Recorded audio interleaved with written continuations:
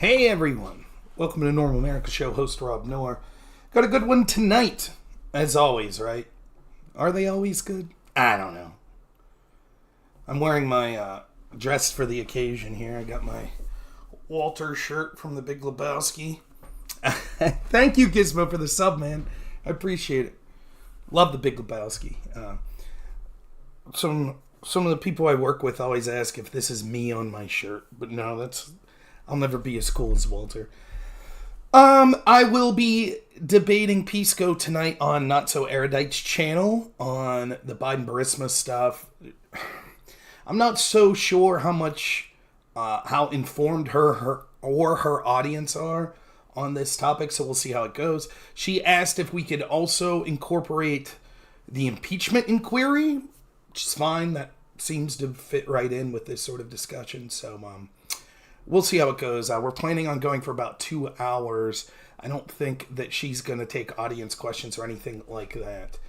But it'll be interesting to see how this goes, because I talked to Pisco about this. If you heard me after I was talking to Destiny there the other night, he called in and we talked about it a moment.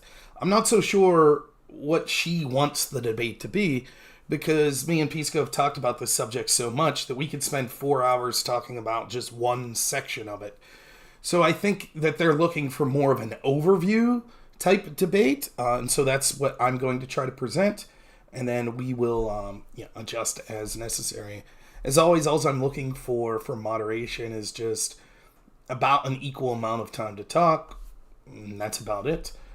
So I never get too upset with moderation or anything like that, so I think it'll be fine. But it should be a fun debate. I know some of my audience doesn't really like Pisco. I like Pisco as a person. I think he has dog shit takes.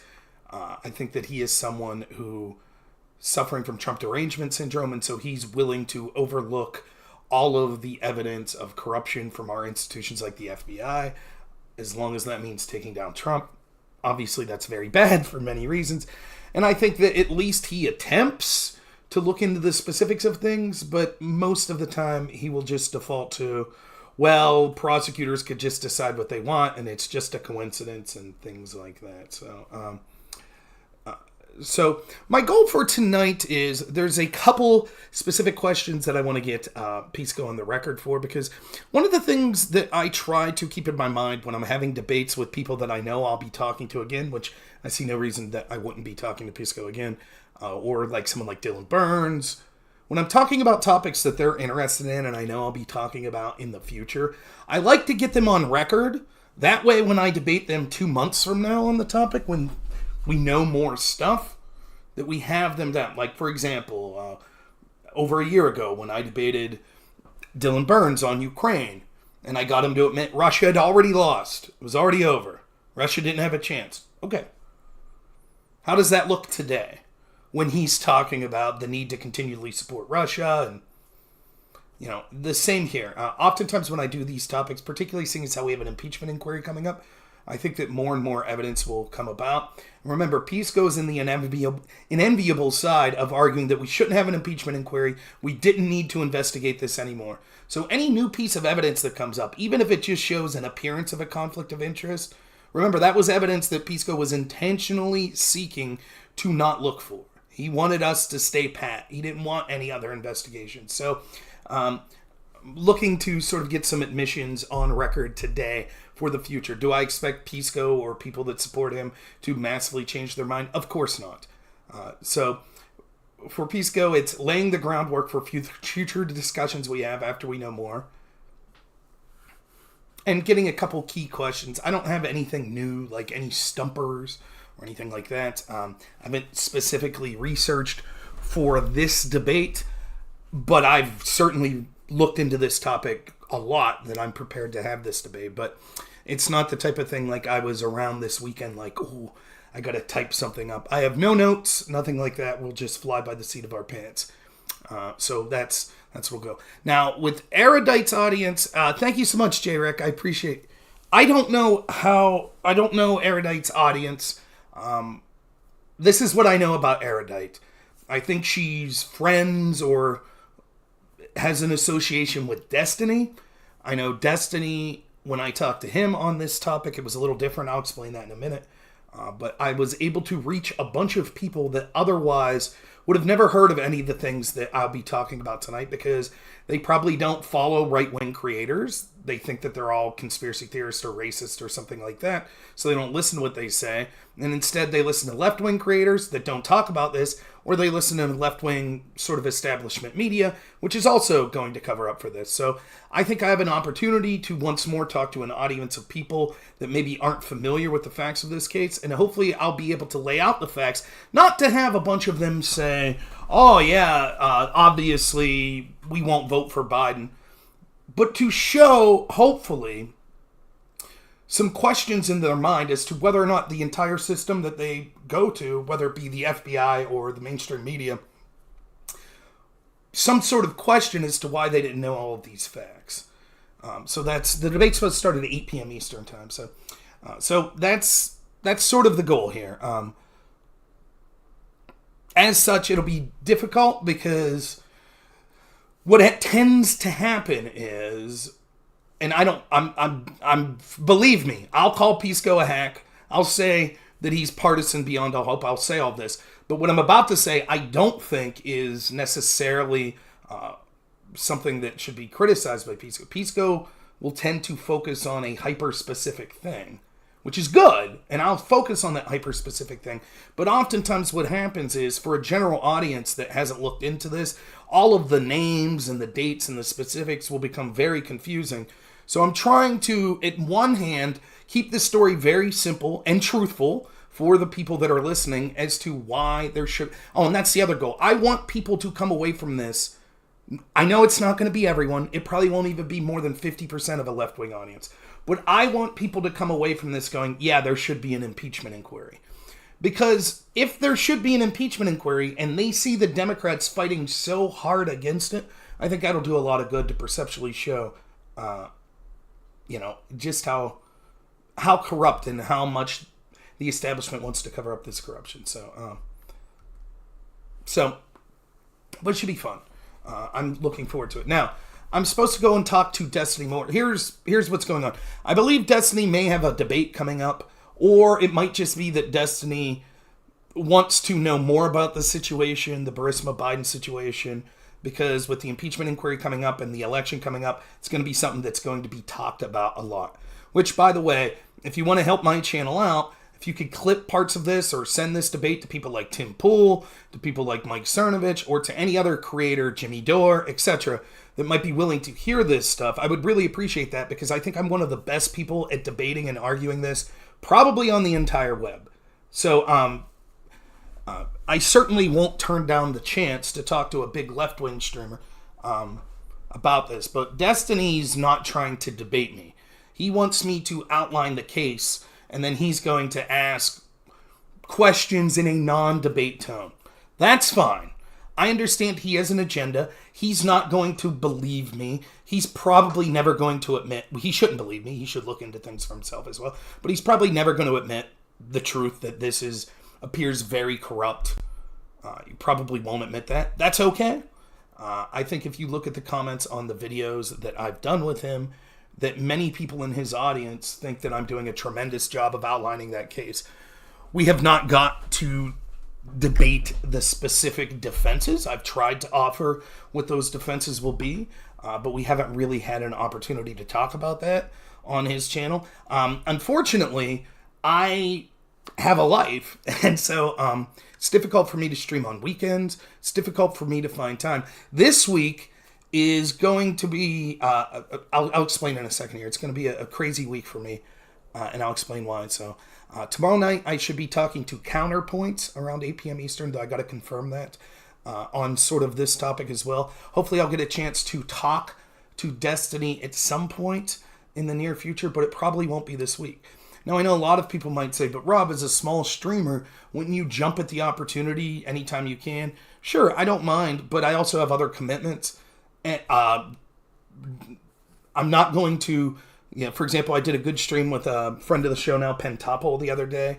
I'm not going to tell him no that was something that's pre-scheduled. So I try to be fair-minded and not kick people, eschew my streaming commitments just to go with a bigger platform or anything like that. I try not to do that. So unfortunately, I was unable to talk to Destiny more, although he sent an offer to do so. I'll explain what I'm going to be doing this week when I'm off work. I think that I could say this. I think this last Friday, was maybe my favorite day in the history of my life. I think that and what I mean by that, it's days that were like a normal day. I don't mean like the birth of my child or getting married. I had a wedding that I was going to Saturday. So Friday I had to go buy, because I've lost a little weight, so I had to buy some pants, some slacks to go with my dress shirts and stuff like that, because the ones I had were a little loose. And me and my wife and my son went. It's not that anything extraordinary happened. I just had so much fun with my wife and my son. He's getting such a personality. He will be 3 on January 9th. He was singing with me in the car the whole time. We were singing like the ABC song. It was phenomenal. He was a blast while we were in the store shopping. It really was just a perfect day. It really was.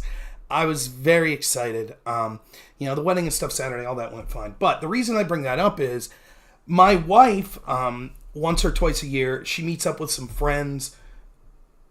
We have a lot of like couples friends, and so a lot of the women in that group, they go on sort of a girls trip.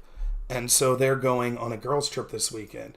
And the last time this happened, I spent a lot of time with Hank at grandparents' house. All grandparents are also gone this weekend.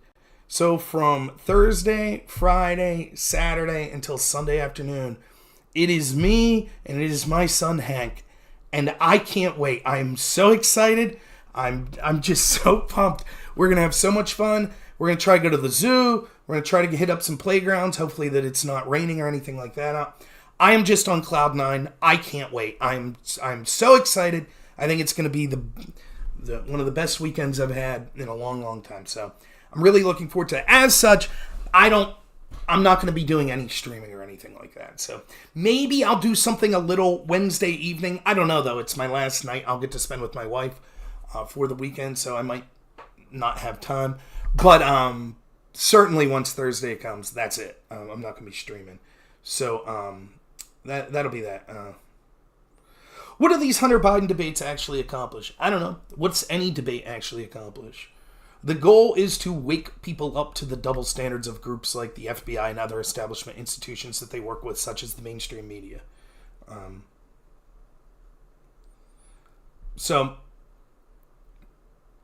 Thanks, Gizmo. So yeah, that's the plan here. So tonight and tomorrow, I've had this planned. I think this debate with Pisco may have been planned before I was on with Destiny. So hopefully some of Destiny's audience watches some of this. Because if I was to give a criticism of me on Destiny's channel, it's that no one's there pushing back. Which is fine, because Destiny admits he doesn't know the facts of the case, so he can't push back.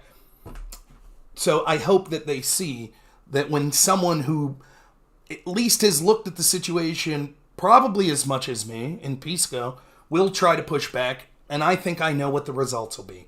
I'm going to look pretty good this evening, is my guess. So, it should be fun.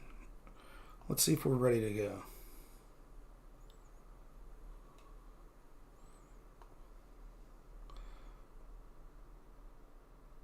All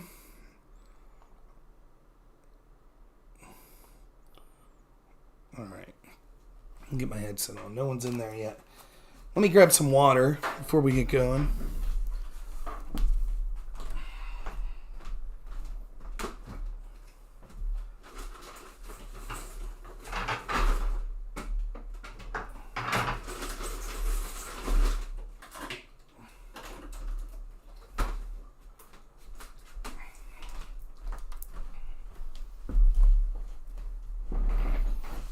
And I should probably... Am I going to need to take notes? Maybe Hey, a nice shot of my armpit. Sorry about that. Maybe. You never know. Find a notebook. There we go. There we go. There's my notes to prepare for tonight.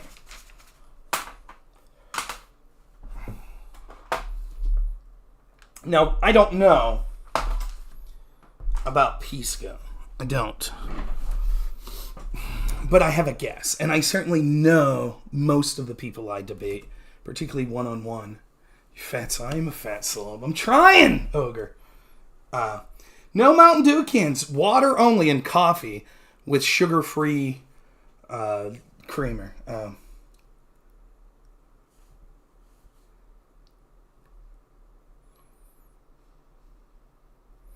That's fine, Jake.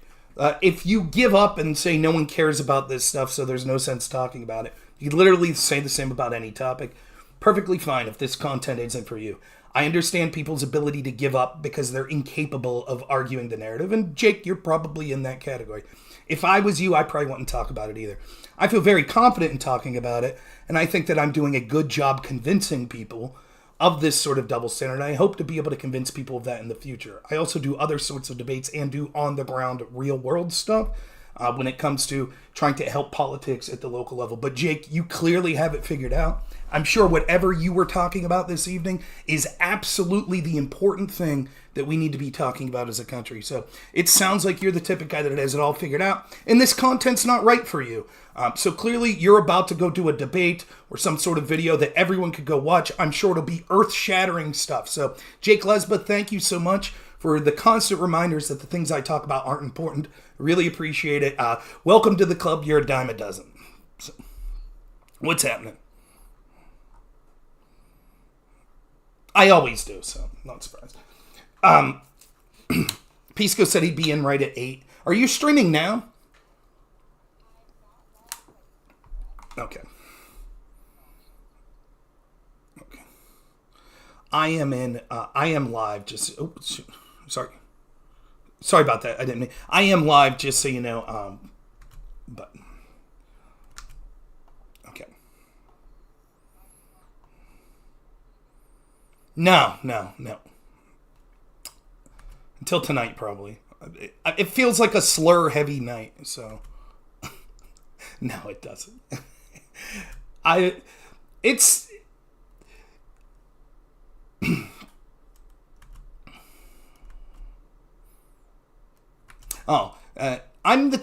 lucky that I don't talk like that in real life. I feel bad for the people that use a lot of slurs and stuff, because in the middle of like going back and forth, you feel like it would slip out. So for me, I don't even want to know people's real names, because I'm afraid, like, if you go, like, you're not so erudite. If you told me, like, hey, my real name's Sarah Smith, but you didn't want that out, I know I'd be in the middle of arguing with me, be like, now come on, Sarah, and then be like, oh, shit. So I just, I try to talk in real life how I'll talk to in here. Then I don't have to worry about slipping up or anything.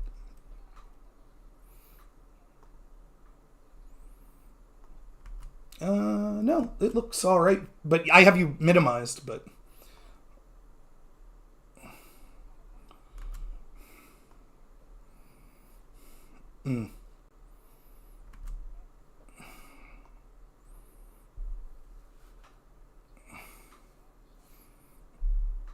yeah. I've had the exact. I have not met anyone in person that I've streamed with, but I have talked to them on the phone and like outside of streaming. And yeah, one person in particular used to come on my stream all the time, and I would use their real name. So I tell everyone now, I'm like, just don't tell me your real name. I'll screw up. I can't be trusted. So now I don't know exactly. I talked to Pisco about this. We've debated this probably the equivalent of like 80 hours between Twitter and then actual debates on Twitch and stuff. So I think that what you're probably looking for is more of an overarching overview type debate. Not so much us like, well, if you look at line 34, on page 16, this is what it says. And then let's go through 17 reports to see what that says. So, whatever direction you want to take it, though, you're in charge. As long as we each get a reasonable chance to speak, that's all I care about. So,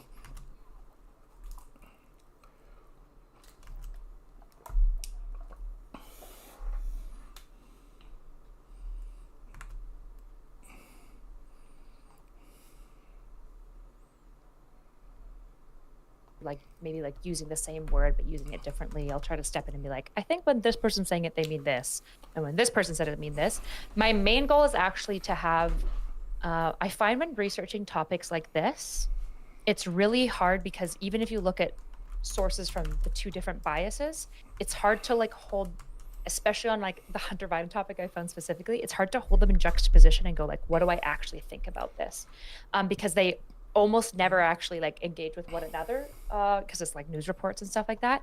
And so I figured probably the best way for me to like really learn and like come to some level of like thoughts and conclusions on this, not that it would be like a firm conclusion, is just to listen to two people who I know are some of the most informed on this topic, go back and forth. So that's kind of my goal. Personally, I'm being super selfish and getting you guys to do that's fine. I know Destiny had me on as well, trying to go through this. One of the things that makes this topic uniquely difficult is so much of the stuff that we'll be talking about, it's almost impossible to find sources on. For example, Destiny wants a bunch of evidence on whether or not this guy Zlochevsky at the head of Burisma, whether or not, is he guilty, or is he someone that everyone just says is guilty, but actually there's nothing there? But where are you going to go for that information? Ukrainian sources that are in the middle of a war, so it's not like there's a lot of reporting anyways, and to be honest, their reporting's not up to snuff with what we would expect like in the Western world. So for example, if you go to their government website and type in case numbers, most of the times nothing's showing up.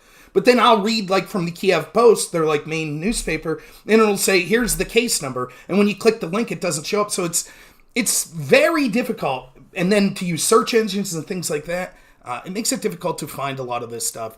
You're basically relying on what Western news outlets have reported, because obviously someone like me doesn't have the resources to talk directly to anti-corruption activists in Ukraine. So from my perspective, where, and you don't have to believe this, but where I see that this is a story that most respected news agencies in the United States have intentionally not covered very well, it makes it difficult then. You get these snippets of like, well, here's what anti-corruption people on the ground are saying. But then I'll find like this odd recording of that same anti-corruption activist saying, by the way, the guy that Biden's team supported that came in next, he was trash too. And so they'll just denigrate that prosecutor. But good luck finding that in the New York Times or something. So, and I'm sure Pisco would have the same thing to say on the other hand. It makes it more difficult to... You feel like if it was a scandal in Virginia, we would have more access to evidence because it's domestic, but... Yeah. Okay, yeah, one thing I've been noticing, so obviously I come from like a more of a like psych academic background, but I'm really interested in politics, and one of my biggest frustrations on like current events with politics is I know how to research psych and I know how to research like other adjacent academic fields because I've done that a lot. And I've been studying like political philosophy now, like not professionally at any level, but I've been just like going through all of the like main original writers for a whole bunch of like central doctrines to just kind of like understand where different lines of thought come out of.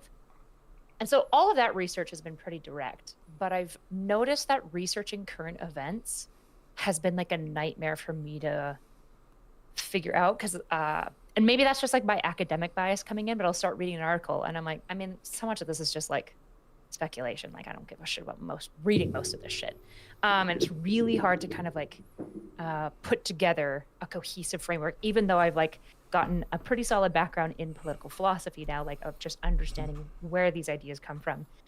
And I'm a pretty good researcher because I know how to research topics. Yeah, this is, it's been a very interesting thing. It feels like I just need to listen to the news and like know current events that are occurring, and that's about it. Well, listen, without being partisan, I think one of the, for better or worse, I think a lot of our institutions, like our traditional mainstream media, are becoming less and less trusted and more bifurcated. I feel like, I don't know how old you are, I'm 39, I probably didn't care about watching anything in the news until I was probably 20, when it comes to like politics or stuff like that. But even back then, I thought things were a little less crazy than they are now. I feel like back in the days of like Walter Cronkite or Tim Russert, there maybe were people you could tune into where everyone could kind of be like, even if this isn't my cup of tea, I kind of have some amount of trust in them. Now it seems like people on my side are like, this is who we trust, we don't trust anyone else. And people on the other side say the same. So it's like, how do you go about, like, it's so easy to get in a bubble. It's something that I'm consciously trying not to do. That's why I try to debate as many people as possible,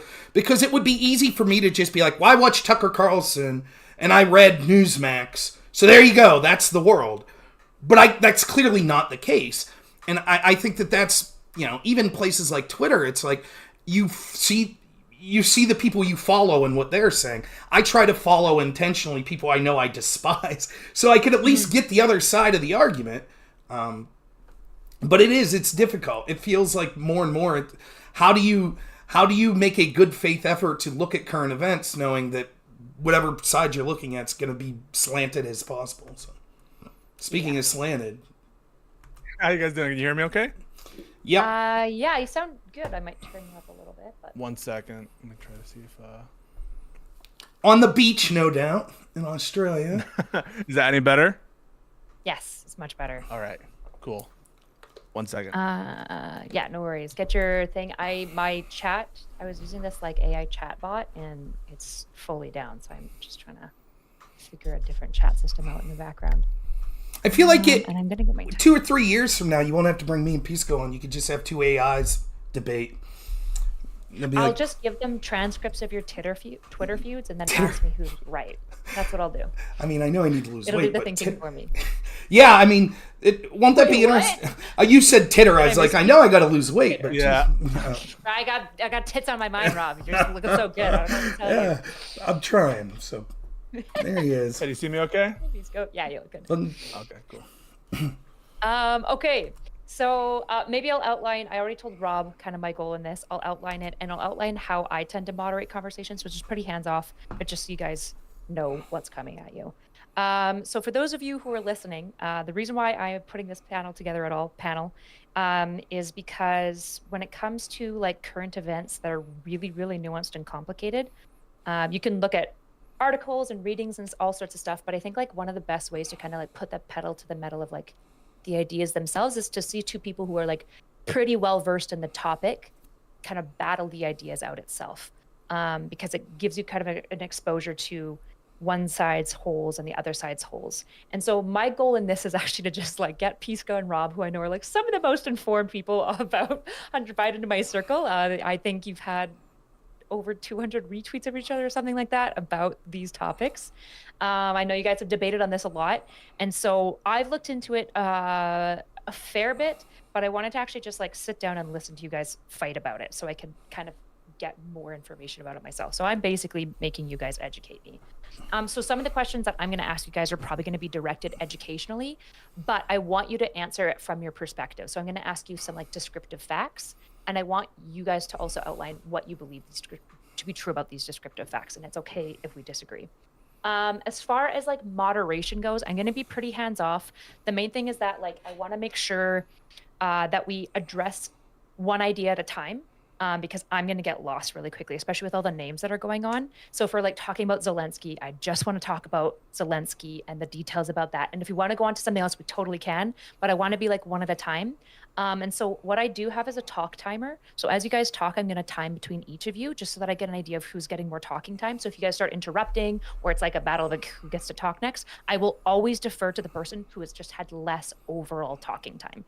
So if I'm not deferring to you, I'm not being biased. It's just talking time. I can even give you my timers after because some people don't believe me sometimes. I promise you I'm using a real timer. Any questions about that? Sounds good. No, that all sounds great, Erudite. Awesome. Yeah, so I'll basically kind of let you guys go. For those in the chat, I have questions that I built for them, and then I had each of them privately send me some questions for each other about the Hunter Biden stuff. So we probably won't get through them all. The point of having so many questions is that I can kind of naturally inject them into the conversation where they fit. So maybe we'll start with like a really broad beginning question, which is, I think I posted it, which is basically, what is your position on the Hunter Biden scandal? What do you think about the whole situation involved? Do you think it's like this massive whistleblow that leads to corruption, or do you think it's a nothing burger? Just a broad summary of your position. Pisco, go first. Yeah, sure. So the Hunter Biden scandal or allegations, my opinion on that is that there's been a significant amount of investigation into various claims alleged pertaining to Hunter Biden. And my interest in those claims, and I think Rob's interest as well, relates to whether those claims have anything to do with Joe Biden or have anything to do with some kind of corrupt double standard of investigators. And related to those claims, I have not seen any evidence that indicates either a double standard in investigation or underlying substantive corruption of Joe Biden. I think the part of the scandal that we'll focus on the most today will be like the Burisma related stuff. And on that front, I think that there's been just no there with respect to Joe Biden. Oh, I think you're muted. You want me to go ahead and go? Okay. Yeah, I thought it was just broad. Yeah. Okay. I'll just say this real quick. My issue on this topic and many other topics since at least 2017 has been when I see is a perceived double standard or corruption from our major institutions, such as the FBI in this case. And I think when you look at the investigations they had and sort of the tactics they took when investigating Donald Trump and people connected him versus people connected to more establishment politicians like Hillary Clinton or Joe Biden, I think you could see a night and day difference. That should be the biggest thing in our mind because individual politicians will come and go. But if we have the most powerful law enforcement agency in the history of the world putting their thumbs on the scales of our elections and of our policies, that becomes very problematic and more dangerous than anything some foreign adversary could do. So we won't talk today about what I perceive as the mistreatment of Trump with FISA warrants and things like that. We will talk, and hopefully I'll be able to explain where I see this Hunter Biden laptop story going. As Pisco says, I don't care two hoots about Hunter Biden. I know people joke and say you talk about it a lot, but I talk about it because I'm concerned about the perceived double standard of the FBI and what the Hunter Biden laptop story represents. This was something that was covered up by major institutions such as the FBI that was either straight up saying or gaslighting social media companies to censor this story, which could have affected the 2020 election. This is despite the fact that they knew that there was smoke there and chose to cover it up and not investigate. My position is quite simple. Anytime that we have a prominent politician in this country use a quid pro quo or any sort of force whatsoever to force the firing of a prosecutor that is tasked with looking into a family member's company, it ought to trigger an immediate investigation. And instead, we saw that the FBI buried their heels as much as possible, and the small amount of investigations we've had haven't done things like subpoena bank records and things like that. So hopefully I'll be able to explain to people that maybe aren't familiar with this story why this has the appearance of corruption and why there should have been a full-throated investigation by the FBI and an independent counsel. And hopefully it will encourage people to support the impeachment investigation so that we could get more facts to find out if this is, as it looks, a corrupt story of Joe Biden. Okay, so maybe I'll get some descriptive facts out of the way. You guys both agree that the laptop is Hunter Biden's and that the documents found on it are Hunter Biden's. Like nobody's, for the most part, are we agreeing that the real documents and everything? No. Yes, I agree with that. Okay, Because let's start there. So, okay, great. Yeah. So there is a laptop that purports to belong to Hunter Biden that was given allegedly to a repair shop, I believe in Delaware. And part of that hard drive or that laptop was given over to the FBI. But there were multiple hard drives, and one of those hard drives was given to Rudy Giuliani and associates. And just because you have part of the laptop that's been authenticated by the Washington Post, that is in the possession of the FBI, doesn't mean that the hard drive that was given to Rudy Giuliani, that everything on it is accurate. You know, I've heard robnoerr talk about chain of custody when it comes to ballots and when it comes to election security. Surely he's concerned about the chain of custody with the hard drive, where there is evidence of rewriting and overwriting on parts of what alleged to be Hunter Biden's laptop. And so I do not take at face value everything just because that there's some true hard drive out there that has actual content of Hunter Biden's that has been authenticated.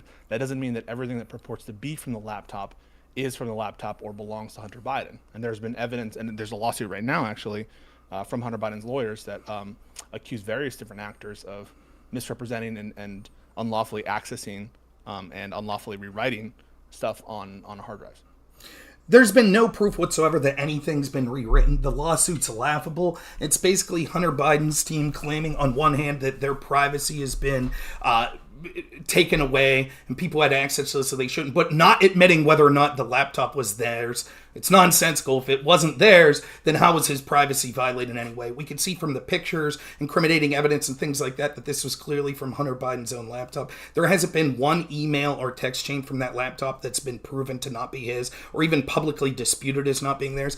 Most of the salacious stuff that we're most concerned with when it comes to allegations of crimes and possible Joe Biden being involvement have been confirmed by independent outside people such as business partner Tony Bobulinski, such as people like Devon Archer that were business partners. So when it comes to 10% for the big guy in that email, which alleged that money coming from this Chinese firm, which is a hostile foreign country, by the way, that 10% of that was going to the big guy, that's been confirmed as being real by the people that received it. And the fact that the FBI intentionally didn't do more to reach out to the people that would have got these emails, such as Tony Bobulinski, the rest of these Hunter Biden business partners, and instead held their feet until after the 2020 election and gaslit social media companies to not talk about it, once more shows their double standard. The last thing I'll say is, when talking about Rudy Giuliani and things like that, remember, the FBI literally took disinformation paid for by Hillary Clinton's team that was sourced by a suspected Russian spy to literally get FISA warrants to spy on Trump. But at the same time, Pisco goes, well, because this evidence that could be corroborated by business associates of Hunter Biden's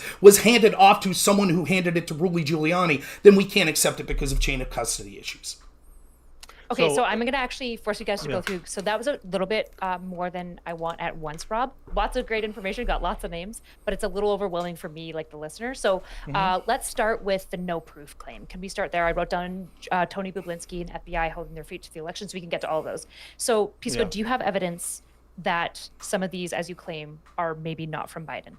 Hunter Biden. Yeah, so for purposes of, it was a very simple question, a very simple answer, was whether or not you buy everything on the Biden laptop, do you believe it's real? I believe that there are hard drives and they do contain content for Hunter Biden. For purposes of this discussion, I agree that there's emails that appear to be authenticated and that actually occurred. And for purposes of our discussions, Rob is well aware that I'm accepting as part of my argument a lot of the content that emerged from the Hunter Biden laptop and incorporating that into our discussions about underlying corruption related to Burisma. And so I'm not, for purposes of this conversation, disputing any one particular email. Right. But the only answer that I was giving was that I do not trust at face value anything that purports to be from that laptop. I think everything there needs to be authenticated. And I think that absolutely there's issues with chain of custody, and that's true also of any kind of investigation into the Clintons or the Democrats. If there were some similar problems with how, the possession of certain hard drives, that would obviously raise questions about reliability. But that's just me answering your simple question about, like, is the laptop real? The hard drives are real. They contain stuff for Hunter Biden, but I'm not going to just at face value accept everything that's on there. And to your question about what is the proof of anything false being on there, I just point to the fact that Republicans have mischaracterized certain information on there. There's parts of messages that they've inserted which don't appear to actually be genuine. And so I would point you to the lawsuits that have been filed by Hunter Biden's attorneys, which I think should be played out in the courts. And so yeah, I'll leave it there. Now, I'll just say real quick, if I can, again, the things we'll be talking about in this topic, I think, have been backed up by business associates and things. I did want to ask Pisco a question about this, though. You think chain of custody when it comes to things like servers is important. So you would say that you would not accept at face value anything that was secondhand handed to, like, the FBI. You would want them to have the official source. Anytime that there's hands in between that, you would be suspect. I would say that if there's a chain of custody issue related to the authenticity of a document, remember, like, which is different than, what is a person saying? It's is this what it purports to be? Obviously, chain of custody is always going to be an issue. Is it dispositive in every case? No. If there's corroborating evidence, of course. There's corroborating evidence from the Washington Post and other independent journalists that authenticate a lot of the stuff that's on the laptop or the hard drives. And so for those particular pieces of evidence, I would say, that authentication effort has been successful and they've been properly authenticated. To answer your question, yes, chain of custody is always an issue in terms of authentication for evidence, and I'll consider it on a case-by-case basis, as you would. And I just want to say real quick, I set it up for this. I just want to clarify a word. Sorry, and then you can get right back in. What's a chain of custody? Explain that. So basically, if you have some, let's say, some evidence, the gun, the murder gun, which has the blood on it or the DNA. From the point in time in which it's recovered and where it's left in the state of, its natural state, whatever that may be, to the point in which it's examined, or the point in which it's offered for proof in the courtroom, or wherever it's going to be officially or unofficially verified or looked at or observed, who's had possession of it? Where has it been located? Because in the interim, things could happen. And right, how this would apply to the Hunter Biden laptop case would be, you give over let's say it's an authentic hard drive to the laptop repair guy, and he hands it off to Rudy Giuliani. Well, Rudy Giuliani has it right now. Is there any reason to think that something that was not on the thing that was given from the laptop owner is on the hard drive as presented to the world after Giuliani received it? That's the chain of custody question. And just to be quick, instead of getting the official server, if the laptop guy copies the server and send it, there are questions, right, that could be, if they don't get the physical, you would agree with that, Pisco. Right. And so this is further complicated by the fact that we're talking about electronic evidence. Like a gun is at least still regardless of who owns it. But if it's a hardware device, data can be added and taken. Go ahead, Pisco. I want to hear this. A disk image, I think what you're referencing now is the DNC servers that were analyzed. A system image of the servers was handed over to the FBI as opposed to the servers themselves. System images, if they're created properly, are exact copies and replicas of what's contained on the servers. Any issue of chain of custody related to the disk image would be true of the servers themselves, because they're both being handed off by the same entity. And so I don't think there's a one-to-one comparison in terms of how reliable they'd be. Well, it might not be one-to-one, but the spirit of what you're suggesting is true. What Pisco's done is said, anytime that the FBI doesn't have direct access to evidence, the more people there are in that chain, the more suspect that it would become. And as he knows, the FBI requested the official DNC servers when it came to the Russia hack of the DNC servers, and the DNC refused to turn those servers over, and instead made a copy of those servers to hand over. So it's interesting to hear people that will question the chain of custody and not getting the FBI getting immediate access to the official server, yet at the same time they'll accept the word of a firm that was paid for by the DNC to copy the servers to come to the conclusion that the DNC wanted, that it was a Russia hack when it came to the Russia hack of the servers. I think it's an ancillary point, Erudite, to this topic, I agree. I'm just stating out my position that yes, a lot of the information on the laptop has been authenticated and we know to be true, or Rob brings up a proper point, hasn't been disputed. And so for purposes of our conversation, I'm going to assume a lot of that information is genuine, but I'm not going to, just because you're of not that. granting it full sale yet. Exactly. You want to make it aware to everyone that there's that's the only point I'm making. I mean, the DNC and the details of electronic, I just hadn't really thought about chain of custody at all. So that's even just, and as a side, a good bit of information for me to have. I think I derailed you though, Rob, because I think you had a quick response. He was talking about chain of custody, about issues with authenticity. Double standard. You had an immediate response. Double standard? Is that for your... No, I'm totally good. I would like to get more to... I think I trust Pisco is right. His wholesale point, I agree. You should never trust anything at face value if it's coming from opposition and stuff like that. But for the terms of this debate, I think both of us agree that most of what I'll be talking about as evidence that looks shady, Pisco will agree that it's stuff that's been basically confirmed or undisputed. Okay, great. So can we go a little bit back? Rob, you mentioned that the FBI held their feet until after the election. Mm-hmm. That was one of the first things you said. So could we maybe start there? Sure. Because that would potentially be a source of fair treatment. So I'll say this. I think there should have been an immediate investigation by the FBI, and I would have preferred by outside groups, like a special counsel, as soon as this quid pro quo was offered, because, and hopefully me and Pisco get to have a back and forth on this, I think even Pisco will admit the appearance of a possible conflict of interest was overwhelming, as even people at the State Department. And we should have investigations when that appearance happens. Instead, the FBI did next to nothing. We know the FBI never interviewed the people that were relevant, like Victor Shokin, the fire prosecuted. They barely talked to Tony Boblinsky. They barely talked to a man by the name of Onyshchenko that was an MP that alleged all sorts of wrongdoing by the Biden family and things like that. We actually have testimony from the IRS whistleblowers that say when they were investigating here after 2000, sort of the tax claims of Hunter Biden, and they thought that they could see it was going to shell companies, that was going to other Biden family members, like possibly Joe Biden himself. They were specifically told they weren't able to ask about Joe Biden or have access to a lot of that. And they were told that they had to wait until there are allegations they had to slow walk it until after the 2020 election. This in combination with what we know with these organizations in the FBI that were telling social media companies that there was going to be Russian disinformation that came, which resulted in the censoring of this story, and 51 former intel agents saying that it looked like Russian disinformation, shows a clear case of a concentrated effort to make sure this story was buried until after the election. Yeah, I couldn't disagree more with Rob's characterization there. First of all, if he wants to allege, there's a lot sort of rolled into that. One aspect of it pertains to the investigation itself. The other pertains, I think, to the Twitter files and conduct related to social media companies. Another part pertains to, I think, the tax investigation into Hunter Biden. And so there's a lot there to chew on. If he has any specific evidence of misconduct by the Department of Justice in their investigation of the Burisma matter, then he should allege it. Unfortunately, like, we don't have an Inspector General's report on how the DOJ investigation into the Burisma matter was conducted.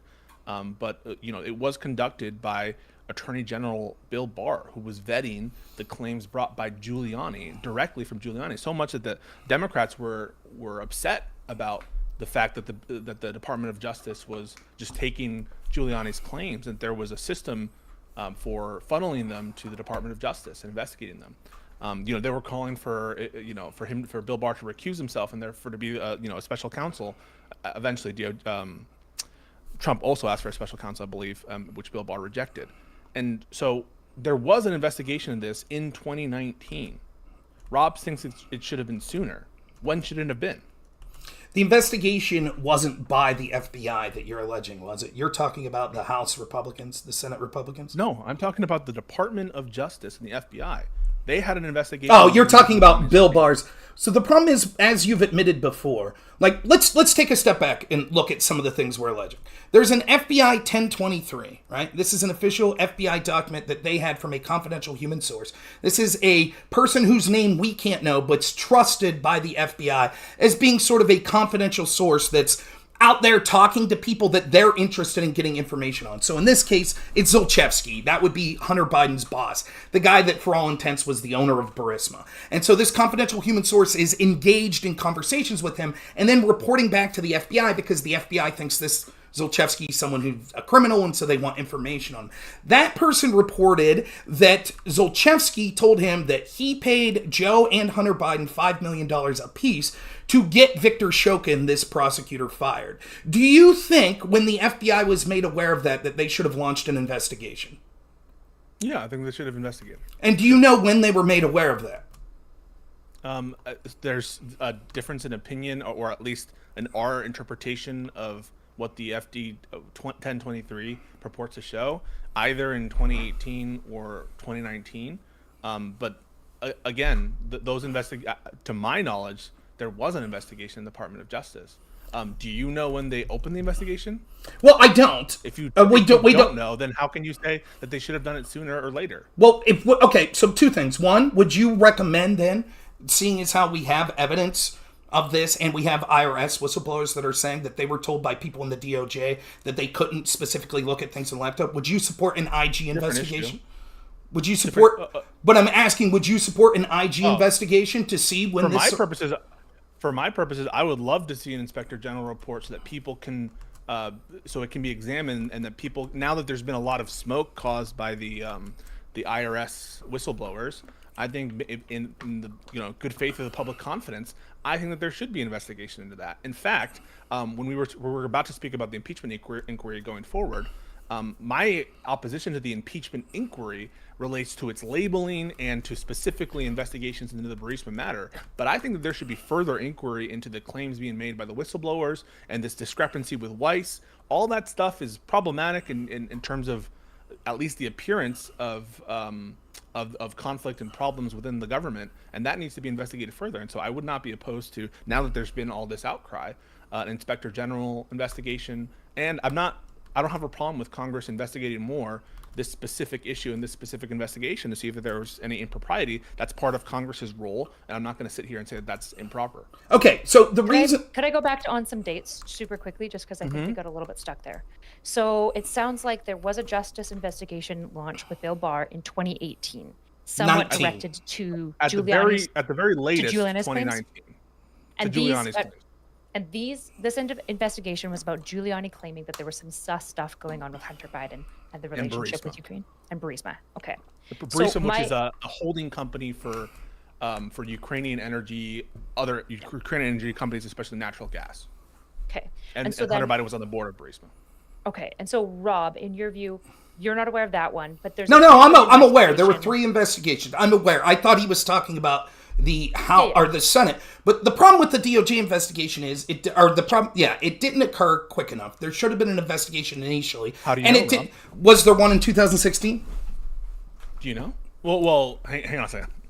Hang on one second. If you're relying on the FD 1023 as the basis of this is when the investigation should have started, if that wasn't available in 2016, then would you think that there's impropriety in the Department of Justice not launching a full investigation? Yes, I already explained why the initial quid pro quo would be reason enough. But if we look specifically at the dates here, let me read just so the audience is aware of what this CHS says. I'll try to be brief. I'm skipping some of it, but we'll get here. The confidential human source asked, this is from a telephone call in 2016. The confidential human source asked Zlochevsky whether he was concerned about Burisma's involvement with the Bidens. Zlochevsky stated he didn't want to pay the Bidens. He was pushed to pay them. Confidential human source used a specific term with it. That they translated to got it or received it and was forced to pay. Zlochevsky stated Shokin had already been fired and no investigation was going on and that nobody would find out about his financial dealings with the Bidens. CHS then stated, I hope you have some backup proof for your words, namely that Zlochevsky was forced to pay the Bidens.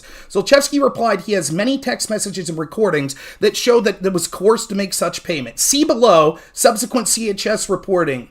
And then the note below says, quote, see previous CHS report dated March 1st, 2017, Serial 7, where then the CHS reported the foregoing and stated that the call took place on February 27th, 2017.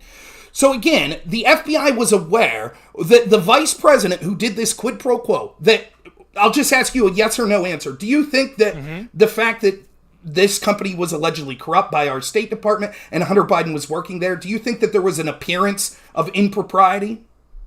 I think there was an appearance of a conflict of interest. Yes. So given that this quid pro quo happened that results in the prosecutor being fired, that ultimately results in the case against Burisma being closed with a slap on the wrist, it seems like, seeing as how the FBI had this evidence in 2017 that said 2 things. One, that Zlochevsky paid Biden.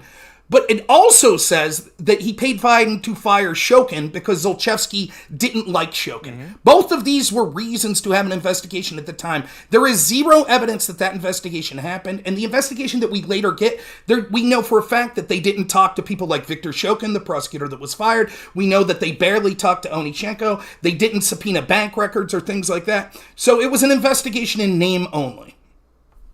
Yeah, so in response to that, one, it's really hard to determine the propriety or impropriety of the start of investigation if we don't know the date in which the investigation started. We know that there was an investigation. We know that there was an investigation specifically into Giuliani's claims, and we know that the FBI was having these discussions and it was taking the time to write down this contact who had a conversation with Zlochevsky and presumably analyze it. And so I don't have information about the FBI's internal workings, which is frustrating. One of the reasons why it would be nice for us if there was an Inspector General investigation into what occurred, when the investigation opened, all that stuff.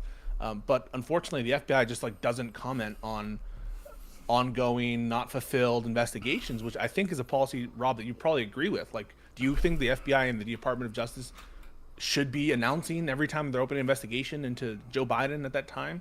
And so if you're saying that you're lacking evidence into the basic parameters of when the investigation started, I think it's a little rich to say that you know that there was a double standard in the investigation. On to the specific claims of you didn't talk to Viktor Shokin, you didn't talk to Onyshchenko. These people have no credibility. Onyshchenko was approached in 2016, which I believe it corresponds with the sort of timeline that you want.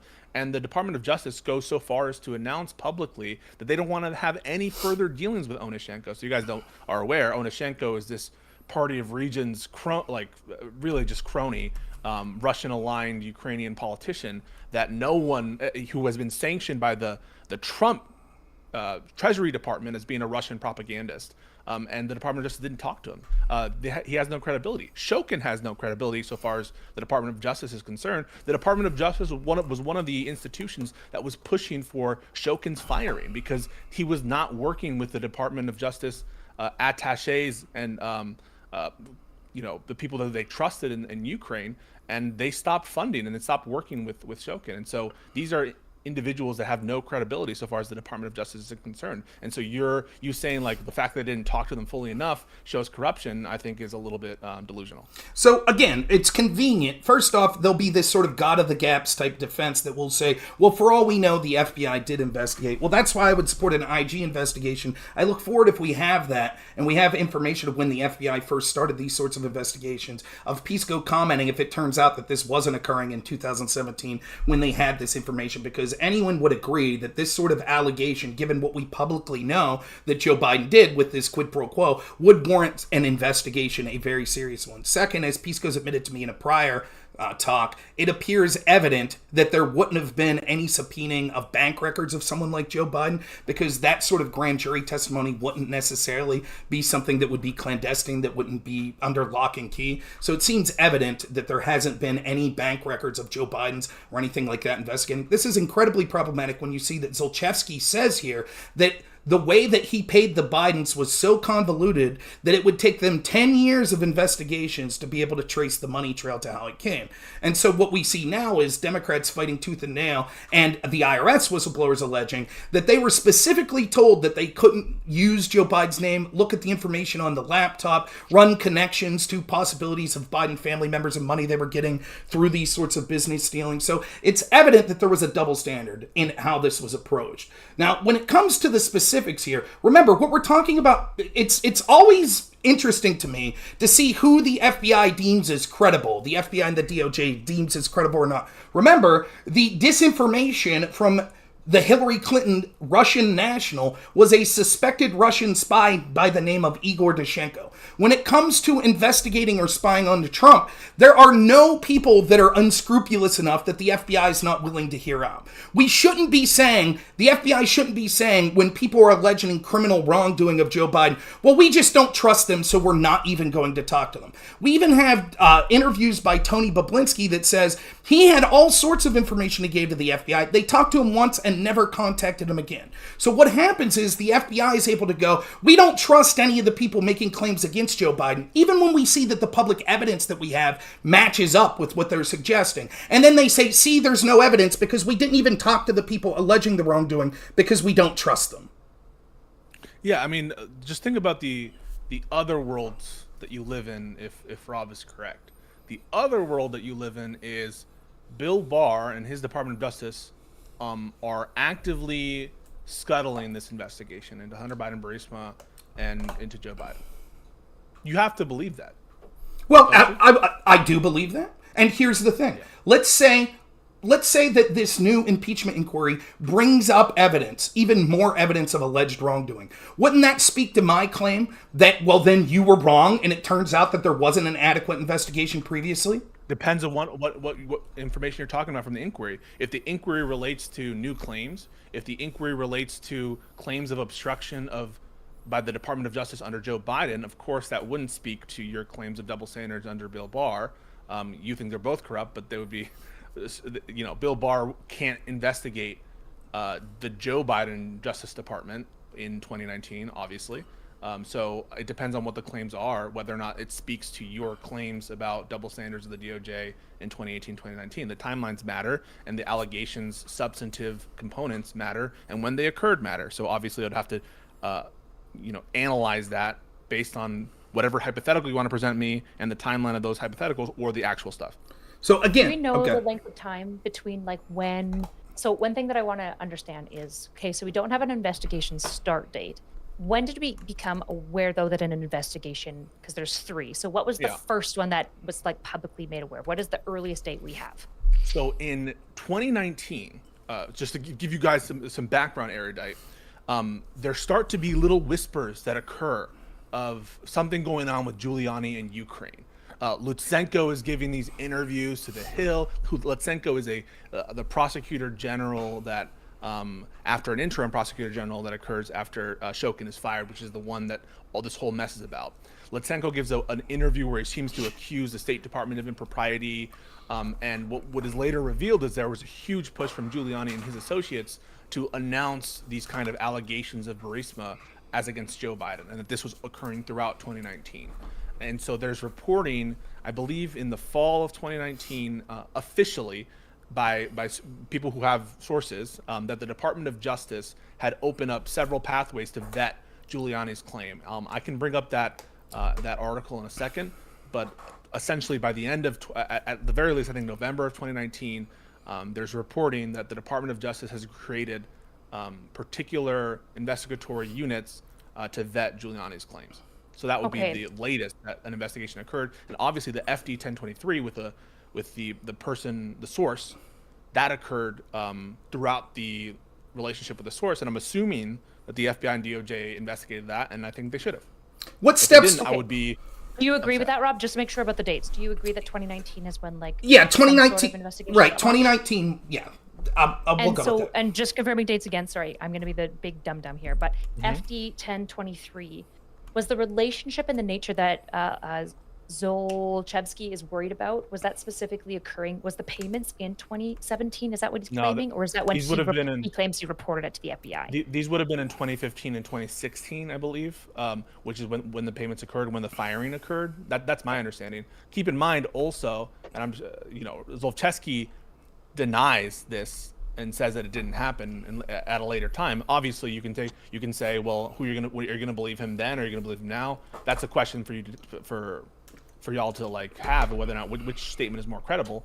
But yes, in 15, 16, that's when I think the payments alleged to occur. So let's talk about real quick what he said there that Zlochevsky So what Zlochevsky's admitting in a private conversation to someone he trusts, a business associate that he's unaware is basically operating as a source for the FBI. He says, yeah, we want Shokin fired. Yeah, we paid Joe and Hunter Biden to have him fired. And this conversation happens 3 times, right? It happens in 2015, it happens in 2016, and it happens in 2019. And the confidential human sources reporting contemporaneously, at least in 2017, and then again in 2019. They wanted Shokin fired. They said they paid the Bidens, right?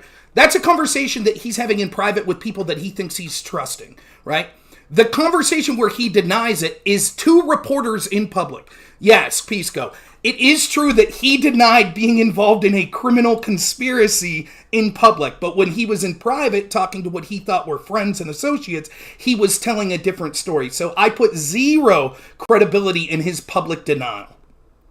But you do put a lot of credibility in Shokin and Onyshchenko, who are these, in my opinion, provably corrupt individuals, and their claims related to substantive corruption and related to, that I guess that there's impropriety in the firing.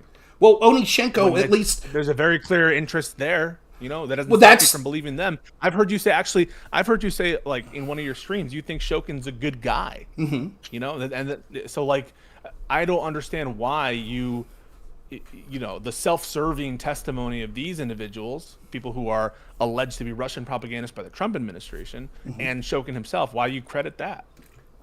Because it's not that I credit it, that I take their word at wholesale. I think that their claims are backed up by enough events that we see in the real world that would justify them being sat down and interviewed by people, not just saying, nope, we don't believe anything we say, but at the same time, we'll believe this guy Zlochevsky, who's someone that's the focus of the criminal conspiracy in the first place. And if I can, just for the audience, just so Erudite's audience or Erudite yourself that might not know the story.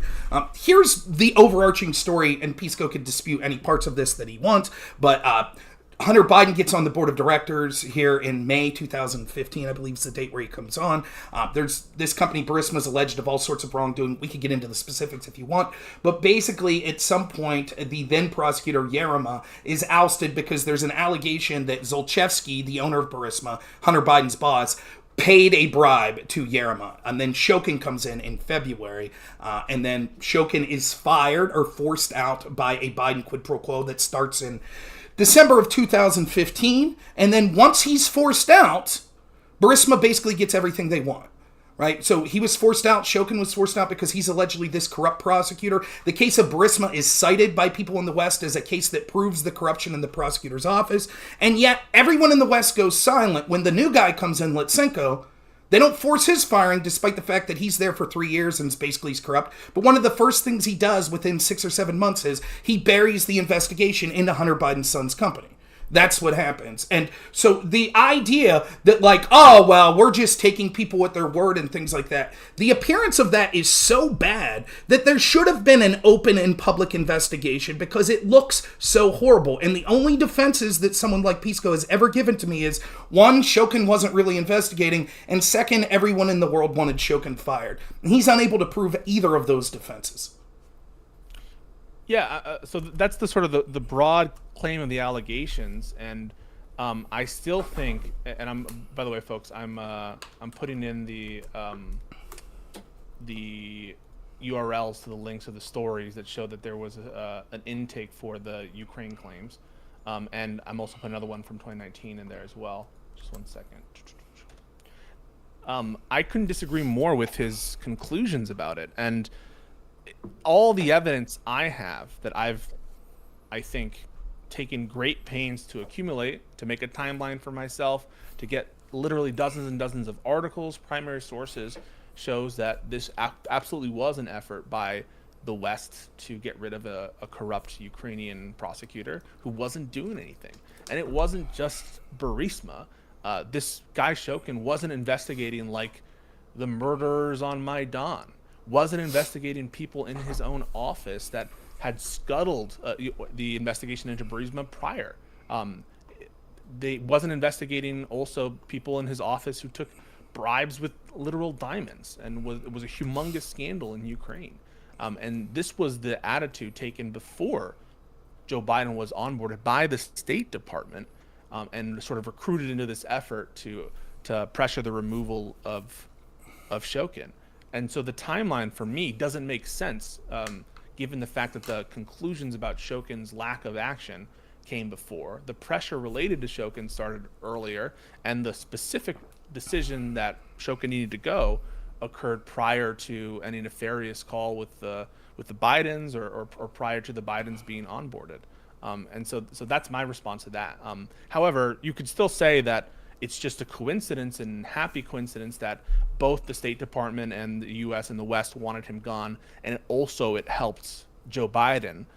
That's also a potential thing that I guess could exist, but there's no direct evidence that Joe Biden was motivated by, desire to help his son. Everyone who's testified under oath, nobody has said, at least in the United States, that was the case. Not Devon Archer, not any of the 10 people who were brought as witnesses in the Senate investigation, and there's been no leaks or information from the DOJ other than this FD 1023 of people alleging an improper motive of Joe Biden. Okay, so one, here's the facts as we know them, partially through what I just outlined, which is publicly available facts, and partially through the testimony of Devon Archer. One, we know that Devon Archer on December 4th, 2015 said that he heard the owner of Burisma, Zlochevsky, tell Hunter Biden, call your dad. I'm under pressure. No. He says, so we could do this. I understand the argument. He says, call DC is what he says. It's clear that Devon Archer took, and who's someone who's been a friend with Hunter Biden for a long time and has been into these meetings, he understood call DC to mean call your dad. He understood that. He testified to that. That is exactly what he testified to. No, he said, yes, he said it could have been the team in DC. And that's not. Show me where it says that in the transcript. In the transcript, it said that that could be a reference. He's not necessarily taking that as a reference to his dad. Show me in the transcript where it says that. Sure. Yeah. On page 38, I believe, they said Mandolfo asks him. He says, "So what happened after all of that?" And if I remember correctly, Archer says something. Look, I wasn't there to hear it, but he called his dad. And they said, how do you know? Yeah. He says, I think Hunter or Vadim told me in the limo ride back to the hotel. And then someone says, he said he called his dad. He said, no. He said he called DC. Later, there's a conversation that has to do with DC teams. That is a different reference. What they're talking about with the DC team is they're referencing things like Blue Star Strategy and the lobbying firms that were hired in DC when they say DC team. So it is quite clear from the evidence of Devon Archer that he believes when he was told call DC that was call your dad. Yeah, I don't think that's as clear as you're saying. I'm going to pull up the part of the transcript that I think supports my conclusion. But regardless, you can go on with your interpretation of what the transcript says. What would be great is if both of you link even just a screen cap of the part of the transcript you're referencing to. And then I'll share the image link with the chat so everyone can see. Oh, yeah. I don't know if I You said page 38? I believe it's 37 or 38. It starts up. Let me see if I can find this. Yeah, no, like immediate reference. Yeah. I will get. But he clearly. So this is what we know. He said, "Well, just for the sake of Pisco, when he says call DC, I firmly believe he means call your dad. That's the only person he would directly. Why would he be asking Hunter Biden? Why would he be asking Hunter Biden to call other employees of Burisma? Makes no sense. Go ahead, Pisco. You can present.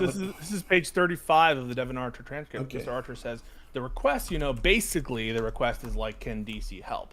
But there were not, I'm not going to, there were not, it wasn't like, there wasn't specific, can the big guy help? It's always this amorphous, can we get help in DC? Mr. Biggs specifically, this is Representative Biggs, specifically asked, when you say DC help, like they said, we could use some DC help. I'm not asking you what you think I'm asking you what you interpreted that to mean. And Mr. Archer doesn't say his dad. He could have said, I interpret that to mean his dad. He said, well, I'm still learning about it, but it seems really a lot like at the end of the day, lobbying, soft lobbying, firm lobbying help. I mean, there were constant pressure on them, and there were various service providers hired and people working on, help in DC. A lot of power is obviously flexed there. So that was a constant, whether it was putting out fires or helping expand. Why not just say his dad when he said call DC? What did you take that to mean? I thought that meant Joe Biden. Why is he talking about firms? Because what he's talking about here is they're talking about saying there was pressure, right? If you read, it says there was pressure from the government. At this point, were you aware that he says, let's go up, page 34. What requests? The requests, I think they were getting pressure and requested Hunter, to get them help off some of that pressure. What pressure? Government pressure on there, government pressure from Ukrainian government investigations into Zlochevsky. But it wasn't specific, not a specific request. It was just we were sitting there at the Four Seasons having coffee and there was Mikola and Vadim, so it wasn't closed. When you say pressure from the government, were you aware Shokin was investigating? He goes off on that. The request from Zlochevsky to Vadim and Mr. Biden, you said it was so. The request to whom to deal with that pressure. The request, basically the request is like, can DC help? But they were not going to be like, it wasn't like they were specific, like the big guy can help. It was amorphous, like, can we get help in DC? He's saying they're not going to blatantly say, call your dad. He says, Biggs clarifies, and we read verbatim, when you say DC help, like they said, we could use some DC help. I'm asking you what you interpreted that to mean. And then as soon as he's asked that question, he doesn't say his dad. He says, he starts talking about firms and service. So if you continue to let me go through this, then when Jordan says the request help from the United States government to deal with the pressure they were under from the prosecutor and entailed freezing the assets of the London bank and things going on in Ukraine. Archer says correct. Jordan says okay. This is where Big says. I think he might have just clarified. I want to make sure. Archer says sure. When you say DC help, like they said DC, we could use some DC help. I'm not asking you who you think they. I'm asking you what you interpreted that to mean.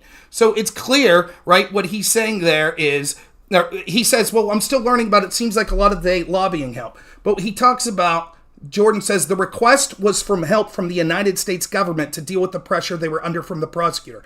Archer says correct.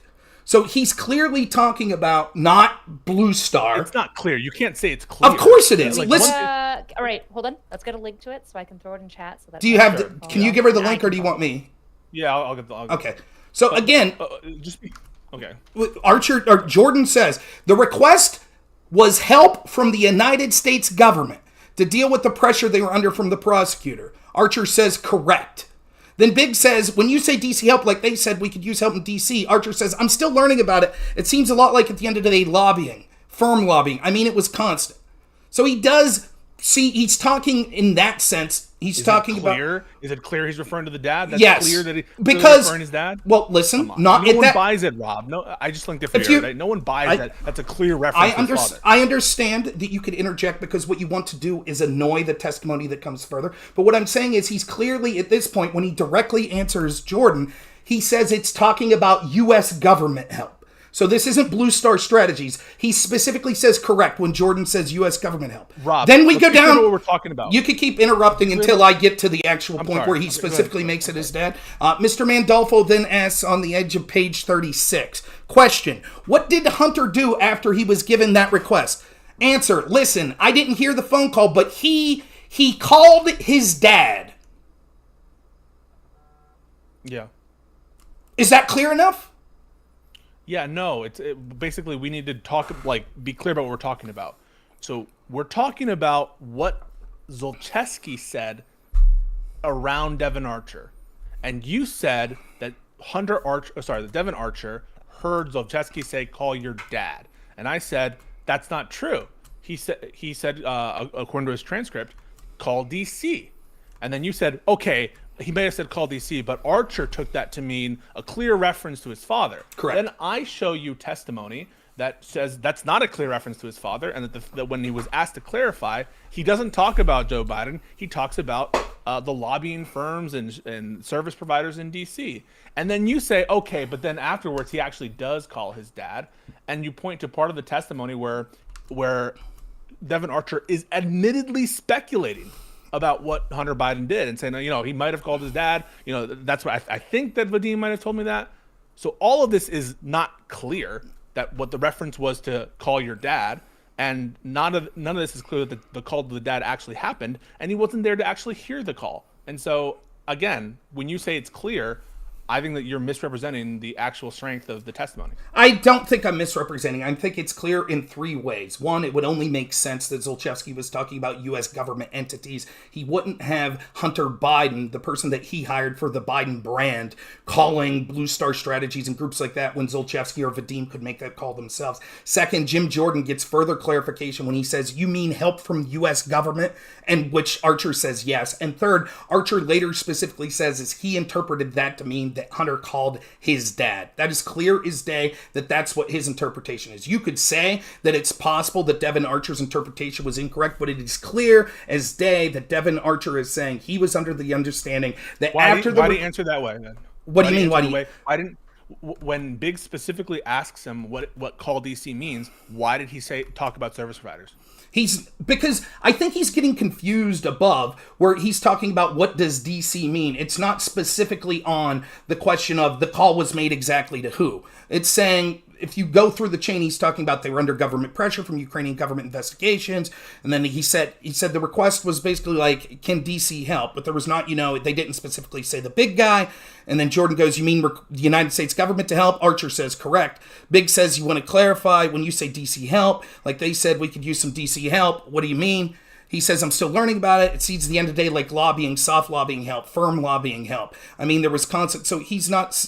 there was constant pressure on them, and there were various service providers hired and working on, help in DC. A lot of power, people's flex there. So I think that was a constant, He's suggesting that he is acting like a firm, like lobbyist, that he's lobbying to the United States government. That's what he interpreted call DC. This is further clarified because later in the testimony, he clarifies exactly what he meant. What you want to do is ignore the answer that Archer gave before, where he said call DC meant call people in the U.S. government. You ignore the answer he gives afterwards, which is where he says he interpreted that to mean his dad. That's what you're doing. No. He didn't say that he interpreted that to mean his dad. He said then he called his dad, but then afterwards, he's asked about the Vadim's conversation with Vadim. They're asked, how do you know that he called his dad? And he says, because I think Vadim told me. But again, it's unclear, right? You say it's clear. It's unclear. I just know that there was a call that happened, and I was not privy to it. And then he's asked, what did Vadim tell you about the call? Just that we called DC. But he didn't, again, it's not like we got all our problems solved. So just to be clear, right? Devon Archer says it was unclear. Devon Archer, when asked about the specific, he says it. He doesn't say it was unclear. He doesn't say it's unclear. I'm reading verbatim. Go ahead, read verbatim what he says. So he's asked. What about page are you on? What did this is page 36. Okay. What did Hunter Biden do after he was given that request? Answer: I did not hear the phone call, but he called his dad. Question: how do you know that? Answer: because I think Vadim told me. But again, it's unclear. I just know that there was a call that happened there, and I was not privy to it. Question: what did Vadim tell you about the call? Answer: just that they, quote, we called DC, close quote. Right. What he's saying He was says it's unclear. unclear. Listen, he says we called DC, but he didn't. Again, it's not like there's we got all of our problems solved kind of revelation. I was not in that side of the equation. What he's saying is unclear is the context of the phone call. He is quite clear that it is his interpretation that he called his father. Nonetheless, that's okay. If you want to be willfully ignorant of that, we'll go to this then. We'll go to this then. If you want to be willfully ignorant. I just want to pause this. So I have no dog in this race at all, because I'm a little bit of an anti-establishmentarian myself. So I'm actually not privy to one side or the other. When I do read this, it looks like he at first says it's his dad, and when they push him, he goes, well, I don't know, it's unclear, and it seems like he's walking it back. That's how I would read it as well, as like a super third neutral, just so that we're like dealing with that. So I don't know if it's just like willful ignorance. It's probably at best, if I'm being like super true to both sides, kind of ambiguous in and of itself, like what is being fully implied there. I disagree. It's the definition of ambiguous. I disagree with both of you. I think when he says specifically he called his dad, he couldn't be more specific on that. Nonetheless, let's go with the willful ignorance and say what this would be then, right? We have that he said call DC, right? Zlochevsky on December 4th said he's under pressure from Ukrainian government investigations. Investigations, what Pisco argued for years weren't occurring. Then there was a call that was proffered. After that call, within a few couple of days, Joe Biden gets on a plane.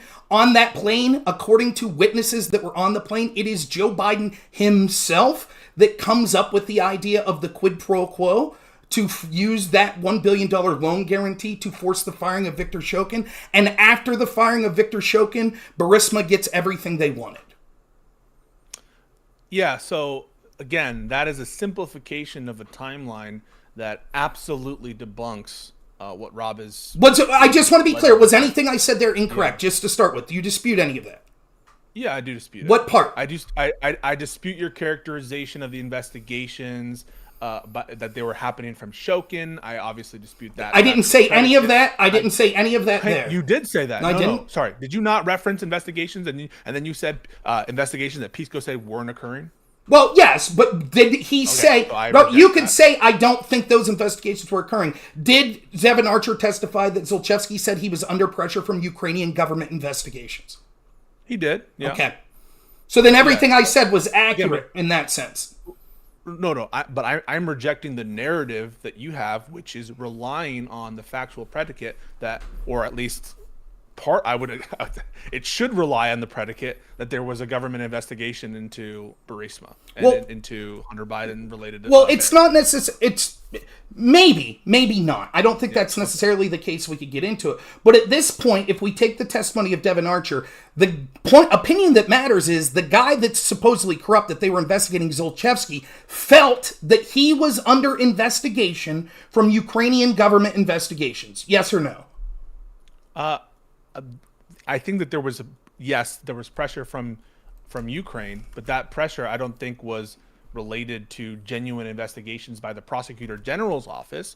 I think that pressure was more likely and obviously triggered by the United States' insistence that the prosecutor general's office be taken out of the corruptness of Shokin, that there be an inspector general appointed that had a disconnection from the prosecutor general's office, the push for the NABU. These were all the kind of the pressure that was being felt. Recall, the NABU was a investigatory agency that was sort of counter to Shokin, and that was absolutely getting started and rolling into the corruption stuff. And so there are many different sources of potential Ukrainian government pressure. And I think the pressure that was coming was from the West and from these other agencies that didn't have a connection to Shokin.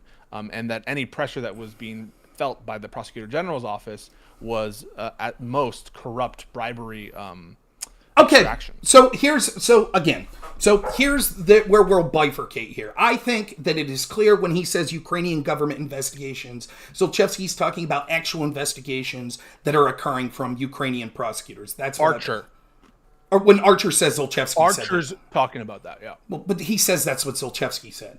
Okay, Right? but Archer has absolutely no like command of the facts. When he's talking about government investigations, he's talking about stuff that doesn't even relate to Shokin. And so you translating the stuff that he references that doesn't relate to Shokin as proof that Shokin was investigating Burisma, I think is a stretch. That's not what I'm doing. We could get into that at a later date. I don't think it'll be good to delve into that because we could spend 4 hours on that topic alone. Okay. What I'm saying for the purposes of this is he's saying Zlochevsky said the words, "I'm under pressure from Ukrainian government investigations." Right? I'm saying that I interpret that to mean prosecutors in Ukraine, such as Viktor Shokin. I'm not going into what Devon Archer's opinion was, just the actual words Devon Archer heard. I say after the firing of Shokin, that pressure was alleviated. Pisco's version is this. When he says Ukrainian government investigations, what he really means is, yes, there are some people in Ukraine, but not in Shokin's office and not Shokin, that are pressuring him. But it's also pressure that when he says Ukrainian government investigation, he means pressure from the West, pressure from the United States and the EU. He also means that, but for some reason he doesn't say that. But nonetheless, Let's be clear. There are people... Hold on. I'm going to do a moderation of like good faith stuff. So I just want to make sure that when we're summarizing our opponent's viewpoints, that it's posed in a question of saying, are you saying this versus saying, Pisco thinks this and is saying this, just because I think that creates like a framing of narrative that's going to be really hard. Okay. So if you want to summarize, if you just to be clear, if you want to, and this is for both of you, if you want to summarize your opponent's perspective, that's totally fine. Just make sure it's like lobbied as a question and given space to clarify. Because I want to make sure that when you say Pisco is saying this, that Pisco agrees that Pisco is saying that. I don't agree. Vice versa, Rob. If he starts misquoting you, Rob, please do the same thing. There are key aspects or key people in Ukraine who actually do have a good faith take or like sort of intent to stop corruption. There are some people in the PGO who are trying to reform it. And certain deputies who absolutely are pushing for reforms. But the big amount of pressure that's being felt in Ukraine is in order to get these billions of dollars of loan guarantees. There's been 2 before in this time period. And there's a third one that's sort of on the table. The United States government is demanding more action from the Prosecutor General's office, is demanding more independence of the Special Prosecutor office in the in the Prosecutor General's office. And so there's a big push at the time, a public push by the United States government to get more action from the Ukrainian Prosecutor General's office. Everyone knows about this. There's a public speech in September that's excoriating the Prosecutor General's office.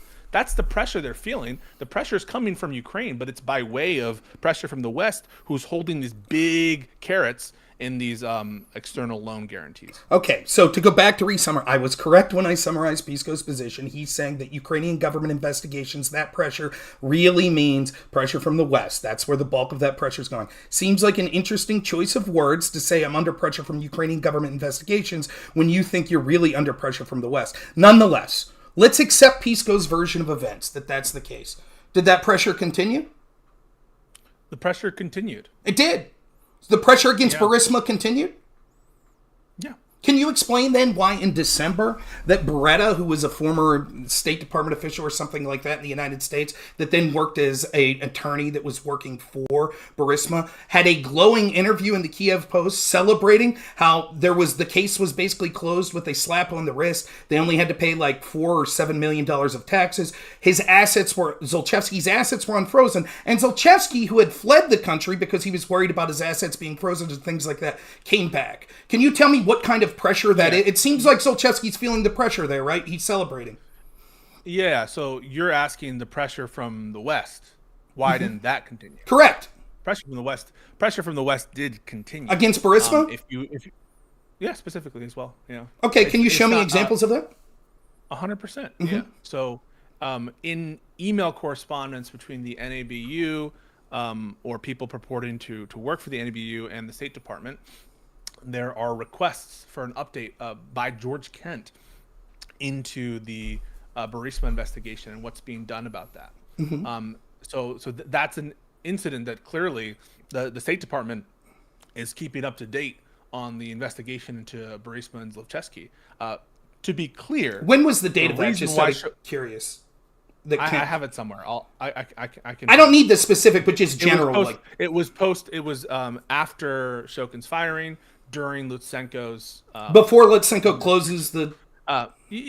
Lutsenko announces in July an opening investigation into Burisma and Zlochevsky, and so initially there's some pressure from Lutsenko, and it looks like he's going to be a hardballer on Burisma. Eventually, Lutsenko, who is also corrupt, eventually he does give him a slap on the wrist.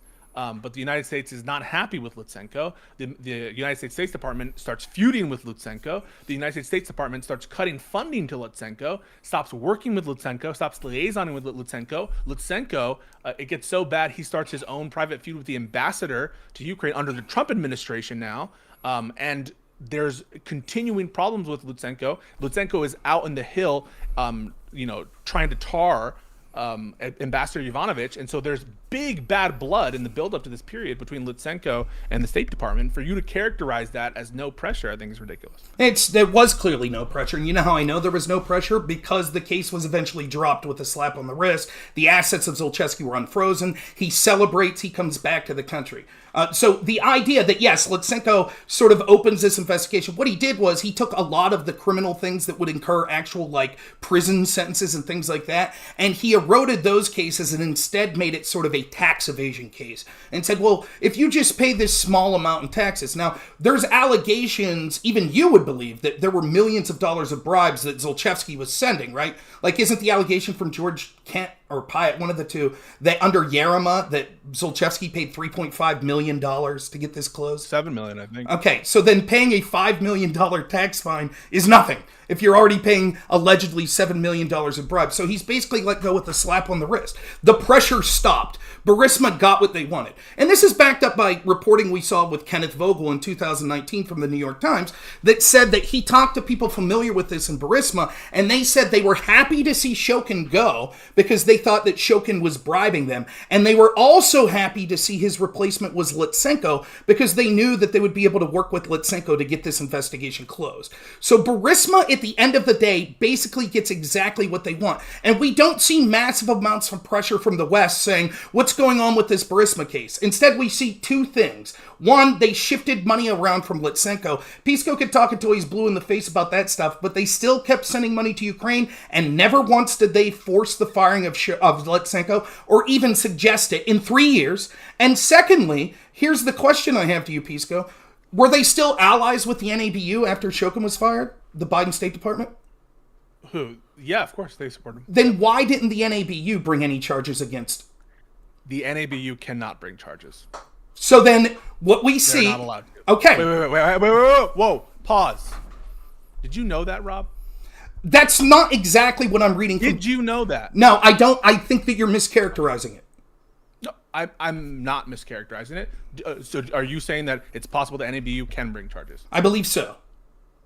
You're wrong. Well, I may be wrong. Why can the NABU substantiate it? Why can the NABU not? They're an investigatory body, and they rely on an office within the PGO to actually bring the charges. Okay, maybe that's true. I know that Daryl Kalyunik and other people spoke up about how the NABU, although investigations were supposedly ongoing, none of those investigations bore fruit as far as criminal charges or anything. But let's say that's true. Fine. Then, again, your evidence of pressure from the West talking to the... One thing you could say, George Kent at one point said, what's the status of the Burisma investigation? That's not pressure.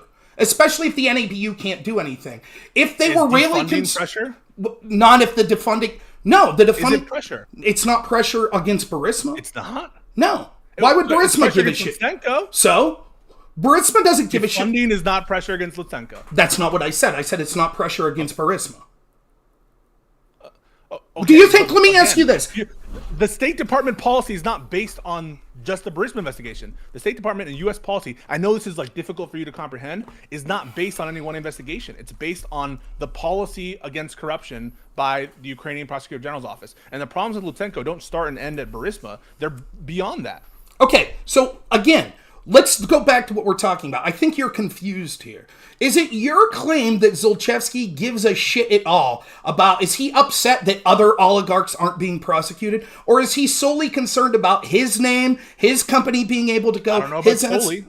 I would say I'm assuming he's most concerned with himself. So when he's talking about feeling the pressure from Ukrainian government investigations, and I say after Shokin gets fired, it seems that it took 6 months from that pressure against him and Burisma to be alleviated, and you're like, oh, no, the pressure continued because they no longer sent funding to Lutsenko, they just sent it to other Ukrainian agencies. That's not pressure against Burisma. My claim is that the pressure against Burisma, you can't get around this. You cannot. They got what they wanted. After the firing of Shokin, they got what they wanted. Kenneth Vogel reported that they wanted Shokin gone. They were happy that Lutsenko came in. We could see the facts on the ground that Lutsenko gave them a slap on the wrist. They were massively happy about it. At best, what you could argue is Biden really wanted to deal with corruption. They got rid of Shokin because they thought he was corrupt. But unfortunately, the new guy was corrupt, and it ended up benefiting Burisma. Yeah. So I can tell you that, unfortunately, Lutsenko was corrupt. By some accounts, more corrupt than Shokin. Obviously, the Biden had no say in who was the prosecutor general. He doesn't produce him, and in fact, Biden was on his way out of the administration, and he was no longer involved in those kinds of decisions. And just to be clear, yes, Lutsenko was corrupt, 100% corrupt, and he absolutely dropped the ball on the Burisma and Zlochevsky investigation. That's true, but the State Department's perspective hasn't changed. And part of your narrative was all of a sudden the State Department didn't care anymore about corruption in Ukraine, weren't saying anything, weren't pressuring Lutsenko. All that stuff is not true. And it shows that at least the State Department appears to be on the up and up. They're the ones who are calling out when the Atlantic Council is taking money from Burisma. Who's calling it out? The State Department, George Kent. When Lutsenko is being corrupt, who's calling out? The State Department, Daria from the Anti-Corruption Action Center, right? Well, she's not in the State Department. She's no, but that's why I distinguish, the State Department and these anti-corruption. Oh, and okay, I'm sorry, I misunderstood. So these individuals are calling out the corruption of Lutsenko constantly, and so you are impugning the West's characterization of Shokin, but they agree with you that Lutsenko was corrupt, and that perspective, I think, is consistent. Let me ask you this. Are you aware of any time in the history of the United States that we have conditioned aid to a foreign country on the firing of a prosecutor? I'm not aware. I was just about to ask that. Oh my gosh. Right? Genius, right? So you're not aware, right? And did they ever condition aid on the firing of Lutsenko?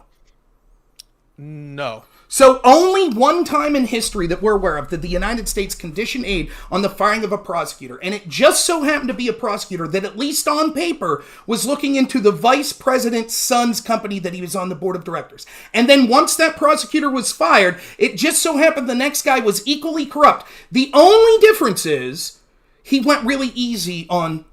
He officially closed the case on the Burisma. Can I confirm one thing before we keep going? Mm-hmm. Do you have a source for the fact that there was a condition for aid for firing? There was. You both confirmed. Yeah, I just want to. Biden admitted it. My own. I'll give you a bunch of sources. So Biden admits so that is the the Department case admits that it. Everyone admits it. Yep.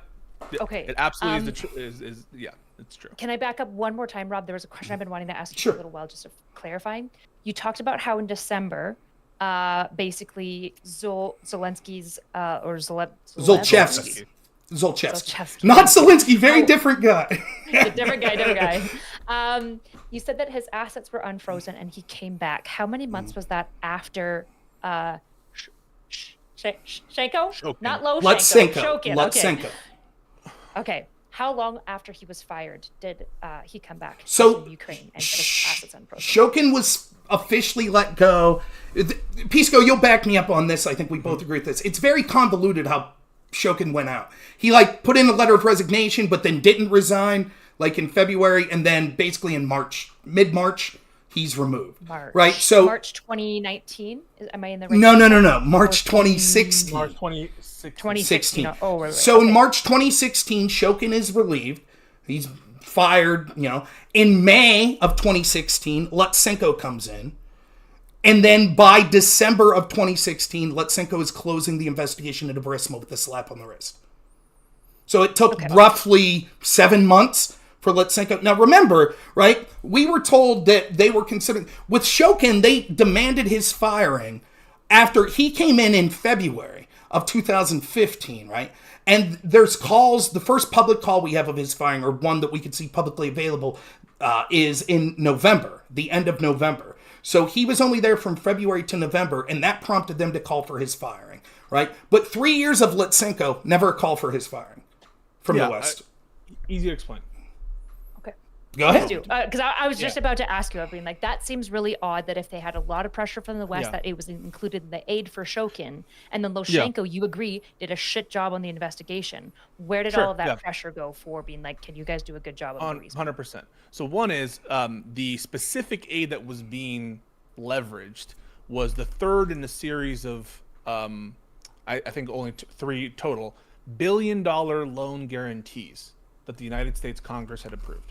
Okay, and this was done at a very critical time in Ukraine's financial and political history. Because as you know, there was the Maidan, and essentially Yanukovych and other cronies robbed the bank on their way out, had already been sort of mired in this corruption for years. Yeah, 2016 Ukraine was crazy. Dire financial straits, right? Okay. And the West is open to giving aid to Ukraine in these dire financial straits. The IMF is giving actual loans, billions of dollars of loans, and the United States offering these loan guarantees. And so my first response to that is, on the loan side, this is a moment of particular need for Ukraine, right? A moment where there's a particular amount of leverage for the United States government. The IMF is leveraging more money than the United States in February. They're leveraging like $20+ billion. United States is leveraging like $1 billion. Because as you all know, it's like, imagine a foreign country telling you to fire your attorney general or fire your head prosecutor. That's like a big, especially when they're allied with the president of Ukraine, Poroshenko. That's like a big thing that undermines your credibility to your people. And so it was a moment where there was a ton of leverage from the United States government. They had this loan guarantee. They had a lot of influence over the EU, who was giving aid, and a lot of influence over the IMF. So point number one, a particular moment of need for Ukraine. And keep in mind, the process so they of had the leverage, just to make sure I'm understanding, they had enough leverage that they could make this crazy ask, whereas when Lutsenko came in, they didn't have the leverage power. Is that the first argument? That's just one point. I just want to make sure I'm understanding. And keep in mind, even with this huge amount of pressure and the sort of pain point, it took from December 7th, 2015 to February of 2016. It took months for Poroshenko to acquiesce to that request. It was months-long process of lobbying Poroshenko to fire this guy, even with all that aid. And they didn't end up getting the aid, I think, until September of that year. And so this was a long process. That's number one. So a particular need.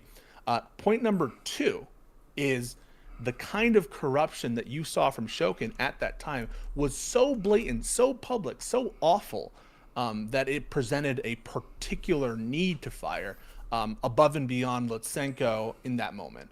So to give you some examples, Shokin was not prosecuting the people who killed those in Maidan. You know, did Lutsenko? Just curious, did Lutsenko?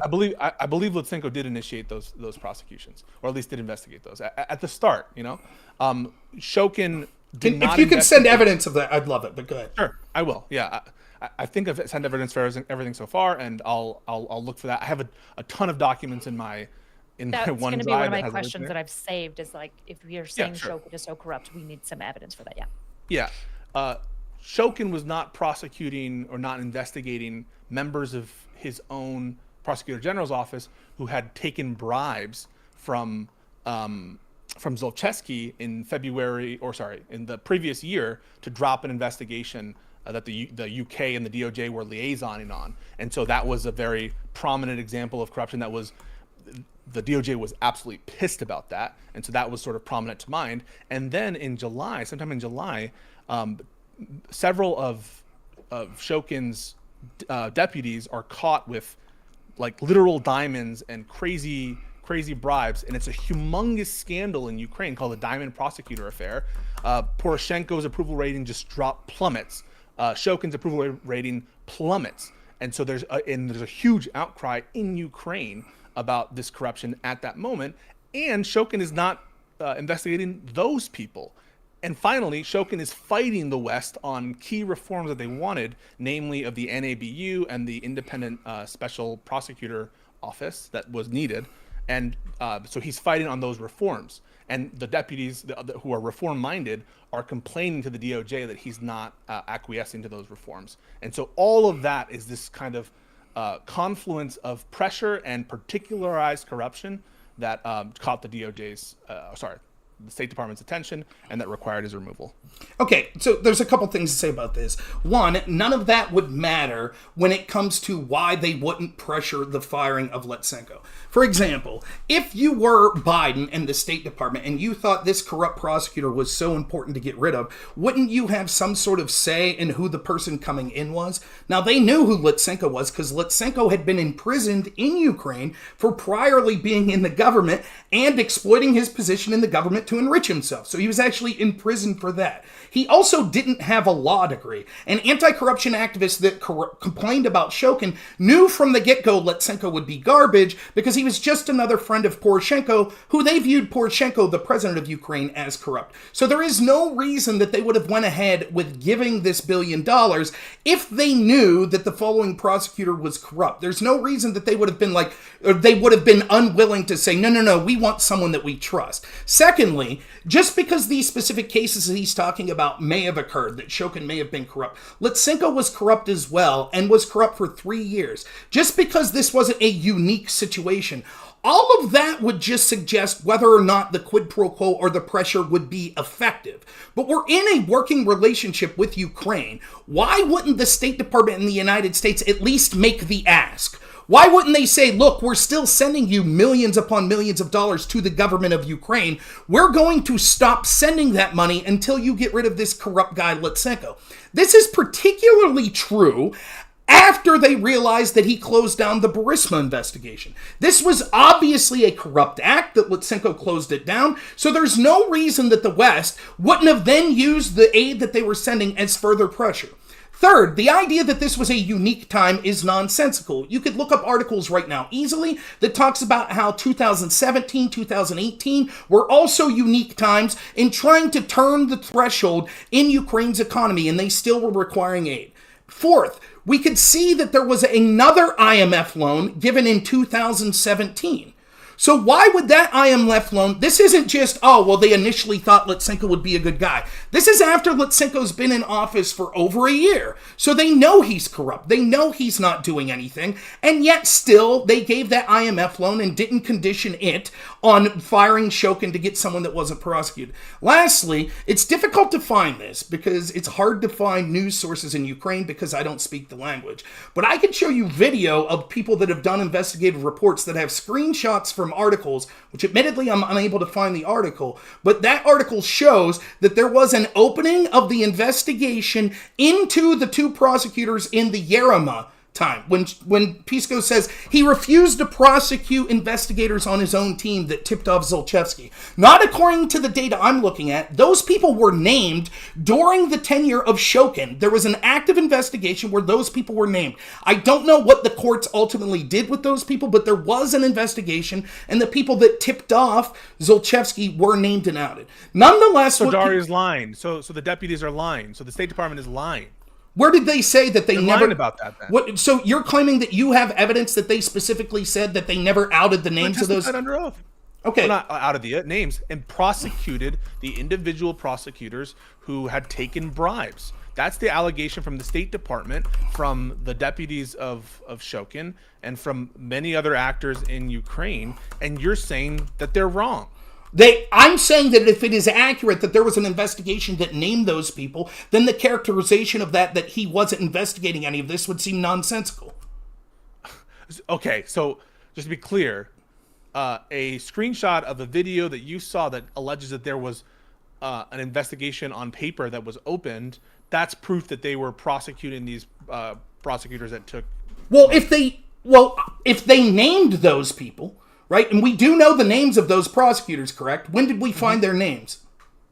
I'm not sure when we found out their names. So how... But Here's another Right. possibility that maybe you haven't considered, which is as alleged by certain people, that the deputy prosecutors, namely the ones that are arguing against Shokin, that they did try to prosecute those individuals and they were stopped by Shokin. That's the allegation.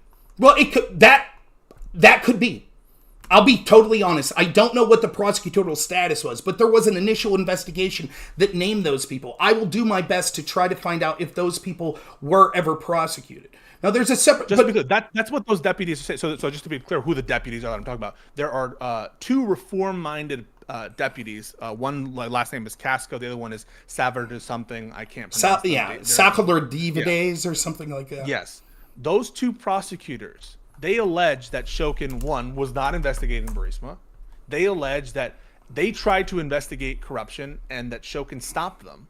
And Shokin stopped them from investigating other prosecutors who were corrupt, stopped them from investigating these diamond prosecutors who were caught with other bribes.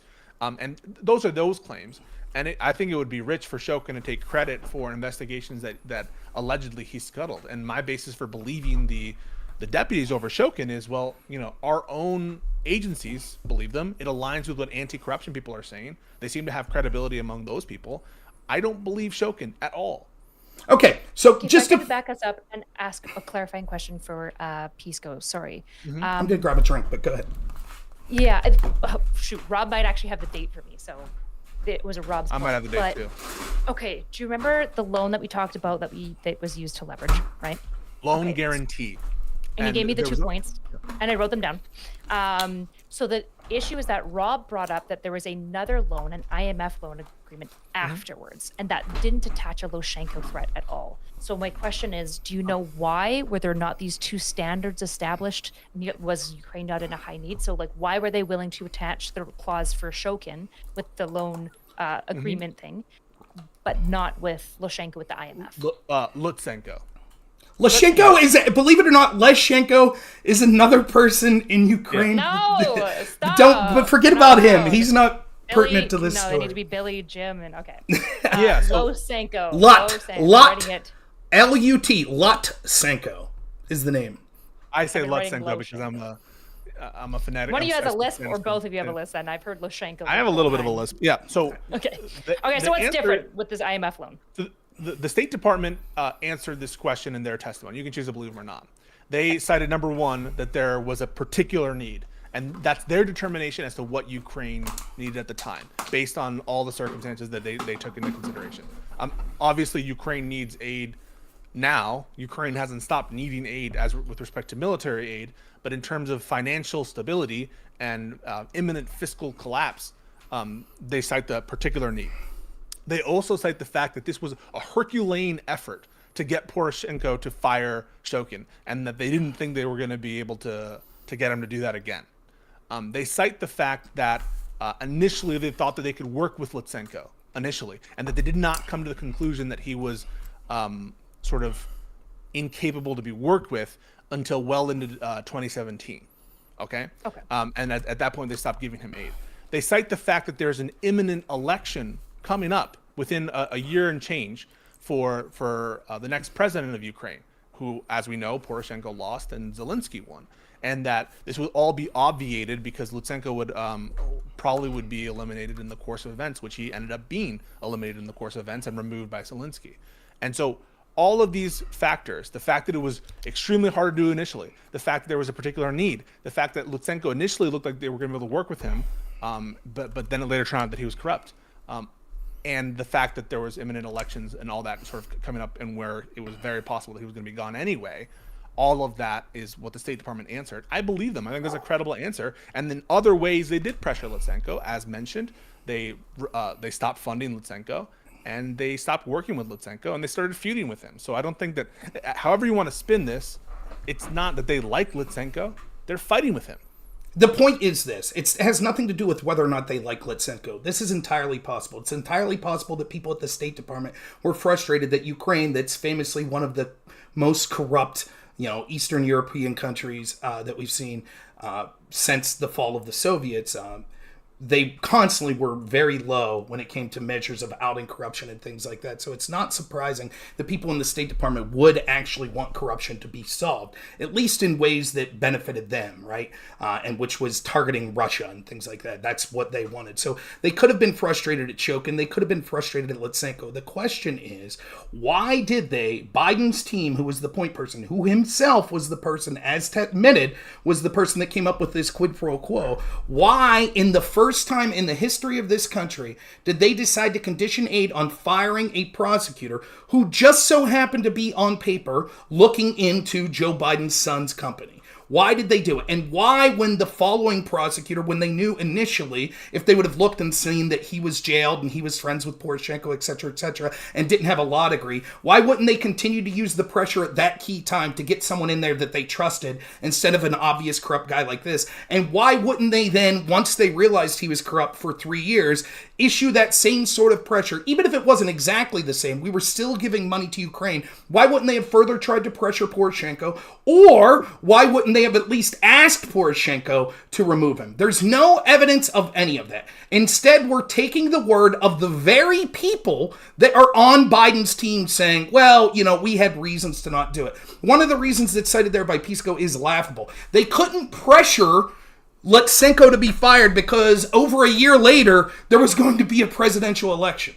That's nonsensical. It doesn't even pass the smell test. It is nonsensical because to say that we don't put pressure on countries if they're within a year of a presidential election is just nonsense. It's defied by the types of actions that the State Department takes. It's not always said. It's the fact that the president has authority over the prosecutor general, and that president could very well not be Poroshenko in the future, and combined with these other facts taken in totality. If it took a tremendous amount of effort and undermine Poroshenko's position, really, to push him to get rid of this guy, and all that for him to just put in another crony, why do you have any, you're the one who says that Poroshenko is the problem and he keeps appointing cronies. Why is there any faith that the next person that Poroshenko is going to appoint is any different?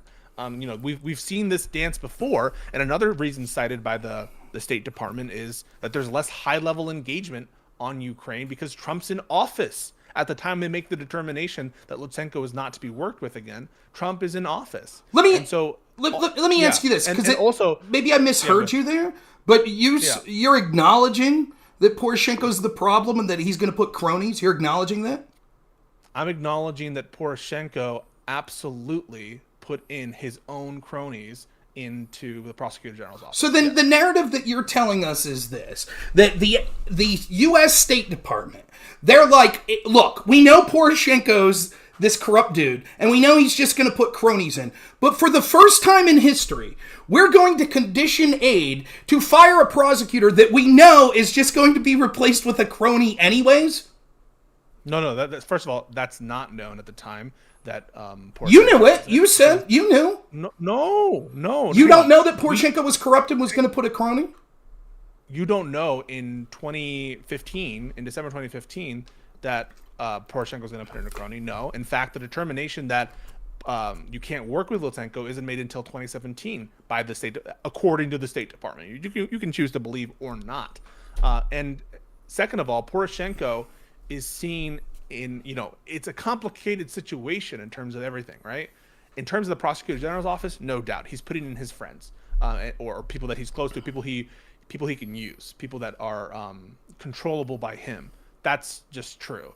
But in terms of other reforms under Ukraine, Poroshenko was an asset, right? Poroshenko and the Rada passed key anti-corruption reforms, and that's what's being referenced all this time. Why they're getting loan guarantees is because there are some structures of corruption that are being eliminated by Poroshenko, but the prosecutor general's office is a particular sore spot.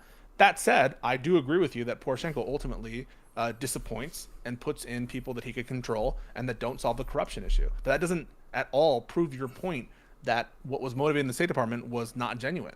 I disagree because here's what I think. I think that the State Department is smarter than me and you. And they would have realized that Poroshenko was no doubt the one that was instructing his prosecutors to take bribes. And they would have known who Lutsenko was. And they would have known he was a lifelong friend of Poroshenko. And they would have known that he was jailed for corruption in the past. all of that would have been known. So to take this, again, the words we're taking here are just words of people who have skin in the game. They're going to have skin to protect Biden. They're not going to... Victoria Nuland... Shokin doesn't? Well, of course he would. Of course Shokin has skin in the game to give his side of the story. You believe Shokin's a good guy. It has nothing to do... I said that the possibilities are that Shokin's a good guy, right? But what I'm saying is... On balance, you think he's a good guy. I refuse to believe that Victoria Nuland and George Kent don't have skin in the game, and we should take their word that they were basically dumb. Who do you believe more, George Kent and Nuland or Shokin? Who do you believe more? I believe in a combination of the two. I do believe that it is dubious. I'll explain why. I believe that it's conflict. I believe that it's dubious to believe that the State Department didn't know that Lutsenko was a crony when he was pointing. I believe that's dubious.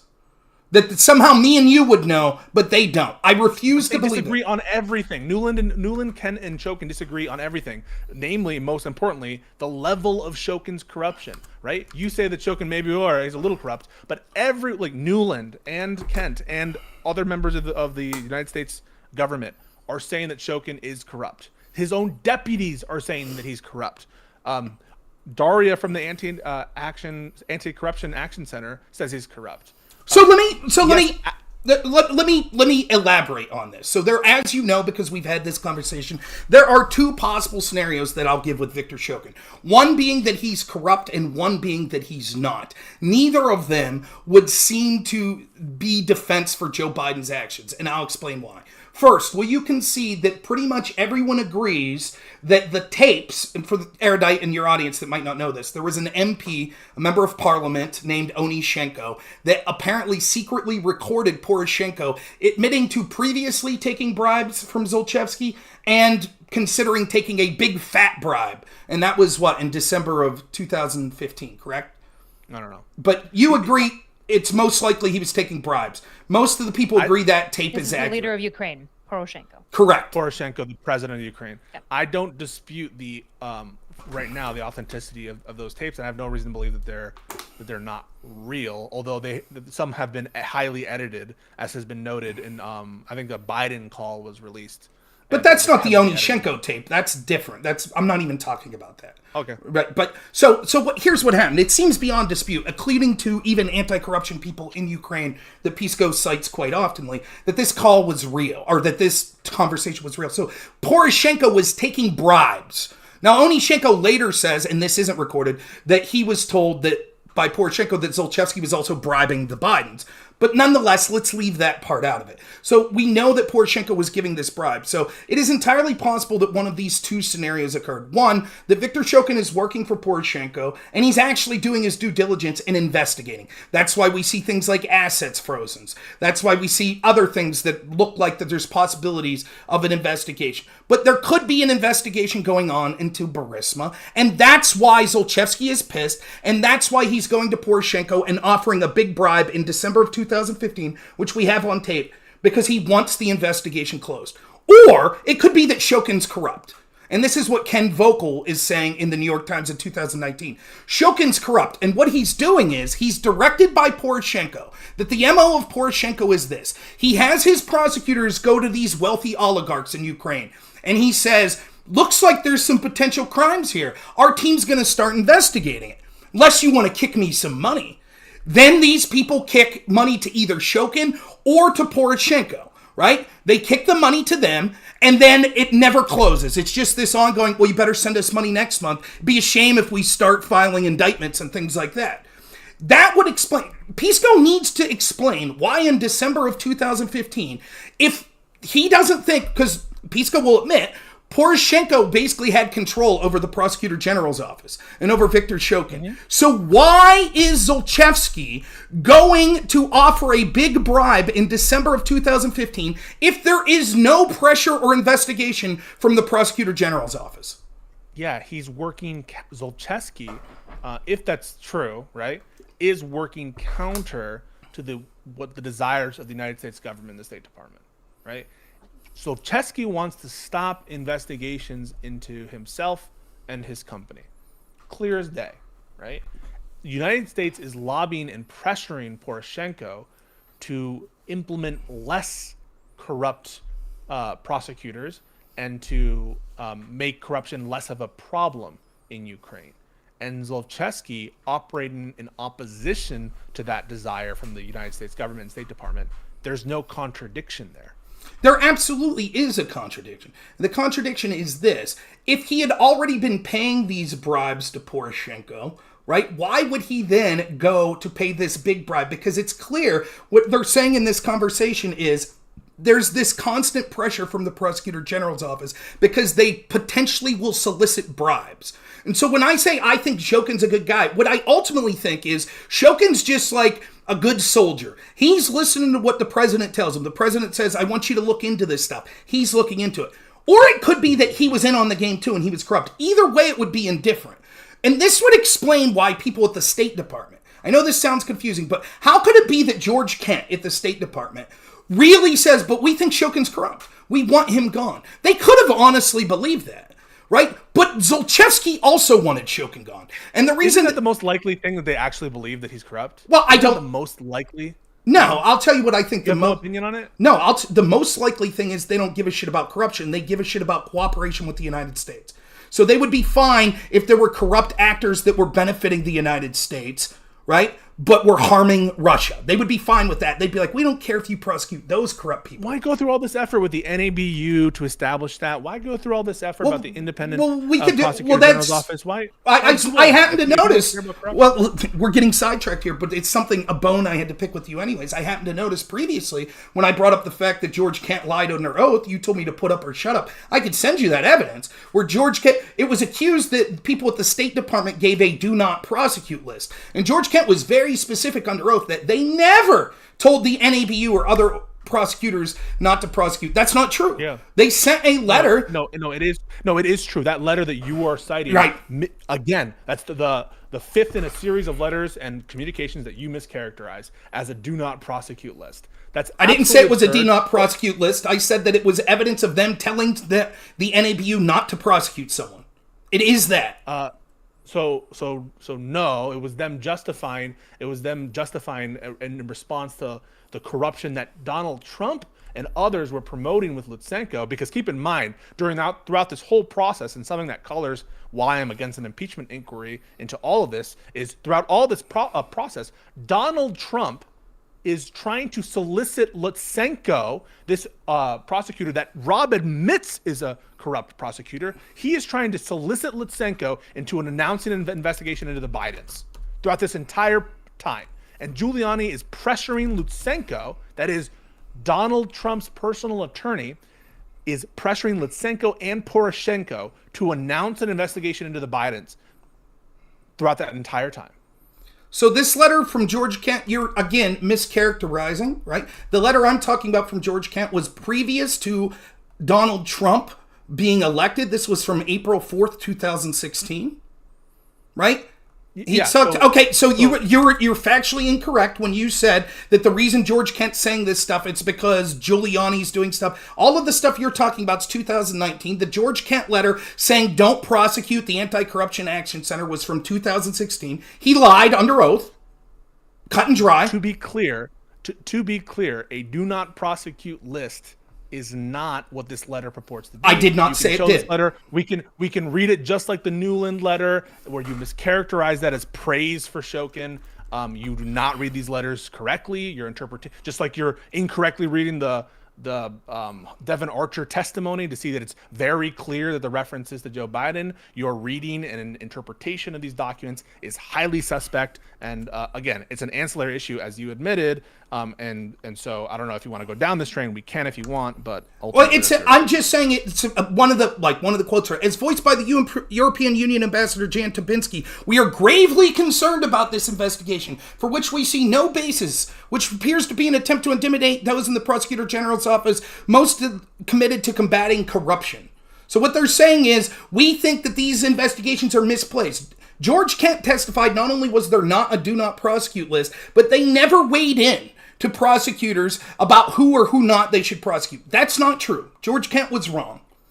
Now, it has. I'm just going to do one moderation clarification. I don't know if it's a fair characterization of Rob to say that all of his interpretations of readings is highly suspect. Even in the case of the David Archer, while I agree with you that it's ambiguous, I would agree with you that it's ambiguous, right? Him saying that he called his dad and then walking it back could as much be because he doesn't fucking know, or because he realized he messed up on like while he's on trial or whatever, being recorded, and then walks it back to a more plausible, deniable position, right? So it is ambiguous, and I don't want to like just characterize Rob as being highly suspect. Yeah, I mean, I guess I'll retract it to the extent that it's inflammatory and that it's not helpful. So thanks for that, Erudite. I do think that was a bad interpretation. His position is it's not ambiguous. My position is it is ambiguous, and you agreed with me. And so essentially, I think that is showing a failure to comprehend. But for the purpose of the debate, I retract that statement. Okay, nonetheless, if we could, I don't know how long we have, so I'm just going to say this conversation about George Kent's sort of ancillary and not relevant, but I'd be happy to have this debate on this particular thing. Nonetheless, the point is this, the point that I'm addressing is this. All of the evidence that we see would make sense in the world of me, which is that Zlochevsky didn't want Shokin there. He didn't want them. This is backed up by multiple things. It's backed up by, he says he feels pressure from Ukrainian government investigations, as opposed to saying, I feel pressure from the West that is pressuring groups like the NABU. He specifically says Ukrainian government investigations. He's offering bribes in December to Poroshenko, which suggests that he knows Poroshenko's office is hassling him in some way. We have the reporting from Ken Vogel that says that they wanted Shokin out because they thought he was soliciting bribes, and they were happy with Lutsenko. We have the FD 1023 with his completely unrelated to any of the people we just talked to, someone independently that the FBI trusts, confirming that he had at least 3 conversations with Zlochevsky where Zlochevsky said that he wanted Shokin out and was willing to pay bribes to get Shokin out.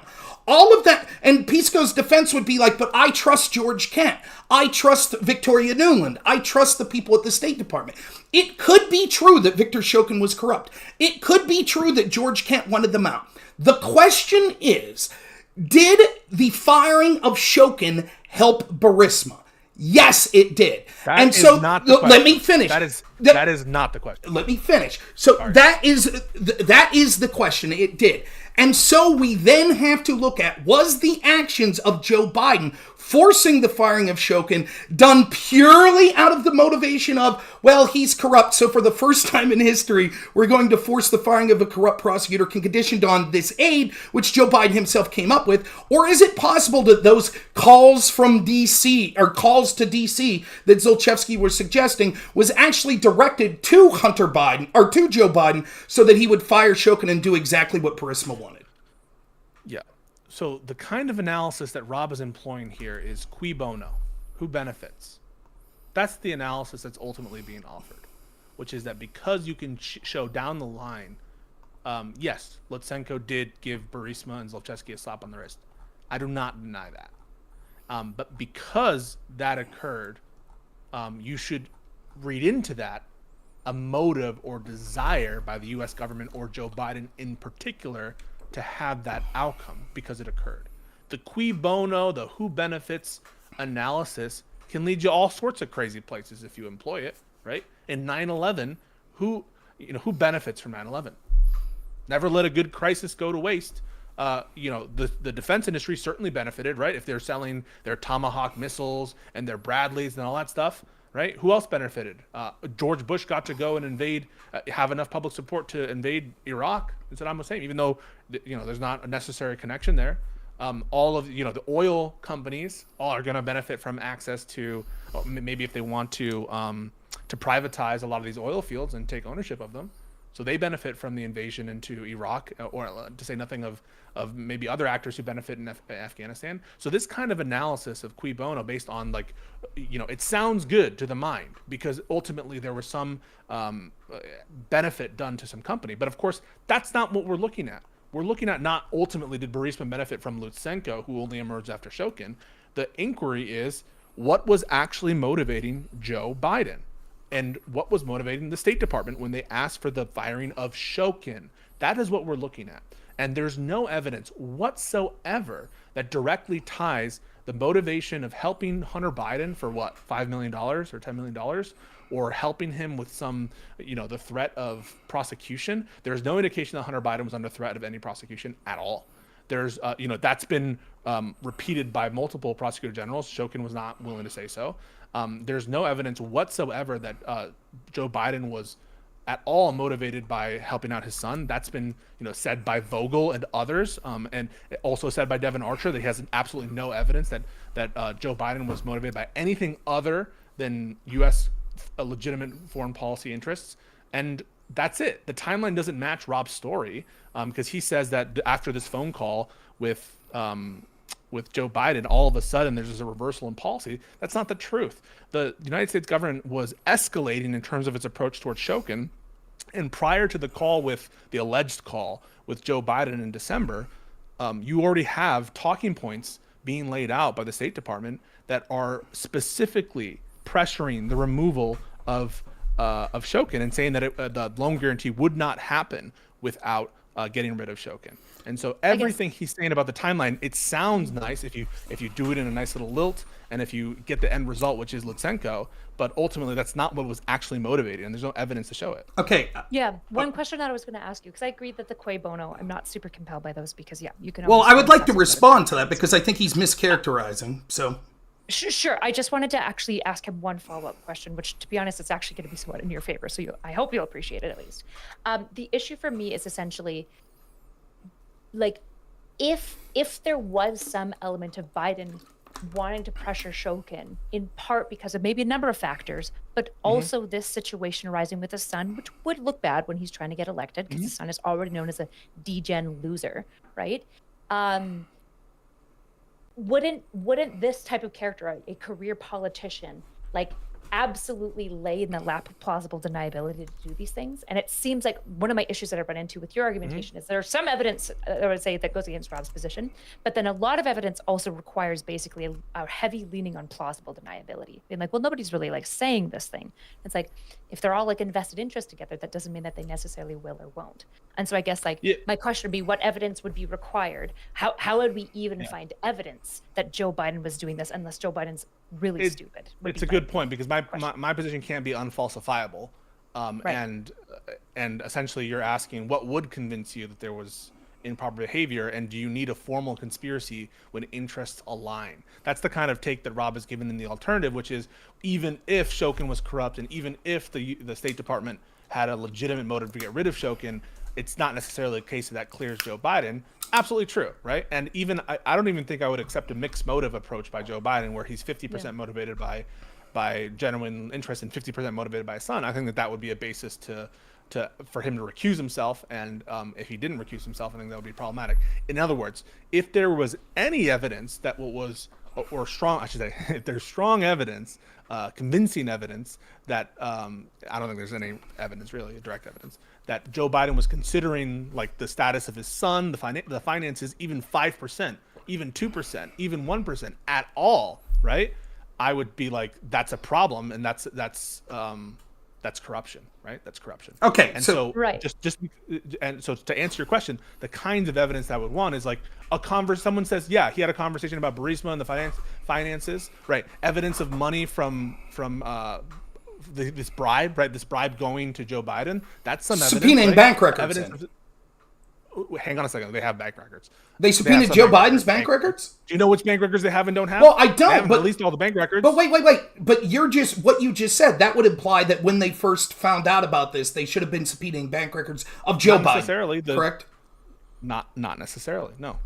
But wait a minute. You said that's the evidence that you would like to see. Why wouldn't we look in those areas then? The basis to get a grand jury subpoena for records from Joe Biden, or to ask him for those records, I think that's another standard of evidence altogether, unless you think it should be a standardless inquiry into the grand jury subpoena. And anyone who alleges a bribe at any time, no matter what, the FBI should immediately get a grand jury subpoena. Okay. I don't think that's your position at all, especially if it's a political person. So putting that to the side, just to answer Erudite real quick, and then you have all the time you want, evidence of contemporaneous conversations where this was being discussed, evidence of where Joe Biden is talking to other stakeholders considering this in the list of things to talk about. None of that is present, and you would expect that to be present if this occurred, unless Joe Biden is acting unilaterally and without telling anybody, which doesn't Why was seem like his Hunter on the MO. board? Please, Erudite, but please, I would love to get in. Go ahead, He just I'll had answer that question. right. Okay, so much to get here. He says keep bono. That's not entirely true. It is true that we should look at who benefits, but remember what we're talking about. Joe Biden was the point person for dealing with corruption in Ukraine. His son literally goes and works for one of the very corrupt oligarchs that Joe Biden's team was specifically citing as someone that the prosecutors there were not going after. So right out of the gate, there is a massive conflict of interest. And so he should be recusing himself anyways from any direct decisions. Instead, we know he was the exact person that came up with the quid pro quo. This is what justifies an investigation in the first place. The burden is on people like Pisco that say, but wait a minute, there is a defense of these actions because the appearance of an apparent conflict of interest here is so strong, it should have triggered an immediate investigation. So what is the defense? Well, the defense is Shokin was corrupt. And it was U.S. foreign policy to want Shokin out. That's not true. Prior to the late November talking points that suggested firing Shokin, there is not one publicly released document whatsoever that suggests that the United States, the EU, the IMF, any group was talking about conditioning this aid on the firing of Shokin. We only have the post hoc testimony of George Kent and Victoria Nuland that they talked to nameless people around the world that they were suggesting firing Shokin. But the official policies and the documents that we have from the official policy, nor any email exchanges or anything like that, suggest that prior to this late November talking point change, that it was the official policy of the world and the United States to want Shokin fired. In fact, we could see in December, the EU's official memo that they put out this said that anti-corruption benchmarks were being met, and nowhere in that memo does it suggest the firing of Viktor Shokin. That was after Joe Biden's team came up with these talking points that they wanted Shokin gone. Now, when he talks about Shokin being corrupt, that is a possible defense, but it's clearly not dispositive. And given that the appearance of conflict of interest was so bad, it's not going to be a sufficient defense to be able to prevent an investigation that at the bare minimum is interviewing Joe Biden and his son and Shokin and these people. For example, we've already outlined how we know Poroshenko was offered a bribe by Zlochevsky. It is entirely possible that Shokin could have been corrupt, but was pressuring Zlochevsky and threatening him with investigations, which is why Zlochevsky would want him gone. The reason it's not key bono is the following things. One, we have to, or it's not just key bono. One, we know that this ended up working out in Burisma's favor. Second, the evidence that we have suggests that the most plausible scenario for all of that evidence to fit in would be my scenario. All of the scenario that Pisco talks about, George Kent and Victoria Nuland, they thought Shokin was corrupt, and the Anti-Corruption Action Center thought Shokin was corrupt, could be true, but it could also be true that Zlochevsky wanted him gone. However, the following facts cannot be true in Pisco's versions of events. One, Ken Vogel's reporting that people inside Burisma said they wanted Shokin gone, and that they wanted Lutsenko as the replacement. If Pisco's versions of events is right, that that Burisma hated Shokin, then Ken Vogel has to be mistaken. Second, the confidential human source that had 3 separate conversations directly with Zlochevsky. In all 3 of those, in addition to saying that he paid the Bidens to fire Shokin, he is clearly saying in all 3 of those conversations, he wants Viktor Shokin removed. This is a confidential human source that is trusted by the FBI. That human source either one has to be lying, or second, Zlochevsky just for no reason on 3 separate occasions makes up this bullshit story. Not just that he's paying the Bidens, but that he wants Shokin gone, and that once Shokin's gone, the investigation will be done. Which, by the way, happened. So he has this conversation with the confidential human source and says, don't worry about it. The investigation will be gone now that Shokin's gone. And then that's exactly what happens. So Pisco painting this as, oh, it's just key bono, 9/11, blah, blah, blah. That is not the case. The burden of proof is on Pisco and the people defending the optical, horrible nature of having a vice president forcing the firing of a prosecutor that his son was on the board of directors, and the scenario that he's outlining does not fit with all of the evidence that we have. fundamentally wrong on every possible conceivable level, even the burdens, right? The burden of an allegation of corruption is always going to be on the person putting forth the allegation of corruption. You're pointing to an apparent conflict of interest. A conflict of interest is not a crime in and of itself. A conflict of interest is not corruption in and of itself. Of course, the burden of proof to allege corruption falls upon you. I don't have a burden to disprove corruption. You have a burden to prove corruption. On every piece of specific evidence that you've cited, it's just fitting into your narrative, and I think misrepresenting what's going on.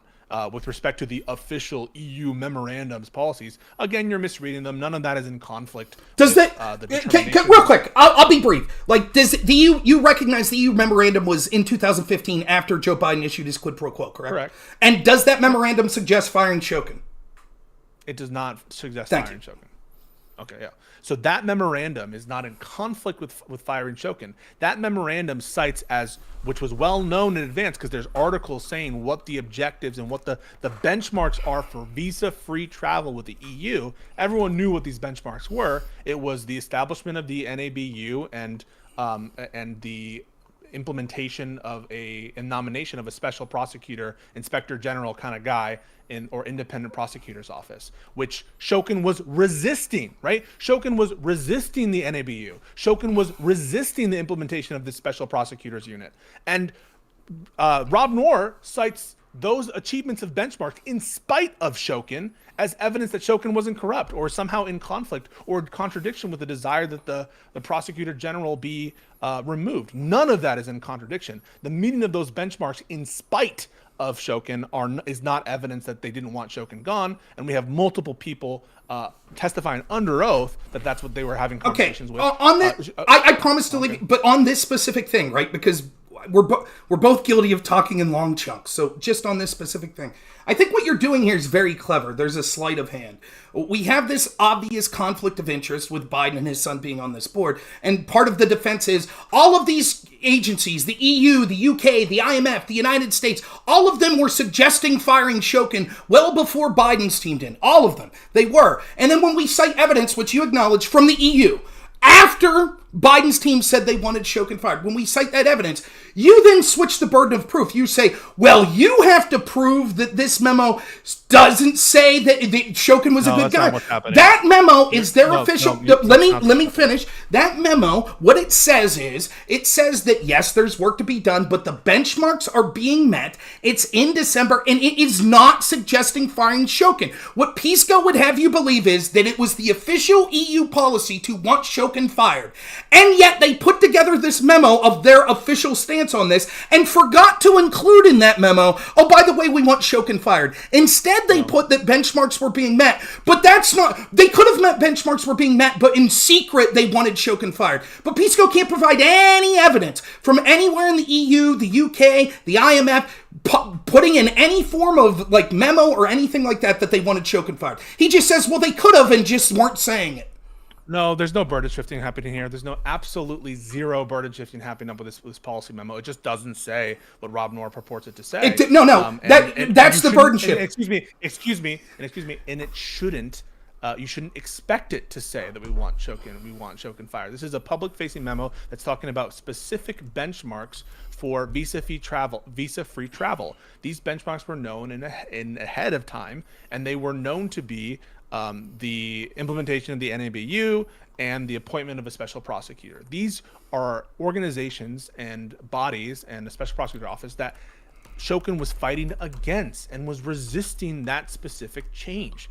And yes, they met the benchmark for visa-free travel, but that's not the same as a promise that we're not going to remove Shokin or that we don't want Shokin gone. If anything, right, the fact that they're citing the specific organizations that Shokin was fighting against as evidence of progress of anti-corruption, and it is genuine progress, absolutely, should be even more evidence that Shokin was corrupt and not doing his job if he's fighting against these needed reforms. So absolutely is not the case that this is inconsistent with a position that you should remove Shokin, and nor is it something that you would expect to see in a public-facing memorandum that is given out in December.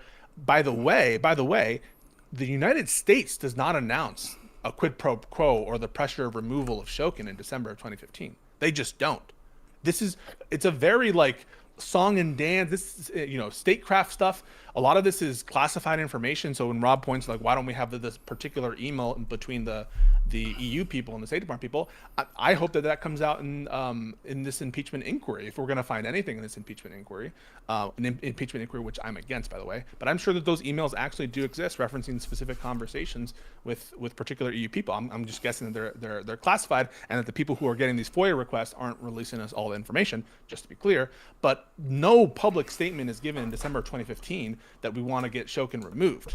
That further reporting clarifies that at the start of 2016. And so, the EU is not going to get out ahead of the United States State Department and Joe Biden and the negotiations happening privately. That's just not going to happen. And so I don't know why you would expect that to be there. It was there in the interagency. It's a lot of words saying nothing. I get it. Right? Wait, hang on a second. Hang on one second. A lot of words saying nothing. What about that is nothing? What you trying to claim that them saying benchmarks have been made was them secretly saying we want Shokin fired? Absurd. It's not secretly saying no. It's absurd. Okay, It's not I'm actually going to step in. I'm going to ask my summarizing, clarifying question. Hold on, because this is going to turn into a piss match for Super Crap, and not a good piss court match.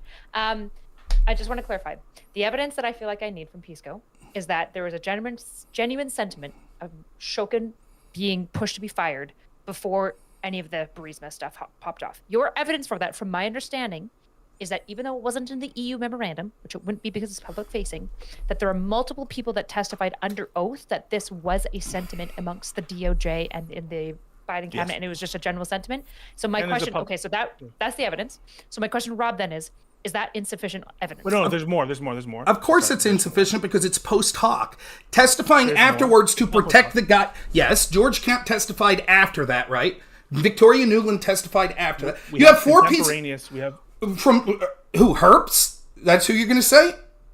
So we have contemporaneous statements made by former Ambassador Herbst and the Atlantic Council that acknowledge statements made by EU officials. There's reporting from there's also that's contemporaneously released article that Rob. I mean, what do you do with that? Okay, so I'll tell you what I do with it. So there's two pieces of evidence that are contemporaneous. So we've dealt with the post hoc George Kemp, Victoria Nuland. Now we have George. No, we haven't. Sorry. We haven't dealt with it. That is evidence on the record, and there's also other Financial Times articles that cite envoys from the EU. That was given after and later in time, yes, but it's citing to opinions and positions held prior, and you just discounted and said we dealt with it. That's not true. They're testifying under oath that's their evidence. Okay, we dealt with evidence for you. If Shokin came under oath and said, "I'm actually investigating Burisma later in time," and he gave some statement under oath saying that, you would credit it as evidence, wouldn't you? Well, do you? Yes or no? Do you? I'm not saying it's not evidence. I'm not saying evidence. He's not credible. There we go. Absolutely, you would. There we go. Because he's not credible. There you go. No, because he's not credible. But it is evidence. You would cite it, wouldn't you? If Shokin came to the United States and said, "Actually, I was investigating Burisma," and he said it in front of Congress, would you point to that and say evidence? When Devon Archer says, "Yeah, I had those conversations about Ukraine investigations," is that evidence for you? That would be evidence. No? Do I get a chance to talk? Do I get? Oh, a little animated there from Pisco. Yeah, we could see that would be some form of evidence, but it wouldn't be sufficient to prove when we have actual contemporaneous documents that seem to suggest elsewise. And you say, but secretly what those documents meant were they were calling for the firing of Shokin. They just had to say benchmarks were being met. So it sounds like bullshit to me. So let me. We let Pisco filibuster there for a while. So let me say, one, the reason I say we dealt with it is we shouldn't trust people that are Biden allies. Their testimony is proof. That are testifying after the fact. I'm not even saying that they're wrong. What I'm saying is that's not sufficient to prove the narrative that Pisco and others are offering, that everyone in the world wanted Shokin fired. If that was true, surely we would see a memo, an email. Those things could come, but we don't have that evidence now. The only evidence we have are two. Please. I said that. So the only evidence, this doesn't prove the case for that Biden wouldn't be. Exactly. So why are we on it? Well, because the reason we're on it is because you're only giving two defenses from this action of Joe Biden, this quid pro quo, which we're acknowledging benefited Burisma. The only defense are, one, Shokin wasn't investigating, and second, everyone was calling for Shokin's firing. I think even if those things are true, it still doesn't mean that there shouldn't have been an investigation interview. Right, because it wouldn't be dispositive. Those aren't dispositive evidence, as we could get to if you want. But I'm humoring you and saying, well, let's look at these defenses. You and others have repeatedly said everyone in the world's calling for the firing of Shokin. The only evidence we have is after the fact, George Kent says, and Victoria Nuland said, well, we were talking to people around the world about possibly wanting Shokin fired in early fall. And then there's two other articles that you cite. One was a Financial Times article that says an unnamed person said that unnamed representatives in the United States were talking to unnamed representatives in Europe about firing Shokin in April, which is nonsensical because that would mean they'd want Shokin fired after a month and a half. That's even before the diamond prosecutor business. That sounds stupid. And second, George Earps. Now, here's George Earps for you. This is the evidence that he wants to cite. George Earps also is talking about unnamed U.S. officials talking to unnamed European officials in October of 2015 that supposedly said they wanted Shokin fired. George Earps works for the Atlantic Council. He was the former ambassador to Ukraine. Sounds impressive. Sounds like a guy that really wants to deal with anti-corruption in Ukraine. You know what George Earps and the Atlantic Council do shortly after Shokin's fired? Well, they say Shokin's corrupt. Let's get him fired. Everybody's talking about firing him. Doesn't cite any official names, just says everyone's talking about it. Then Shokin gets fired. Then Lutsenko buries the investigation into Burisma. And then George Earps and the Atlantic Council work with a partnership with Burisma where they're getting paid hundreds of thousands of dollars to be partners with Burisma. What's that? $300,000, right? Like a couple hundred. Okay, so nonetheless, so this former ambassador that's so concerned about corruption in Ukraine and the Atlantic Council, they're like, we want Shokin fired because he's not investigating corrupt oligarchs. Then Shokin gets fired. Then one of the most prominent corrupt oligarchs, he wins. He gets his case buried. And what's the Atlantic Council and George Earps do? They go right to work with him. They go right to work being partners. And so the idea that we need to take his testimony, who clearly had skin in the game, and if it's true that Zlochevsky was upset about Shokin, well, Earps... At the time? It's true that Earps... At the time? Well, it makes sense that if Earps was someone that wanted to benefit through a benefit... Again. What are you talking about? Why would... It's qui bono again. Let me finish my point real quick. Let me finish my point real quick. So the idea that we should take this guy who clearly is not concerned about corruption because he's willing to work with corrupt oligarchs, we should take his as evidence in a newspaper that unnamed officials are talking to unnamed officials in Europe is nonsense. So you're calling him a liar. You're saying that Earps is lying at a bare minimum, right? Yes. So Earps is lying. He's lying under oath as well when he references that. So just to be clear, right? When Earps and the Atlantic Council take the $100,000 or whatever amount of money from Burisma later on, who are the people criticizing that action? George Kent was one person. The State Department. George Kent was one person. The same person who you are also discounting on and saying that he's well, hang on a second. Earps and the Atlantic Council, who took money from Burisma in 2017 or 18 or whenever they took money, and George Kent both say they had conversations with EU people in the fall of 2015. People who you claim have a financial stake say it, and people who obviously do not say it, and people who criticize those who took money from Burisma say it. Both of them say it, Rob. Are they both lying? About what? That George Kent criticized? So is George Kent lying? No. When he says that he... I've explained this to you before. So let me explain. George Kent probably seriously didn't like Burisma. George Kent was probably embarrassed. No. That's not what I asked. I asked... Repeat then. Is George Kent lying when he says that the EU wanted, or agreed, it was aligned with the United States that they wanted Shokin gone in fall of 2015? Is he lying? I don't know. There's a possibility that he's lying, or there...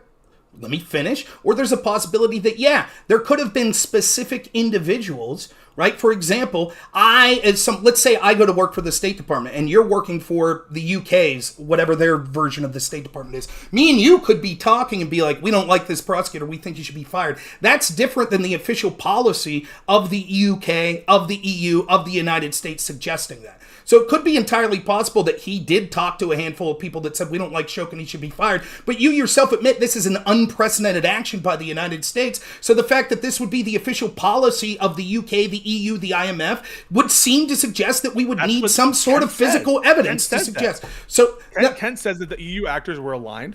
Do you think that... Pointing to this benchmark memorandum, which are the benchmarks for visa-free travel. Those are not the benchmarks for getting $1 billion loan guarantee. Those are the benchmarks for visa-free travel. They were known prior to the publication of that memorandum. There's articles as early as, I think, October of 2015 saying that the EU is threatening and saying, hey, Shokin, why haven't you appointed a special prosecutor? That's not suggesting. Hey, Shokin, why haven't you appointed a special prosecutor? Shokin, why haven't you clever. done it? It's clever. It's clever. It doesn't say that they said to fire Shokin. They were pressured Lutsenko. Wait. You admit that they were doing. You admit they were doing similar things with Lutsenko, right? So was that them pressuring to fire Lutsenko?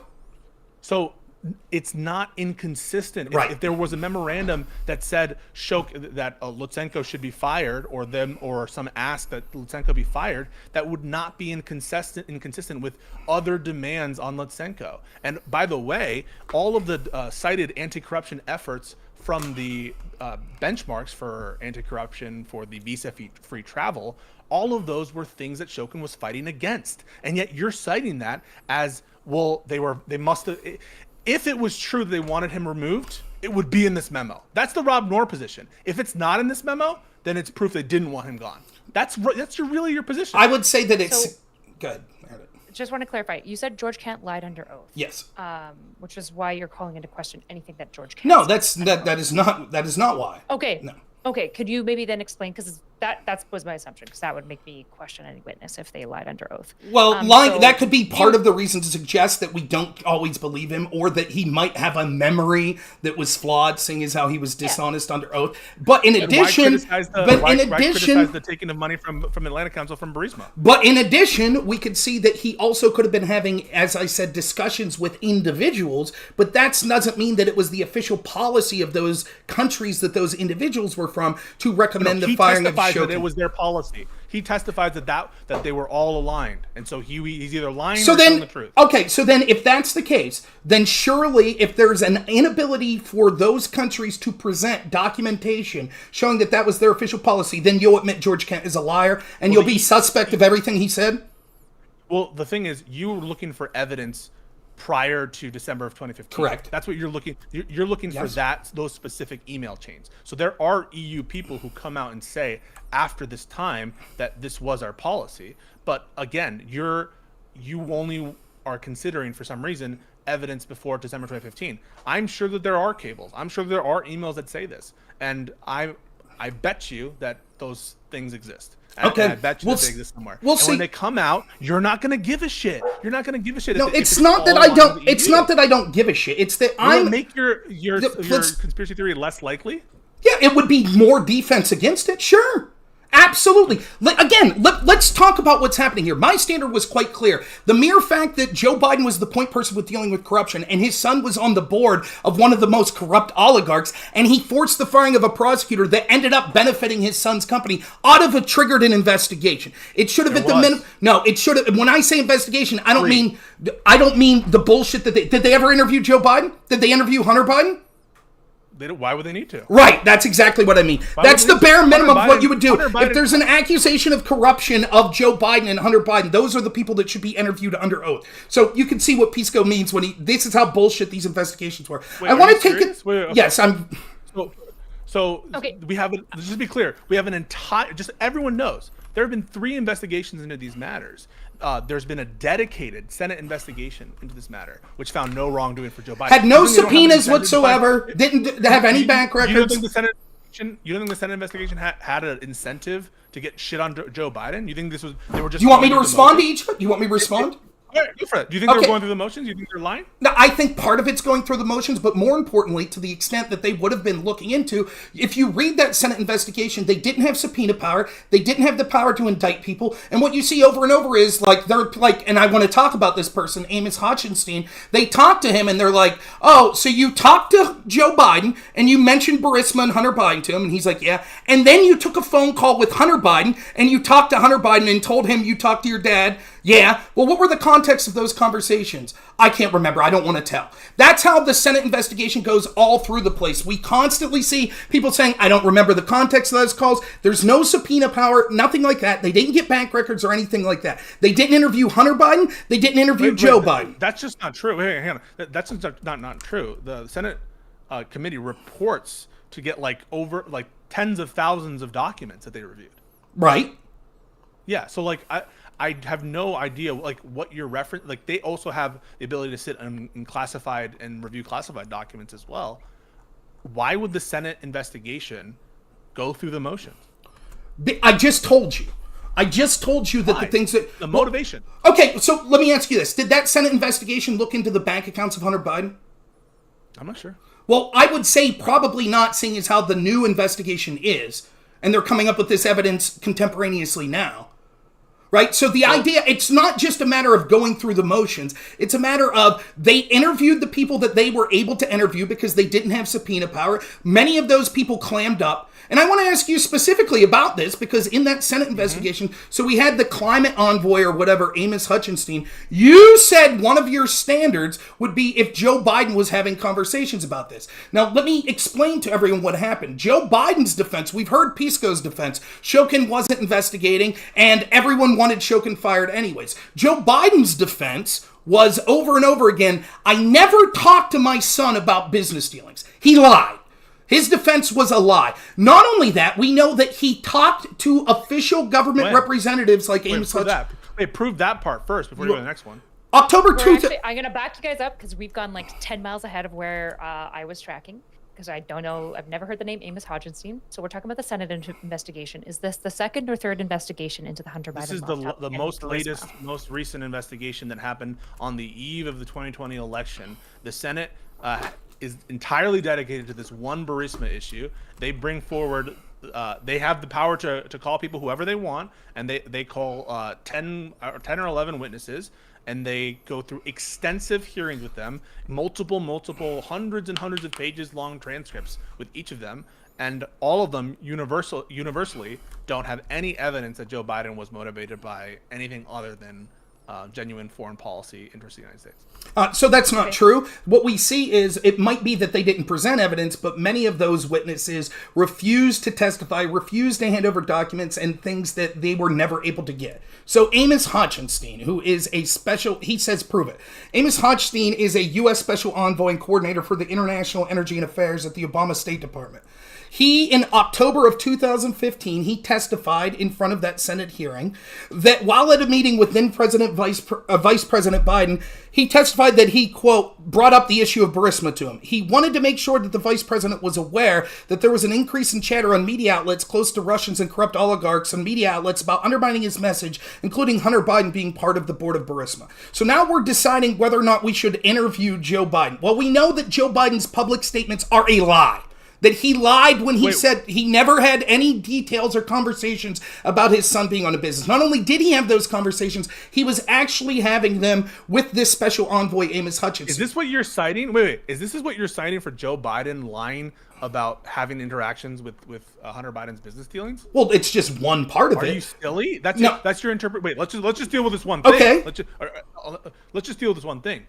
This is not Joe Biden talking about his son's business in a business sense. This is talking to Joe Biden about how to deal with the controversy created by this apparent conflict of interest. That's what they're talking about. The actual merits of the business or discussing business in the business way that Joe Biden was referring to. I totally understand that. Joe Biden was saying that he didn't have any knowledge of this. In fact, and I could bring it up if you want, NPR interview, I don't know when it occurred, but the interviewer pushes back when he specifically, I didn't know anything about my son's business. We know that he was taking pictures, he was at dinners with them, we know that he was on phone calls according to the evidence of Devon Archer, but this is just another example. Now what's important is Hochstein says that he brought it up. I'll read from the Senate's investigation. This is from page 16.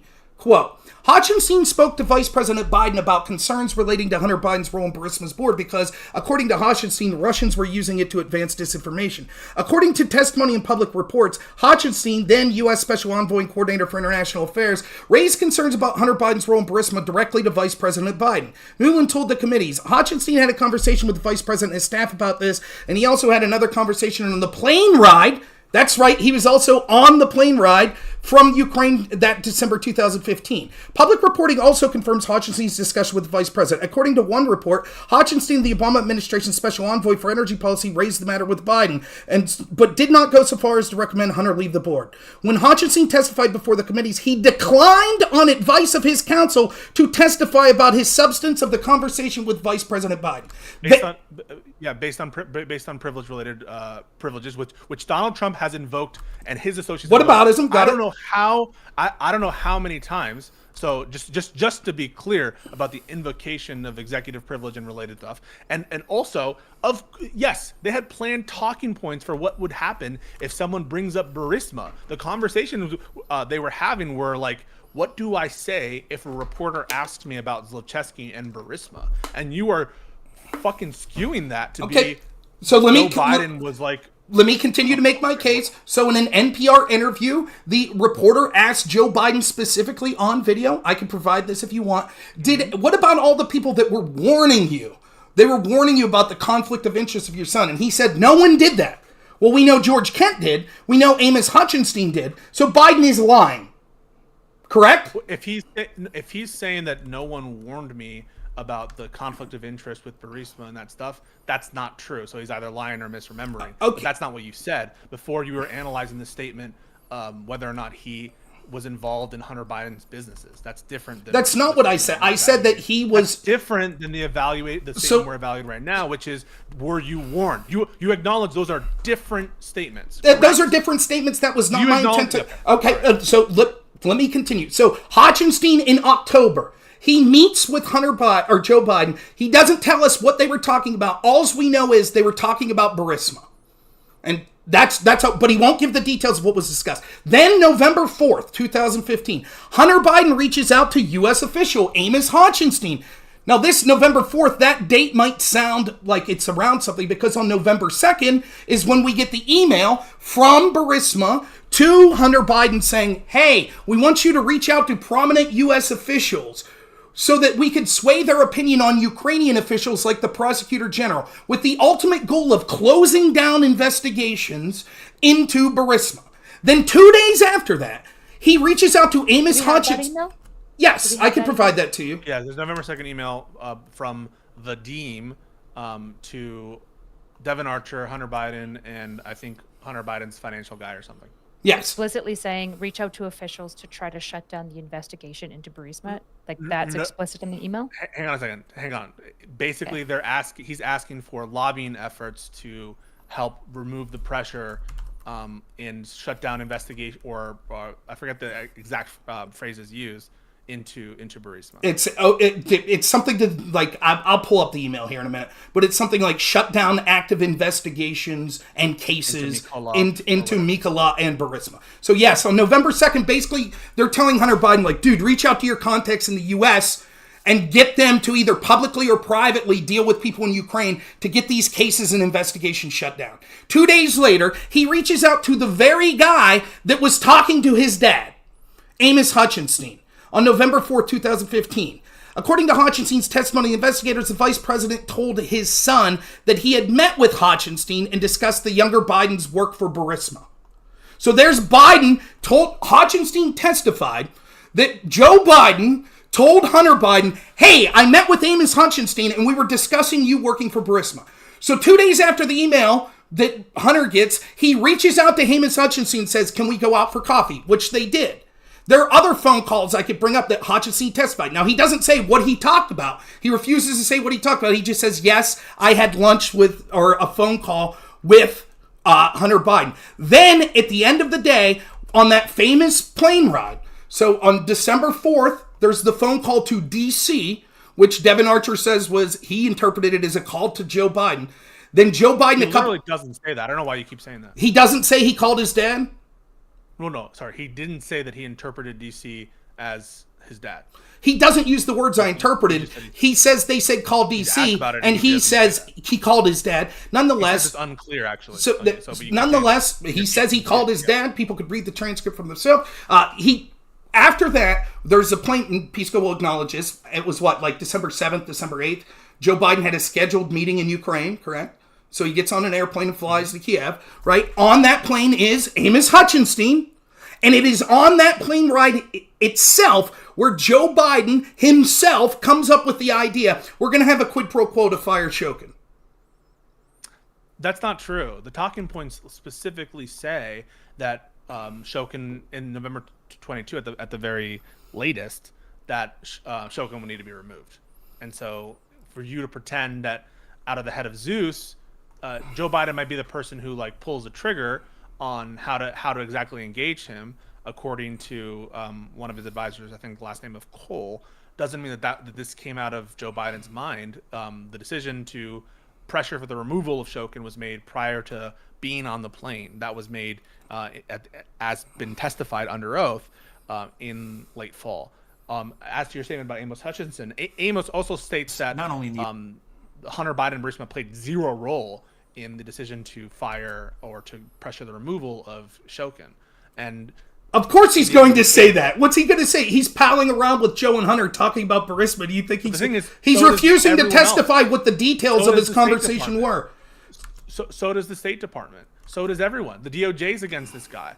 It is the case that we have multiple agencies that are advocating for the removal of Shokin, and they are at least testifying under oath that other actors, including the EU and others, are also advocating this position. And your position is, I don't believe them.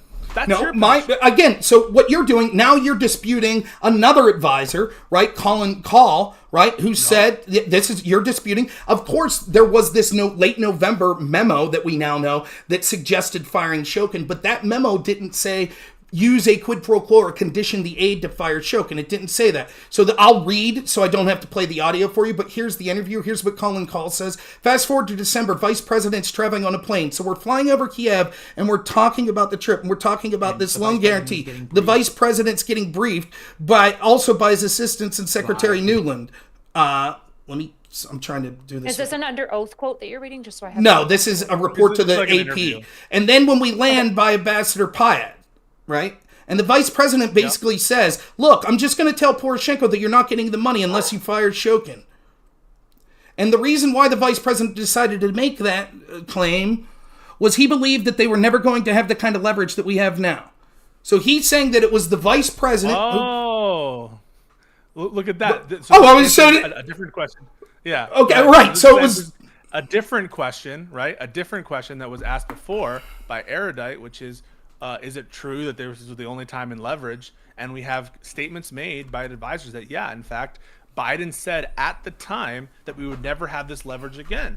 And I don't know. Do you dispute that, Rob? No, I would imagine that if I was trying to do something corrupt to help my son and was coming up with a reason why this is an unprecedented action that I was going to take, that I would be saying, oh, we have to now because this is the unique time. Now, do you dispute what he says about it was Biden's idea? No, I mean, I don't dispute that ultimately he was the person who was the point person in charge of making the decision on how to approach Poroshenko, but the decision to pressure the removal of Shokin, that decision and relating it to the aid as a condition, as a condition precedent for receiving the aid, that was determined before. Okay, so the Biden claiming that, like, at the Biden saying at the time, do we have that under oath, or is this again like a Washington article? Like, where is Biden saying at the time when they were pressuring for Shokin, saying we'll never have this leverage ever again? Oh, so it's undisputed that Biden pressured and leveraged this aid. If the question about the pressure, said Biden that's not said under that. oath. That's not under oath. That's relating to this. And so if we could go back, so this is what we know now. We know here are things that are beyond dispute. We know that even Pisco admits that the appearance of a conflict of interest was overwhelming. Even George Kent at the State Department says that. That Biden's the point person to deal with corruption. His son's on the board of one of the most alleged corrupt people, that the United States and the West has been talking about the investigation into him not going the way it should, right? We know that there was Devon Archer said... Are you just doing your full narrative again? No. Full narrative? Well, here's what I'm going to do. All right, I'll skip to this specific thing, right? Amos Hochstein talks to Biden, won't tell us the details of it, only that he's talking about Burisma in October 2015. Then the email comes out, Hunter, reach out to your contacts in the United States with the ultimate goal of getting cases closed against us. 2 days later, he talks to Amos Hochstein, with Amos telling Hunter Biden, I talked to your dad about your role in Burisma, but doesn't tell us the details of that conversation. Then he talks to Hunter Biden again, right? Then Amos Hochstein is on the plane with Biden, and we know that Biden was the one that ultimately came up with the quid pro quo. And we know that the shacking of Shokin ultimately ended up helping Burisma. And we know that Biden has lied. And we know that Biden lied. Biden has lied over and over publicly, not just saying that no one warned him, but saying that he didn't have any knowledge of business dealings with his son, when we see that that's a lie that he's taken. It's not irrelevant, because the question, the reason, and I'll finish on this, the reason it's not irrelevant is because we get to this point, because I said at a bare minimum, Hunter Biden and Joe Biden ought to have been interviewed in an investigation. Pisco says no. Now, if you could hear all of that evidence and think that it didn't warrant interviewing Joe Biden under oath, you're clearly just so partisan that you're not thinking clearly. Yeah, no, it absolutely did not warrant subpoenaing Joe Biden to come before the Senate committee before the 2020 election.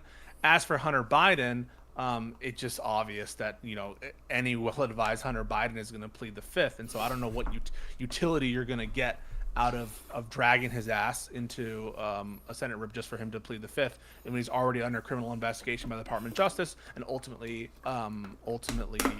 charged and has been indicted for other stuff, and maybe more indictments are on the table in other jurisdictions. And so you pretending that, oh my God, isn't it so fucking corrupt that they didn't interview Trump, or they also didn't have a sit-down interview with Donald Trump. What was he ever accused of? Can I just ask a question? They were interrogatories then, but there was for knowledge. I just want to make sure I understand. Can you just interview and subpoena people, or do you need to get, like, especially at the levels that these individuals are at, like, can the investigation groups just interview these people, or do they need for a voluntary? Yeah, but they might say no. Ask for a voluntary interview, but they could say no. And then if you want to subpoena them and force them to interview, they're probably going to subpoena Hunter Biden. I mean, I think news came out today. Kevin McCarthy is saying that we're going to subpoena Kevin McCarthy. Like, say when this stuff first came up, could they have subpoenaed him then, and should they have, or like, is there a process that they need to follow? The FBI, the Senate, the Senate investigations, any of them. The FBI could have issued a grand jury subpoena as to Hunter Biden. They could have done that, but but again, like they also could have the Senate investigation for that, though? Just to understand, for like, grand jury subpoenas, they happen all the time. Yeah, I'm just trying to understand, like, when Rob is saying, like, why didn't they just interview these people? Why didn't they just subpoena at least Hunter Biden, right? The question that goes in my mind is, I don't understand the process by which Hunter Biden is a target. Would it be reasonable to do Hunter this? Biden is a target of the investigation, right? Hunter Biden, like, the investigation into Hunter Biden is an investigation targeted at Hunter Biden, and so for you to pretend that the interviews of Hunter Biden and Joe Biden are these essential elements to figuring out the criminality of them, you should not rely on, if you're doing a genuine investigation into one of your targets, you should not rely on their testimony or the hope that you're going to receive their testimony to prove your case. And you haven't proved your case. What you've cited to and what you've alluded to is, there's a lot of smoke here because someone was on a plane, because someone had a conversation about the appearance of a conflict of interest with Joe Biden, because Joe Biden said that he didn't have any involvement with Hunter Biden's business, because I've misrepresented the timeline and blown out of proportion certain conversations.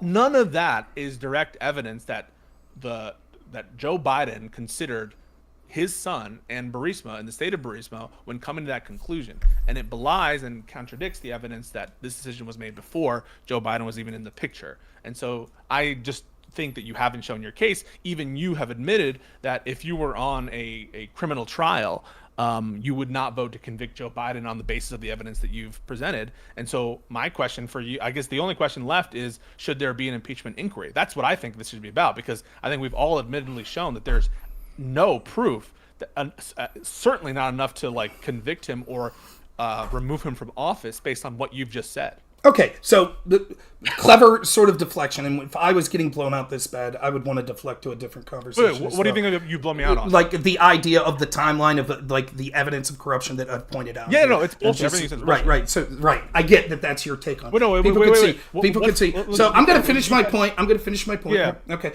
So what we can see, again, the initial claim of the appearance of a conflict of interest would have warranted an investigation, which didn't occur when this initially happened. The defense that we've been given is insufficient, as we've proven. The defense that Joe Biden gave, where he's multiple times publicly said, I didn't know about any of the business, no one told me that this was a conflict of interest, is bullshit. We can see that he was personally talking to a guy in government who then went and personally talked to Hunter Biden several times, who then was on the airplane when Joe Biden made this claim. We could see that this quid pro quo, the firing of Shokin, actually benefited Burisma. We see all of it. We see the FD 1023, right, that says that the Burisma wanted Shokin fired. We see the reporting of Ken Vogel, right? We see all of that, and he says, nope, none of that's sufficient to interview Hunter Biden or Joe Biden. Ken Vogel says there's zero direct evidence. Vogel says there's zero. Right, there's no evidence because they're choosing not to investigate. They're not even interviewing Joe Biden. There's no evidence? No, I'm not saying there's no evidence. I'm not saying that there's no evidence. I'm saying that part of the reason that we don't have the smoking gun evidence, well, clearly there's evidence.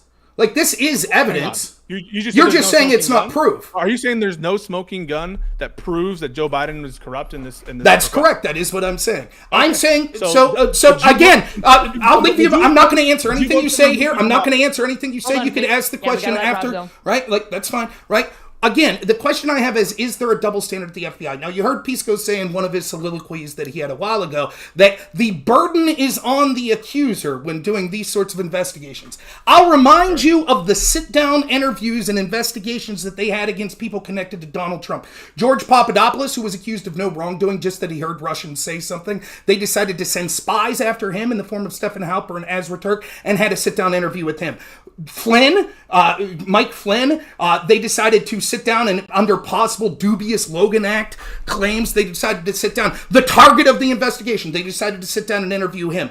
You have Carter Page, they decided to sit down and interview him. You had Manafort, they decided to sit down and interview him. All of these people connected to Trump, and now the cases that we have going against Trump now, they never said, oh, they're the target of the investigation, so we're not going to put them under oath and subpoena them. Pisco knows that he's being disingenuous. My claim the entire time has been the FBI was so frivolous, so loosey-goosey, as we see from the Durham report and reporting that occurred before that we know, of what their standard was. Pisco's even said to me, the standard for opening an investigation when it came to the people surrounding Trump, what did he say? Over and over he said, it's a very low standard. Right. But then when it comes to Biden, when it comes to Hunter Biden, when it comes to Joe Biden, all of a sudden, oh no, there hasn't been a standard that would justify interviewing them. Hang on a second. Who said that there shouldn't have been an investigation?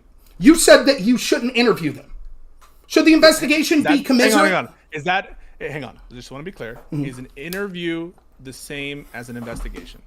No, an interview is a step at the bare. Continue, Rob. I have a lot to respond. Right, an interview is the bare minimum step if you were having a serious investigation that you would have taken. Which is why so there was no investigation into Donald Trump, right? There's no serious investigation into Donald Trump. Is that your position?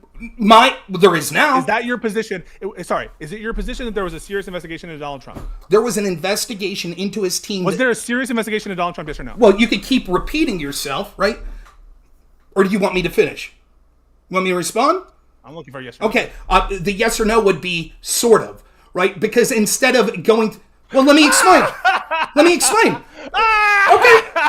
The fake laugh is great, right? Let me ask you, did they ever sit down and interview Trump or accuse Trump of any criminality involving Russia collusion? They didn't have a sit-down interview with Donald Trump. Okay. Did they use unlawful FISA warrants to spy on Trump's team and possibly get Trump's communications? I thought we were talking about interviews. Wait, you just dodged that question. No. We're not talking about interviews. You changed.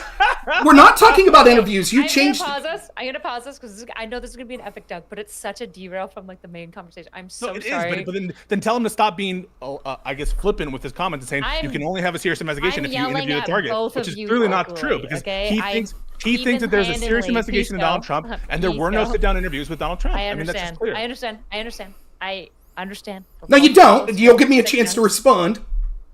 Okay. I am going to move us back to... No, I'm going to respond to this. Okay. Okay? I'll respond very quickly, right?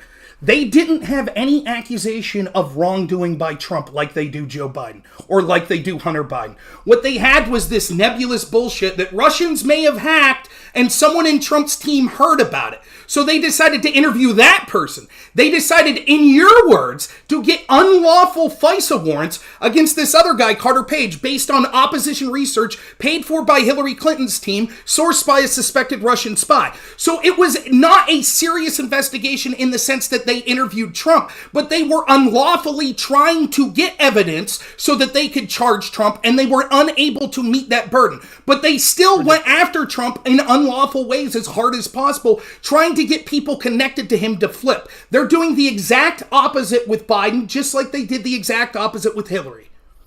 Ridiculous. You heard him say that in order to be a serious investigation, you have to interview the target. He's presented with an obviously serious sets of investigations into Donald Trump. Take your pick. Russia investigation, classified documents. They did interview Trump in the classified documents. When did they have a sit-down interview with Donald Trump? They didn't. Documents? They didn't in the Mar-a-Lago case? I thought that occurred. No, I have no awareness of that at all. They had a conversation with his lawyers. Did they have a conversation with Joe Biden's lawyers? Wait, no, but I just want to finish this point. Erudite, you can move us off. You can move us off, Erudite, as soon as I finish this point. Everyone wants to finish their points. I'm never gonna win. Okay, I understand. Okay, you guys both got some sick dunks. The reason I'm pausing you isn't because I don't think that this is important, or that I'm not listening to you, or that I don't think it's an interesting conversation.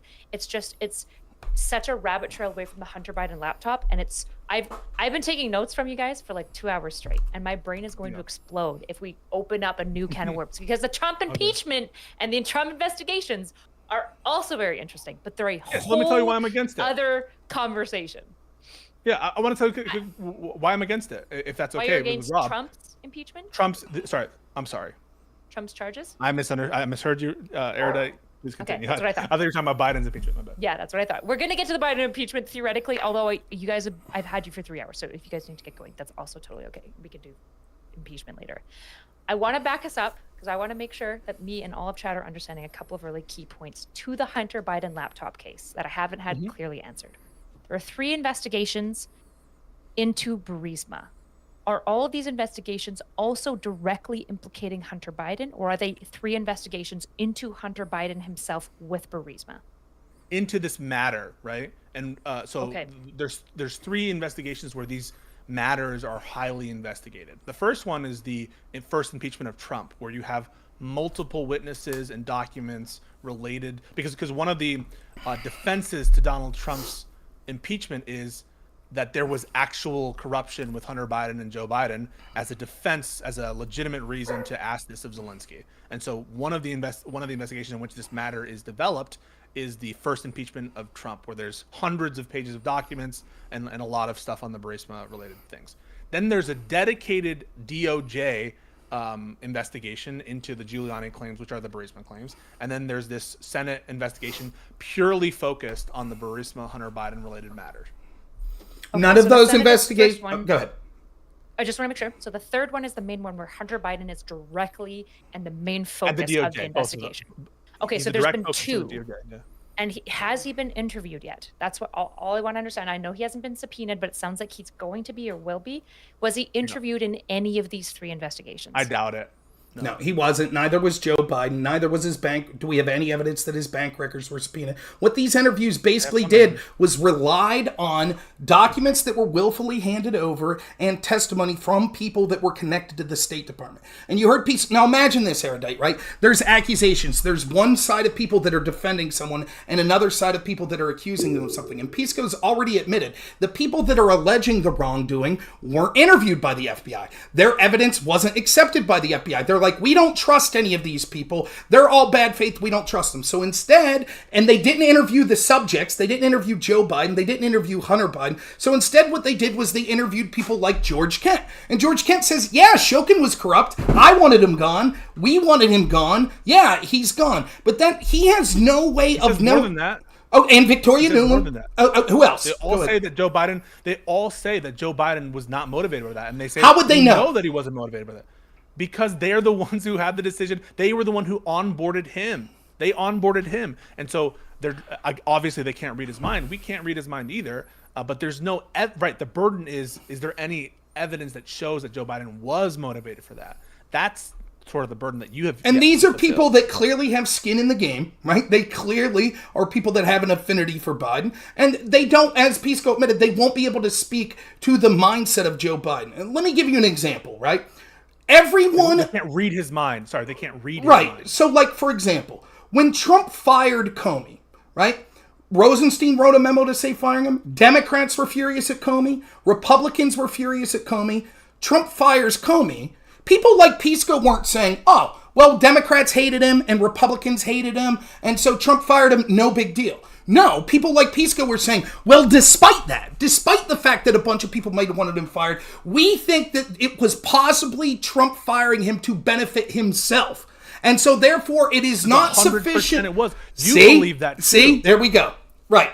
So it wasn't. Was it a sufficient? You believe that too, Rob. Rob, you believe that too. You think that the reason given that we're firing him because he treated Hillary poorly is absurd on its face. And you agree with me that that wasn't his actual motivation.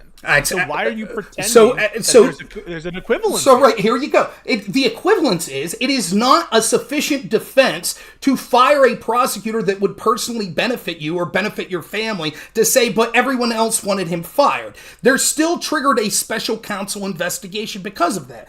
I don't think that the reason Trump wanted Comey fired was the reason Democrats wanted him fired. But the point is, it wasn't a sufficient defense for him to say everyone wanted him fired. But in this case, it's different. Even when we see all of the circumstantial, and this is the key point, right? Pisco's against an impeachment inquiry, right? He is totally satisfied. Well, I'll ask you point blank, Pisco. Do you think that it's probably most likely that Joe Biden and Hunter Biden's bank records weren't subpoenaed before this? By Congress, I think we would have heard about it. So I think that that's most likely. And I think we would have heard about the subpoenaing of their records, probably specifically if it were a grand jury subpoena. So I think more likely than not, the specific records of Joe Biden were not subpoenaed. I think Hunter Biden, I'm not sure, and they could have obtained them, as you know, in other ways. And it could just be the case that the Department of Justice has those records by virtue of having the laptop, and so they could have acquired them in other ways that weren't subpoenas, but I don't know that I ever heard news that they were subpoenaed, and I think I would have. Okay, so what we see is he's basically saying that the records most likely weren't subpoenaed. He's saying that most likely Joe and Hunter Biden weren't interviewed, and he's totally fine with it. He doesn't want that process. He doesn't want a process where those were interviewed. But simultaneously, we could see the double standard when it came to how the FBI treated Trump and all of the people surrounding him. It's nonsensical. It is a blatant double standard. There's no double standard here, Rob. The truth is that these matters were investigated by 3 different investigations at this point now. There was special dedication to these claims being made, and you're mad, one, based on like who they interviewed, and the only people you can identify who they should have interviewed, other than the people they did, which are the people who were on the ground, literally talking to Biden and making the decision to fire Shokin. Who else do they talk to? Victor Shokin himself. Victor Shokin, they know his deal is. They fucking know he's fucking in Ukraine somewhere or in Russia. I actually don't know where the fuck he's located. And the Senate committee. Clearly, you know, they if they wanted to, they could have subpoenaed for him, but like, who's going to enforce that? He hasn't been cleared for a visa. Who else? Onyshchenko, these like admitted Russian propagandists, people who the Trump administration have said are Russian propagandists, people who have absolutely zero credibility whatsoever. What are you going to do? You're going to bring them over here? The Department of Justice has already said, they've already met with Onyshchenko before and said that he has no credibility. These other people are one of them is a specific Russian agent, whatever his name is, Derkach, is like literally a Russian agent. And so for you to pretend that they interviewed the people who would have specific knowledge, and as you say, right, who, everyone in the Russian, or I could say Shokin side of it, also has skin in the game. And so I don't understand what else you wanted them to do other than, I guess, take the step of grand jury and subpoena Joe Biden's bank records. Based on what? Okay, so let me explain exactly what I wanted to do. Yes, those people that you mentioned should have been put under oath and questioned by the FBI. That absolutely should have happened. People like Tony Bobulinski and others that were only talked to once, that was talking and seems to be a credible person, that was admitting Joe Biden's the one, he was involved in these business deals. He was the big guy getting 10%. Wait, but he doesn't know about he doesn't know about Shokin stuff, right? Well, no, he doesn't. But the grander scheme of this has to do, Tony Bobulinski has to do with Biden's defense that he wasn't connected to the business whatsoever. If it's true, let me just ask you point blank, if it's true that any of this Burisma money went to Joe Biden, despite the fact that you think that he fired Shokin for legitimate reasons, would that be... Bobulinski doesn't allege that. Well, I'm not saying he alleges that. I'm asking you an independent question. If it's true that Joe Biden got any of this Burisma money, would that be corruption? Tony Bobulinski, erudite, let's just be clear. Tony Bobulinski is a former associate of Hunter Biden's, I believe, and he's come out with allegations about the laptop and the big guy, and so he's a peripheral figure, I would argue, in the Burisma stuff. But Rob, you had a specific question for me. Sorry, yes, if the question is, forget about all of that. If it turns out that 10% of the Burisma money that was going to Hunter Biden went to Joe Biden, would that be corruption? If 10% of money from Burisma went to Joe Biden, that would be a clear financial interest in Burisma that wasn't disclosed and that Joe Biden lied about, actively and intentionally lied about. So if that's the case, I think that that would be evidence of corruption. So I think that he's someone that, not just with this Burisma case, but obviously with the China case and things like that, that should have been dealt with by the FBI and someone that they were going back to, right? Because if he is the big guy that's getting 10% for this Chinese deal, that would certainly be enough circumstantial evidence to check his bank accounts to see if he was getting money from Hunter Biden's other business deals where he was peddling influence. You disagree? Yeah. So like the China deal, I think that his argument that that Hunter Biden is in talks with Chinese people and says 10% for the big guy is not evidence, one, that Joe Biden is aware of the statements that Hunter Biden is making or the communications he's purporting to, or deals he's purporting to make on Joe Biden's behalf. It's so like, imagine that your son could bind you into investigations based on his own statements, where we already know that he's been leveraging his name all over the place. And so I don't think that by itself, if we have specific evidence that 10% of money is going from a Chinese deal to Joe Biden, maybe that would be a basis to scrutinize Biden's financial records as it relates to Burisma, but it's not evidence of Burisma's involvement in Joe Biden's head when he pressured the removal of Shokin. Well, it wouldn't matter. The point is, right, that could be true. That could be true. But the question is, seeing as how all the circumstantial evidence we have, and we know how the outcome came, that even in your own words, it benefited Burisma. If Joe Biden's getting money, and the decision he made benefited Burisma, and he's getting money from Burisma, and getting money from Hunter Biden, then it would seem that at a minimum would justify investigating Joe Biden and investigating his bank records. So what I would have done is... I already think there should have been an investigation I already think that there should have been an investigation into the Burisma matter. I already believe that. So what I would have done different is this. I would have interviewed the people that were making the claims, such as Shokin. I would have tried to interview Poroshenko if he was willing to. I would have taken the interview of Onyshchenko. I would have listened to people like Tony Bobulinski more. I would have looked at bank records and things like that based on the FD 1023 and other information. And before you say, and I would have certainly interviewed Joe Biden and Hunter Biden. And before you say, but wait a minute, Shokin's corrupt. Again, what you can't argue against is probably the most admitted abuse of power that I've seen in my lifetime, probably the biggest scandal in the history of this country politically. The FBI using a FISA warrant to spy on a presidential campaign and then presidential team, unlawfully, in the words of Pisco, admits that it was unlawful, the FISA warrants that were directed against... Those were based on a suspected Russian spy that was paid for by Hillary, that even after they, one, were unable to get any of the information that he said verified, right? And then after the second warrant, when they talked to that suspected Russian spy, he basically was like, well, it was just kind of locker room talk. I wouldn't take any of that seriously. And yet still got a warrant twice after that. And so now Pisco's saying, on one hand, the FBI, they didn't just take the word of a corrupt Russian type guy that they knew was paid for by the opposition. They actually used it to take an unprecedented step to spy on a presidential campaign and then presidential team. But the FBI can't interview Shokin because they know he's corrupt. Yeah, you have no proof that Danchenko is corrupt. Is he Russian? He's Russian. Was he investigated as a possible Russian spy? Do you have any evidence that he was corrupt? Was he investigated? You have evidence? Sorry, you just said he was a corrupt Russian guy. Yes. Do you have evidence that Danchenko is corrupt? I have evidence that the FBI suspected him of corruption. Wait, no, sorry. Do you have evidence that Danchenko is corrupt? I have evidence that the FBI suspected him of corruption. Wait, Is he still suspected of corruption, or has he been like cleared? Like when was He was never cleared. There was an investigation into him in, I believe, 2011 when he was in the United States. And there was evidence that they cited. I can't remember the nature of the evidence now, but that he was working for some think tank. And there was evidence that he was giving information back to the government of Russia. So the FBI opens this investigation. But the investigation was shut down basically because Danchenko fled the United States. He went back to Russia. So at that point, they're like, well, there's no need to continue FBI the uses investigation. Danchenko for other investigations as well later on after this FISA whole thing What does happen. So it's just to be clear, but you're saying that Danchenko is corrupt. I'm saying the FBI had reason to suspect Danchenko of corruption.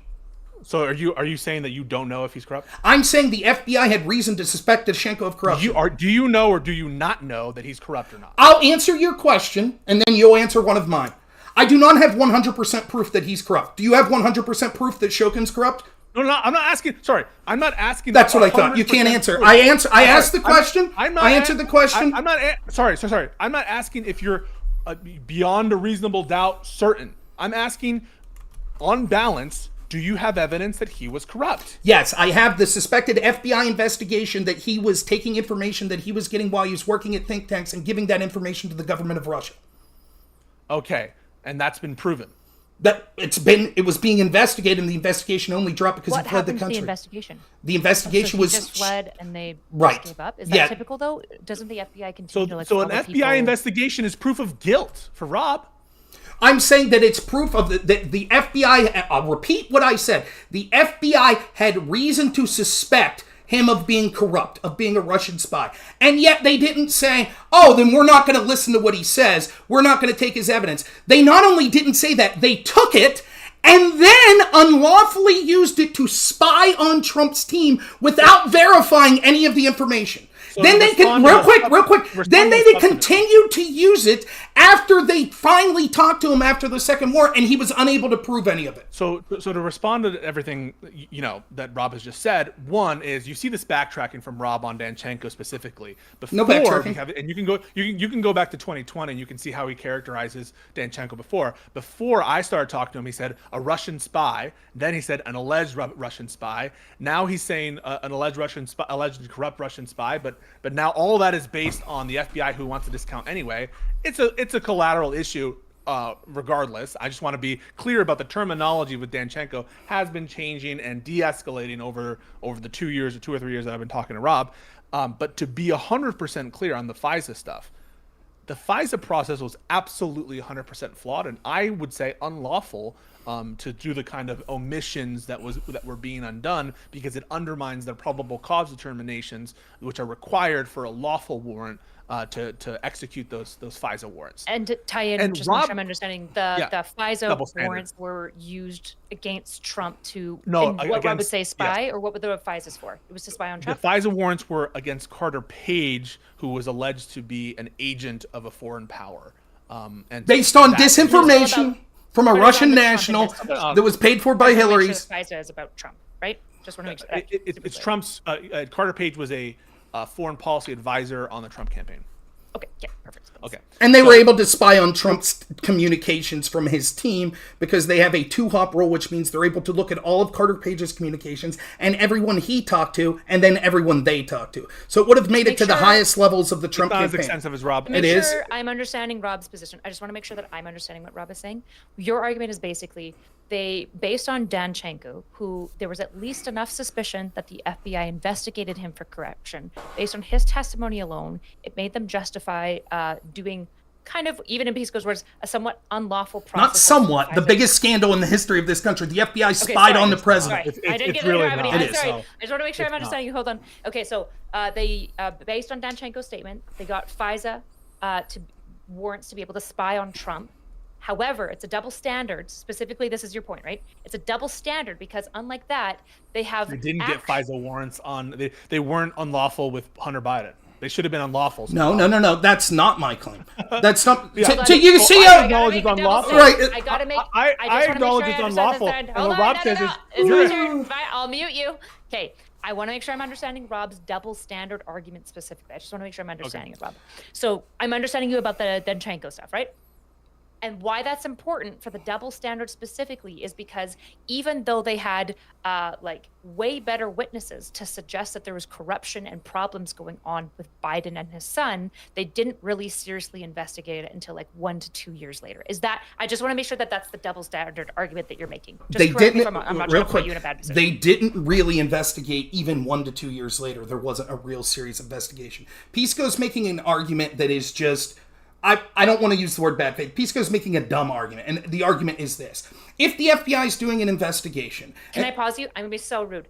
Can you clarify? I'm literally just trying to understand you. I'm just trying to make sure that I'm following your argument. Was my summary of what you're saying pretty close to what your It's close. argument is? It's close, Okay. but let me tell you why this argument's even... There is evidence of double standards I can give you all over the place of the FBI. The reason we're on this track right now is I'm saying... the way the investigations go is this. There are allegations of wrongdoing against a specific person. And some of these allegations are coming from confidential human sources from the FBI saying, I heard this, right? That the Bidens were being paid, that they wanted Shokin fired. Pisco's saying, no need to interview the Bidens, no need to look at their bank records, and the people that would know, like Shokin and these others, the FBI wouldn't even bother to interview them because the FBI knows they're full of shit, they're corrupt. And what I'm saying is the double standard is, right, if we just say, it's absurd, one, for the FBI to not listen to allegations of corruption because they think someone themselves is corrupt. That's the defense they gave of why they listened to Igor Danchenko. And why are you listening to Danchenko? Yeah, right, that's basically, so the point I'm making, just to clarify, is not only did they listen to Igor Danchenko, who was a suspected Russian spy, who we now know was peddling disinformation, but they actually took the unprecedented step of using his information to spy on a president's team.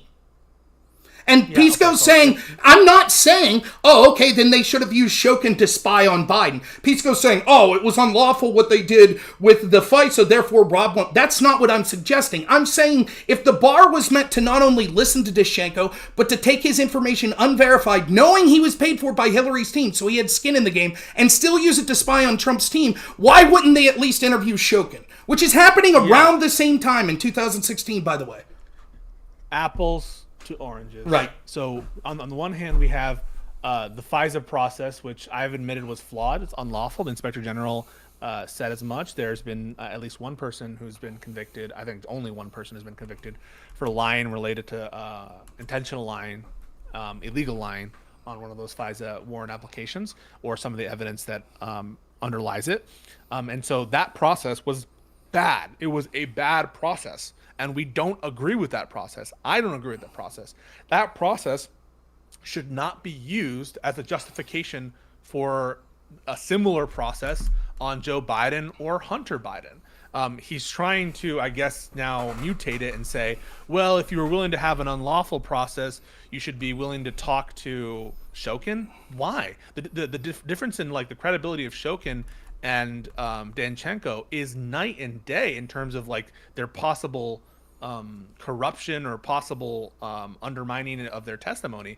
On the one hand, you have Danchenko, who's by all accounts only accused of being a Russian spy in like 2010, 2011. And then on the other hand, you have Shokin, who is corrupt by all measures, and the DOJ, including various actors who are working directly with the prosecutors under Shokin, hate Shokin. They don't trust him at all. They think he's been lying about a ton of shit and has been fighting for corruption and for Russian interests, as opposed to Danchenko, who has been working for like a Western institution and who is whose credibility is sort of backed by a Western spy who they Christopher Steele. So the comparison, I think, is nonsense, and I think it should not be a basis under which to to do anything extra towards the Bidens. So it's just what Pisco will say. It's just nonsense, apples to oranges. This is always the excuse people like Pisco will make when you show these blatant double standards. They just say, no two situations are analogous. And the suspected Russian spy that was paid for by Hillary Clinton that they used to spy on Trump's team, yes, they should have interviewed him, and maybe they shouldn't have spied, but they definitely should have interviewed him. But people that we consider corrupt that are in Ukraine and something that are alleging crimes of Joe Biden, no need to interview them, and no need to interview Joe Biden, and no need to look at his bank records. It's nonsensical. You could see the standard is completely different with the veracity that the FBI went against people. Again, Pisco's making arguments here that anyone that's involved in like any understanding of the FBI whatsoever or in the legal field whatsoever would understand clearly how what Pisco's saying here is being intentionally misleading. For example, he says, you never interview the target of an investigation. Horseshit. Never. Oh, what he acts like? Why would you interview the target? Never. Oh, but most of the time you don't. No. I'm just saying you cannot rely on the target of investigation as the basis for substantive liability. Oftentimes, what'll happen before an indictment, you'll request an interview or sit down with the target of investigation. That's why did they interview Mike Flynn? Were they about to have an indictment? There was a counterintelligence investigation. Because Michael Flynn's, they needed to know what Michael Flynn talked about with respect to the Russian ambassador Kislyak.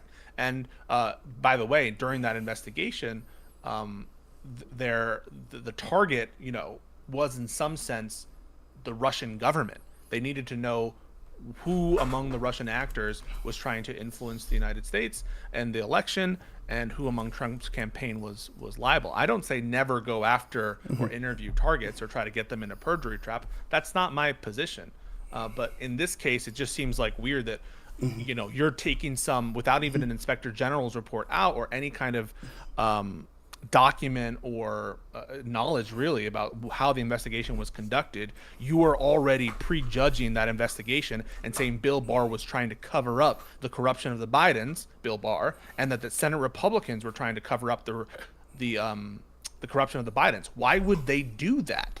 Okay, so there you have it. Pisco admits that, okay, upon further pressuring on it. Yeah, sometimes they do interview the target, but they just shouldn't this time, right? Then Pisco makes other claims that if you know anything about this, you can clear his bullshit, where he says, well, if the FBI thinks someone's corrupt, they wouldn't be willing to look at their evidence or to interview them. That's not true. They do this all the time. In fact, many RICO cases are brought because the FBI interviews people that they think are corrupt and get evidence from them, and then they use that evidence to go after the people that are the targets of the investigation. So Pisco's fallen to hoping that the people listening don't understand these processes. Just like Pisco's hoping, not to get too far in the weeds, but it's the same with the Hillary investigation, where Pisco hopes that people that aren't familiar with this process think that the way the FBI does investigations is gives everyone immunity and then says, did anybody tell you to do anything wrong? And when they say no, they go, okay, there's nothing we could do.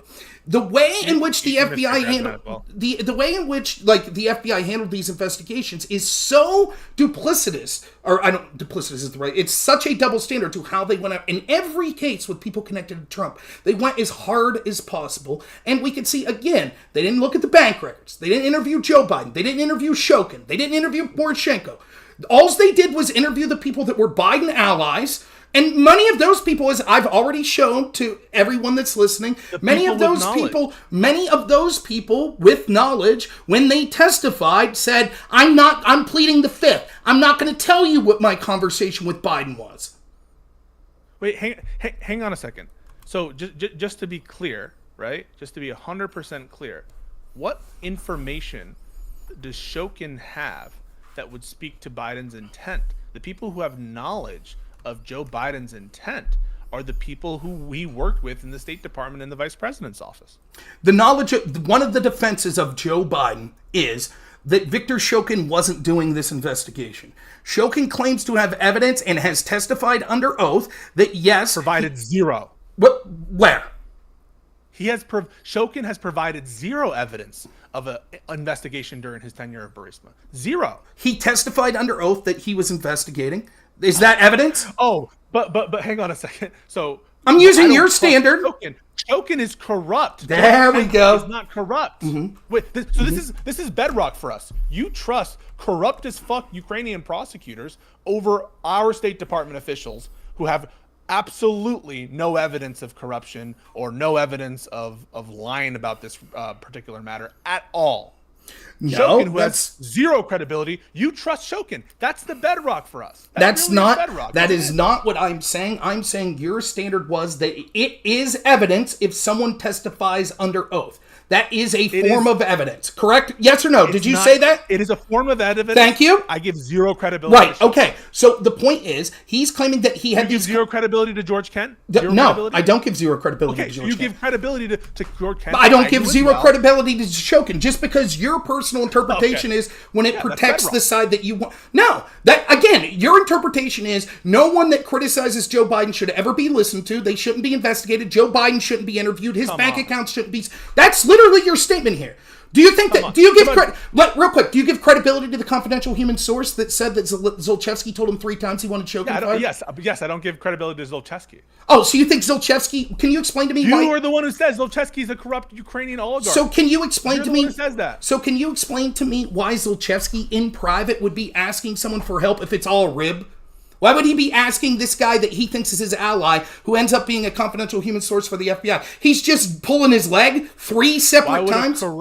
Why would a corrupt Ukrainian oligarch lie? Devon Archer gave you that. No. Why would he lie to? Why would he lie? Why would he lie? Why would he lie to a person that he was seeking help? He just wholesale out of cloth made this story up. 3 times. Devon Archer gives you the policy rationale for why a corrupt Ukrainian oligarch would lie. He tells you why.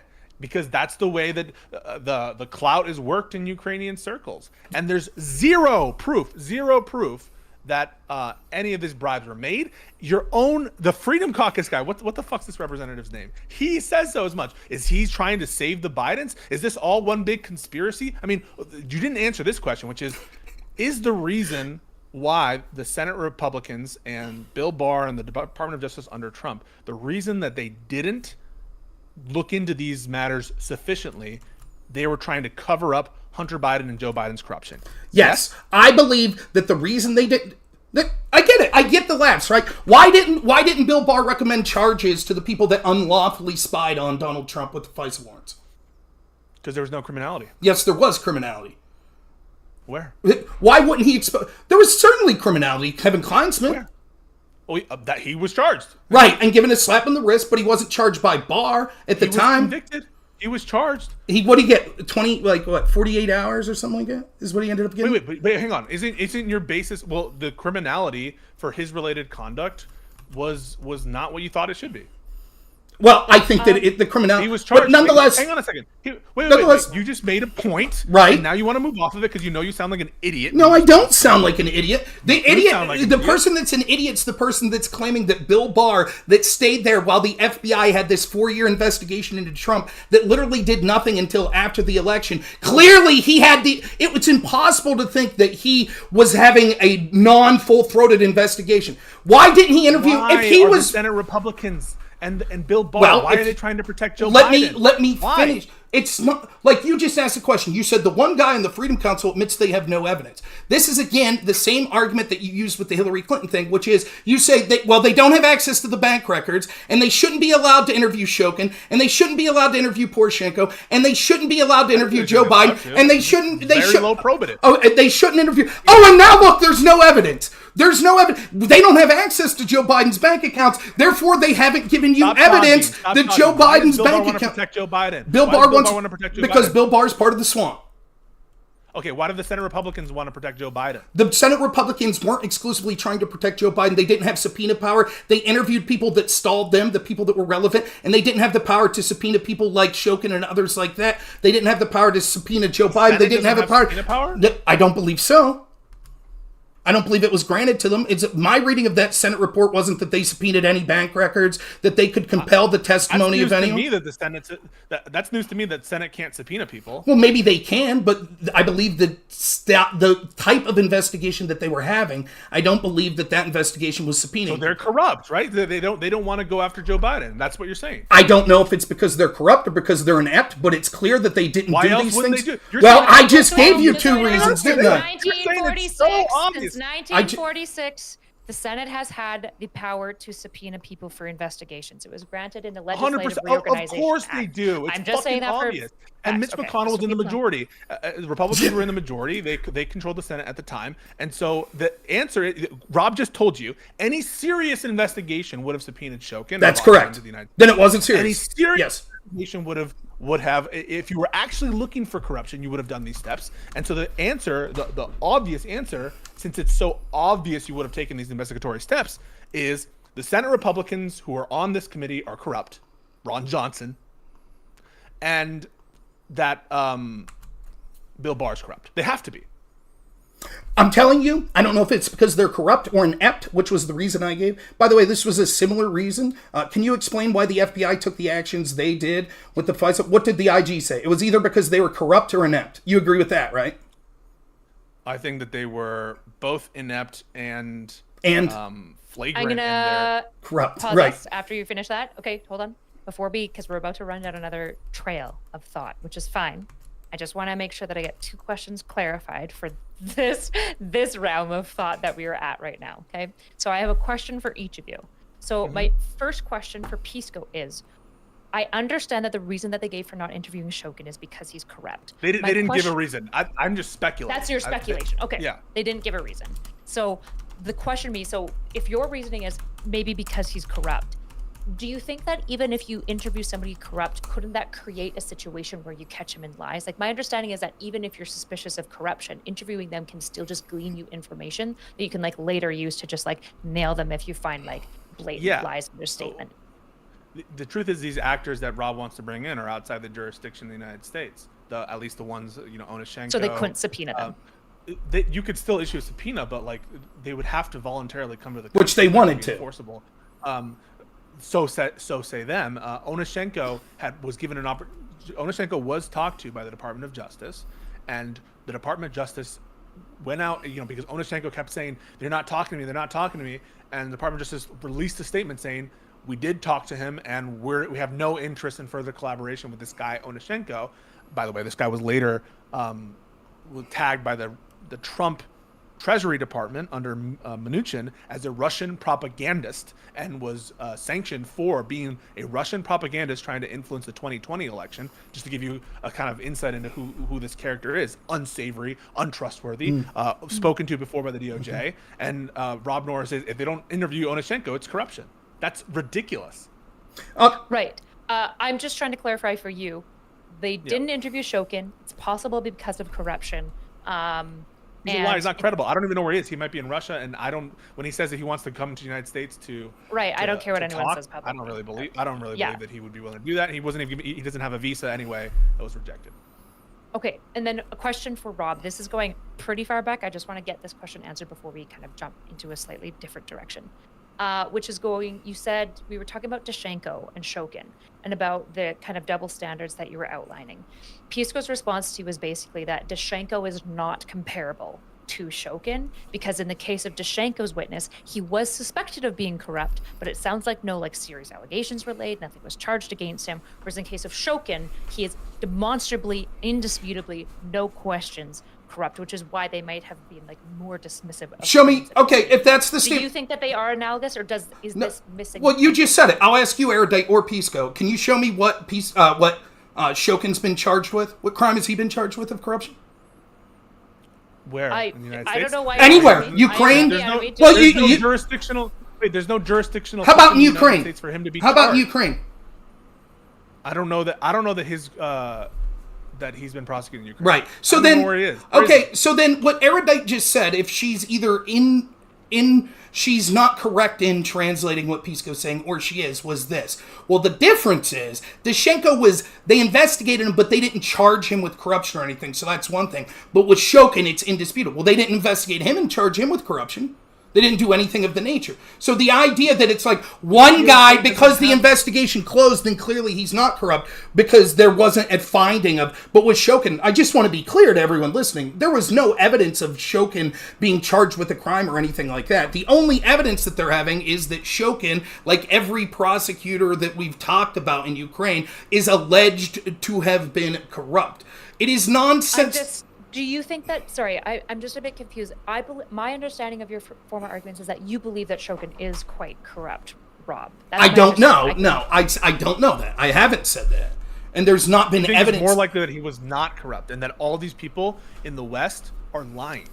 No, I think... That's what you think is... Wait, which is more likely? That My Shokin is goodness. corrupt or not corrupt? Well, I know. You have to get in and hurry up and try to filibuster what I'm saying. I've explained this situation to you several times. I explained it once here today. I will re-explain it. It is almost indisputable because we have audio evidence that the real person that was corrupt was the ally of the United States, Poroshenko, who you admitted you have no reason to dispute. But let me finish. Who you admitted you have no reason to dispute that, yes, he is someone who is directing his PGO to solicit bribes and stuff like that. I said there are one of two possibilities, that Shokin was just a legitimate investigator who was investigating things, and then behind the scenes Poroshenko was soliciting bribes. Then he would tell Shokin, okay, please, likely. and or that, please, I'll finish.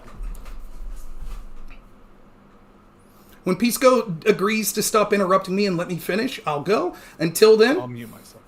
Thank you.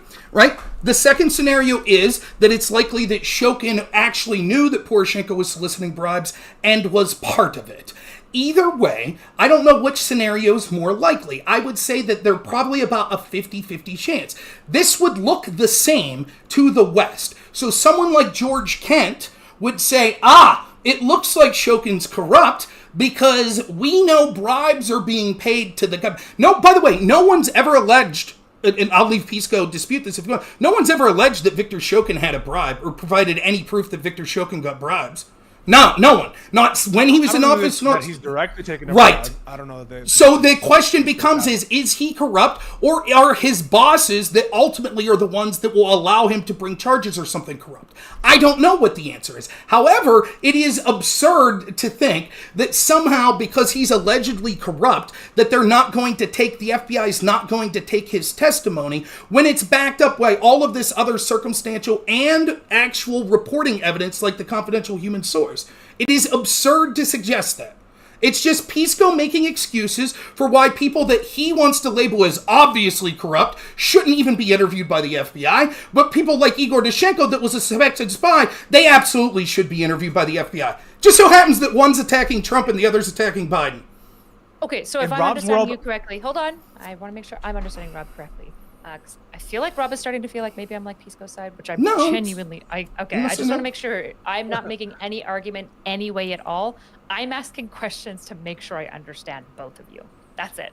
So to make sure that I'm understanding you, the reason why you feel like Danchenko and Shokin would be analogous, possible like whistleblowers and like basically witnesses to take seriously. If Danchenko's a serious witness, then Shokin should as well, because neither is really shown to be corrupt, and you've also outlined there's kind of this suspicious pattern in your mind of like who the FBI wants to label as too corrupt to talk to, even though there's not as much evidence as maybe like there should be.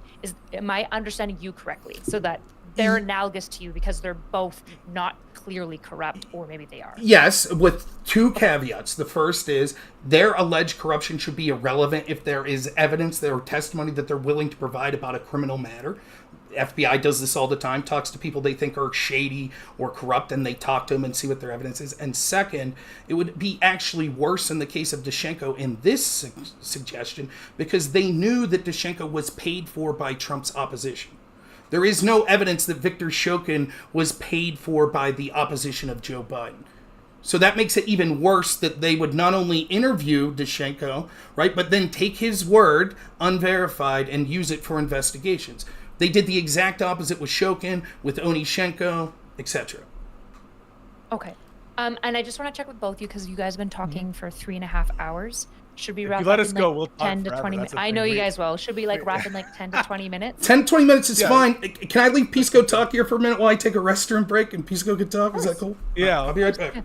So I just want to respond to some stuff. And, starting with the Danchenko, Onyshchenko, yeah, can you establish Shokin, the corruption Shokin-Danchenko comparison? Yeah. So I guess first on the equivalence there, I think a lot of this has to do with who's available. Danchenko's in the United States. He's a permanent resident, right? And so honestly, I think a lot of the decisions about who to interview, a lot of it probably has to do with like cost and who's available and who you trust. And I think that the FBI has a reason to trust Danchenko more than they do Shokin. But also logistics play a key component into it and about who has the relevant evidence. I don't think Shokin has the relevant evidence about Joe Biden's corruption.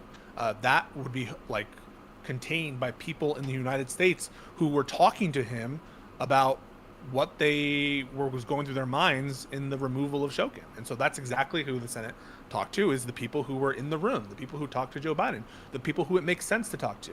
Yeah, they didn't interview Hunter Biden that I know of, but again, he was under criminal investigation. He would have taken the Fifth. It would have been futile. And what's more is you don't always interview the target of investigation. There's sometimes very good reasons not to do that. One of them is it's a really political act, right, to grand jury subpoena Joe Biden, when in the middle of right. So like everyone here acknowledges that they have a problem with the Department of Justice levying charges at Trump. There are other reasons why I think that that's totally justified, but the reason is because of the propriety and the public-facing nature of it, and they call it election fraud.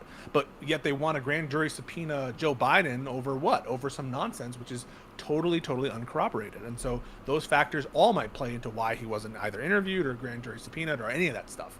On the actual question of corruption, with Rob, up is down, down is up, right? He says the Senate Republicans are corrupt, or at the very least inept, right? The Senate Republicans are inept or corrupt. The Department of Justice, inept or corrupt. They have to be, right? In order for Rob's story to make sense, the DOJ, I think he thinks DOJ on balance is corrupt, and he has to think the Senate Republicans are corrupt. He also, incidentally, just said there's a 50% chance in his mind that Victor Shokin is corrupt.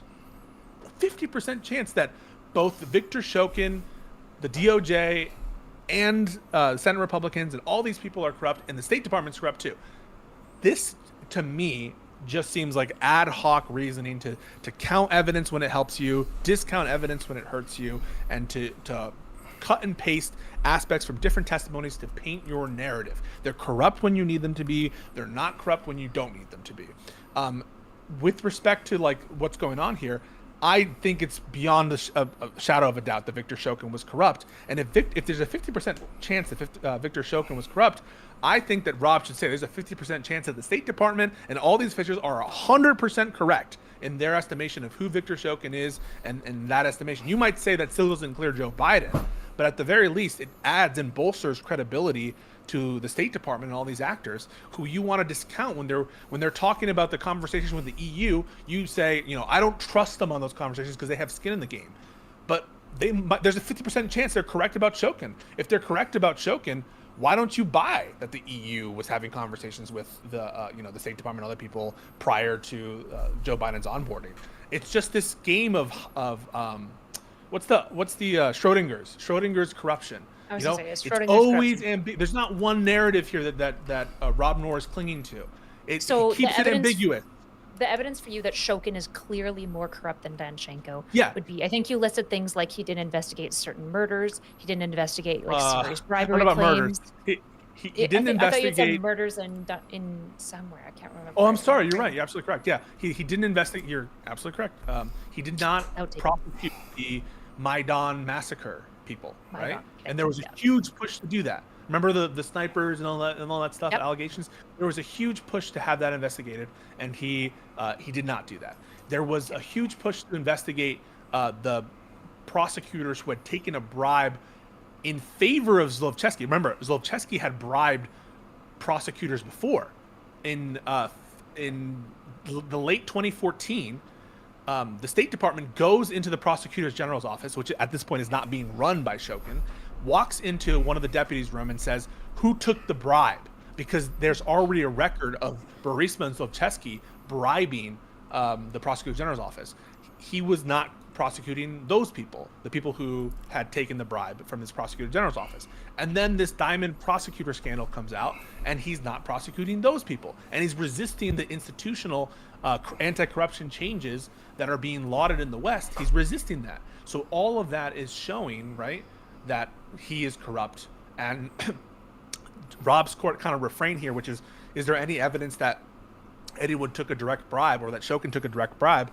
That's not the definition of corruption. You would agree that if you're purposely not looking at someone, or because it might help a political ally, or you're purposely not going after your friends, that's the definition of corruption. Wouldn't it be like if Merrick Garland was like, I'm not going after Joe Biden because I like him, you would be like, that's corruption. And so I just think that this entire story that Rob unravels is not credible. I'll take my I'm 10 gonna go to the minutes. bathroom. I can listen, and Rob, Yeah, you I'll get take my the whole 10 time minutes while I'm now. in the bathroom. So, okay? 'Cause well, I'm- Pisco outline. First, let me retract Like something five. that I said as I'm looking, right? It turns out that the Senates did have subpoena power. They subpoenaed Painter, I think, from Blue Star Strategies, right? It could be that they're corrupt. It could be that they're inept, or it could be this, that the people that are on there, that committee, necessarily weren't corrupt or inept, but they didn't have the political capital from people like Mitch McConnell or the others to do things like subpoena Hunter Biden or Joe Biden, because they knew that the Democrats would make a big stink about how this was election interference and things like that, and they didn't have the political capital to be able to subpoena bank records. And as Pisco already admitted, they don't have an enforcement mechanism anyways. The enforcement would be the DOJ, which, yes, I am alleging is corrupt. Now, Pisco makes it sound like, oh, I have to say that all of these are corrupt. Well, that's been my argument the entire time, and every time I have a debate with Pisco on this, we can see how that's the case, how the DOJ and the FBI has engaged in double standards, such as we see their blatant bias when it comes to like things from the Durham report. Remember, the Durham report said, he concluded they weren't even concerned about specific changes to make at the FBI, because the culture was such that they weren't embracing the ideas of fidelity, integrity, etc. And so until that sort of thing changed, even incremental changes wouldn't be that much of an effect. That's from an official investigation, which Pisco will tell you we have to accept official investigations, but for some reason he doesn't believe that one. Anyways, so yes, there was a double standard in how these things happen. Now, he goes on to this narrative about Shokin. There's a 50% chance Shokin is corrupt. I've already went through this many times, but he's hoping that you don't understand this, so I'll outline it very clearly. It could be the only person providing evidence to make everything a scenario that would make all of the evidence fit is me, right? It could be that George Kent thought, and people at the State Department thought Shokin was corrupt. It could be that Shokin actually was corrupt, or they just thought he was corrupt because he wasn't getting results because his boss, Poroshenko, was corrupt and was taking bribes. We have evidence that Poroshenko was not only taking bribes in the past from Zlochevsky, but that Zlochevsky was reaching out to him in December after it was already known that, or after there was, according to Pisco, pressure that there was going to be the firing of Shokin. He's still reaching out and offering a bribe to Poroshenko at that point. We have the reporting of Ken Vogel that says that they wanted Shokin gone and they wanted Lutsenko. We have the confidential source that says Zlochevsky 3 times in 3 different conversations said we wanted Shokin out, we were paying bribes to get Shokin out. Pisco's going to have to say all of those people were wrong. Now, Zlochevsky's intentionally lying for no reason at all to someone he thinks is his friend, like, hey, can you help me out with this situation? He's just wholesale making a story up. Just completely making it up. Because he's just a bad dude. He's just a bad dude. And Shokin's just corrupt, so we shouldn't interview him. And Ken Vogel was wrong in his reporting, so we just shouldn't trust him that they want them out. Like, it could be that there was bribes being, like, I know this is difficult to understand, but it could be that you have this corrupt prosecutor, that Shokin was corrupt, or that his boss is corrupt. And that it's pissing off Hunter Biden's boss. Because he's like, I'm tired of fucking paying bribes. I'm tired of having this hang over my head. I want this fucking guy gone. Call DC. Get him gone. That's why they're saying we're under pressure from Ukrainian government investigations. That's why they're sending emails out November 2nd saying, we want you to reach out to your contacts in the United States with the ultimate goal of closing down cases and investigations in Ukraine. That's what he's saying, right? It all makes sense if what they really wanted was they wanted Shokin gone, or if you take Pisco's version, they wanted the United States to stop applying pressure that led to Zlochevsky feeling pressured. What he can't get around is that's exactly what happened. That is exactly what happened. Once Shokin was gone, within 6 months, Burisma got what they wanted. Joe Biden hasn't been interviewed. Hunter Biden hasn't been interviewed. Their bank records weren't subpoenaed. And Pisco's defense is, well, we don't have evidence that Joe Biden ever got this money because his bank records weren't subpoenaed. And then he's going to rely on the same talking point that every time you bring up these double standards is, oh, you're just saying that people would be corrupt. That's absurd. How could people be corrupt? That's ridiculous. If it was someone that was there while Trump was there, clearly the DOJ and the FBI under Trump were his tool. Clearly, they were there to benefit him. Never mind, we could see that there was clear bias, even if you don't think they acted upon it, by almost all the leadership at the FBI. You can even see from how Bill Barr talks about Trump now that he probably wasn't the biggest fan of Trump, right? So the idea that he's resting, and again, this is what we're talking about. We're not talking about 100% guilt of Joe Biden. It looks pretty damn bad. It really does, right? But we're talking about it didn't even meet the threshold for an investigation when he did this quid pro quo in 2015. It didn't even meet the threshold for looking at his bank records or interviewing him even now. It's an absurd statement. The last thing I'll say is, when we're talking about an impeachment inquiry, I do hope, one, that it is able to bring out more evidence of corruption that we didn't know previously. That way Pisco could try to defend, those other investigations were legitimate. They were, but they did, they didn't come up with some of this evidence now because he's the one fighting against a more active investigation and doing things like subpoenaing bank records and things like that. But the other thing to remember is this isn't an impeachment inquiry doesn't even have to find proof of criminality, because impeachment is a political remedy. So it doesn't have to be that they prove Joe Biden committed a crime. If they believe that he acted improperly, that would be enough to justify an impeachment inquiry. And I think there is more than enough evidence to suggest that that inquiry is legitimate, but most importantly, that that inquiry could show that the FBI should have been doing these types of investigations for 7 years now. A lot of coulds. It could be the case that it could be the case that George Kent's telling the truth. It could be that Shokin's corrupt or not corrupt. 50-50, who knows? Could be the case that this and that. It's not necessarily like this entire... This is going to be your closing statement, by the way. Yeah, sure. Ron, this entire stack of cards, deck of cards, whatever, I don't know what the analogy is built on conjecture and unfinished theories, right? He doesn't even have a full theory about what's going on in Ukraine in the sense of one that he's sticking to. He's arguing in the alternative. And on that basis, he wants you to conclude that there's enough of a there that Joe Biden was acting improperly when he can't even get it straight who is acting corruptly in this investigation in terms of his final theory that he wants to present. It's a lot of guesswork. But ultimately, he has to come back to the investigation into it were illegitimate. And they were illegitimate because ultimately they were corrupt. Because I believe if you were to press robnoerr, if you were asked, point blank, would you vote for removal from office? Is there enough evidence to establish that Joe Biden did something with respect to this case? There might be other stuff, but at least with respect solely to the Burisma related matter, would you have enough evidence to remove him from office? I think that he would struggle, I guess I'll ask him right now, as part of my final answer, would you vote for removal of office? You want me?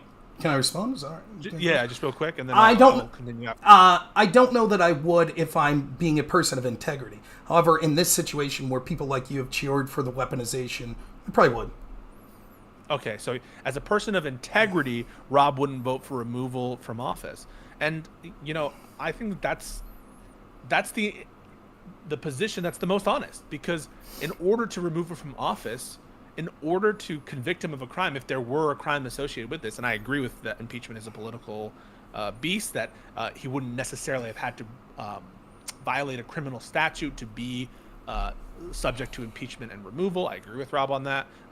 Abuse of power would certainly fit the bill. If you were going to give him one of those sanctions, there has to be sufficient proof. And there just isn't sufficient proof to impose on him a removal from office or a conviction of a crime if there is one associated with it. The reason why I'm against this impeachment inquiry is because this has been investigated ad nauseum by previous investigations, and because the origins of this entire conspiracy theory, because it is a conspiracy theory, by the sheer definition of that word, it is a conspiracy, and one that I think is unfounded. The origins of this was a Giuliani cooked up drug deal in Ukraine, that's a metaphor, where it was clear what was being pressured for was a political announcement of investigations into Joe Biden, and that what was being requested by Donald Trump to the Ukrainian prosecutor and then two Ukrainian presidents, really, Poroshenko and Zelensky, was an announcement of an investigation into the Bidens. That was the crime here. That was the impeachable offense that Trump should have been removed for. Admittedly, under Rob Noerr's theory of the case, Lutsenko is a corrupt prosecutor. And admittedly, Donald Trump and Rudy Giuliani solicited Lutsenko, a corrupt Ukrainian prosecutor, to announce a political and corrupt investigation into Joe Biden. That is what's at stake here, and that's the origin of this conspiracy theory.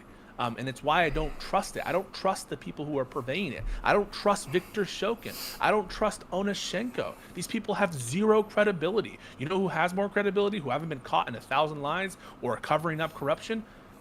George Kent, Victoria Nuland, the other Secretary of State, the State Department people who testified. When you want to talk about people who come to the determination that there is no evidence, the New York Times article author, who I'm not remembering at this moment, you'll remind me of. Vogel. Rob, his name? Vogel, also claims that there's no evidence of Joe Biden's involvement.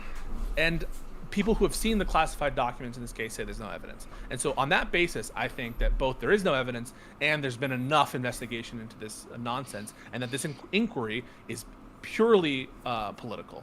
Now, I say that, but I do think there should be continued investigation into the Hunter Biden investigation related DOJ discrepancy. So I think that that's a legitimate use of congressional oversight authority. I don't think it should be framed as an impeachment inquiry. And I think if there are some non-Burisma related matters to investigate, that's fine, that they can do that too. But I don't think it should be framed as an impeachment inquiry. And I think the specific investigation into the Joe Biden removal pressure, that is not proper and therefore should cease. Do you mind if I ask you a question unrelated to the closing here, real quick? There was a early February 2016 freezing of assets that we've talked about often by Shokin. Yeah. You say that was just something that was done previously, and then a court overruled and they reinstated it. Do you know when that occurred, when initially those assets were frozen? The initial freezing of the Ukrainian assets? Correct. I believe that happened in February of 2015.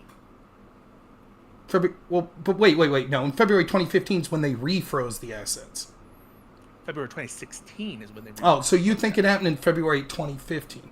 So was that under Yerema or Shokin? I believe it was in the interim. Okay. I think so. All right. Then I'll give my closing. And also on that point, real quick, that freezing of the assets, there's some allegations that was done by these deputies Casco. I don't know. I haven't followed up on that. But to the extent that they were done, I don't think that it's a true seizure. It's a technical reinstatement of a seizure that was already effected prior. Okay. So I'll get any last final thoughts for like a minute, and then we got. I get a minute after that. Was your response? Okay, you guys are going so far back and forth. Okay, you get. I'm done. I can be done. 6 minutes. Okay. Yeah. No more back and forth, so that I can actually track closing. So okay. Go ahead, Rob. All right. Your closing. All right.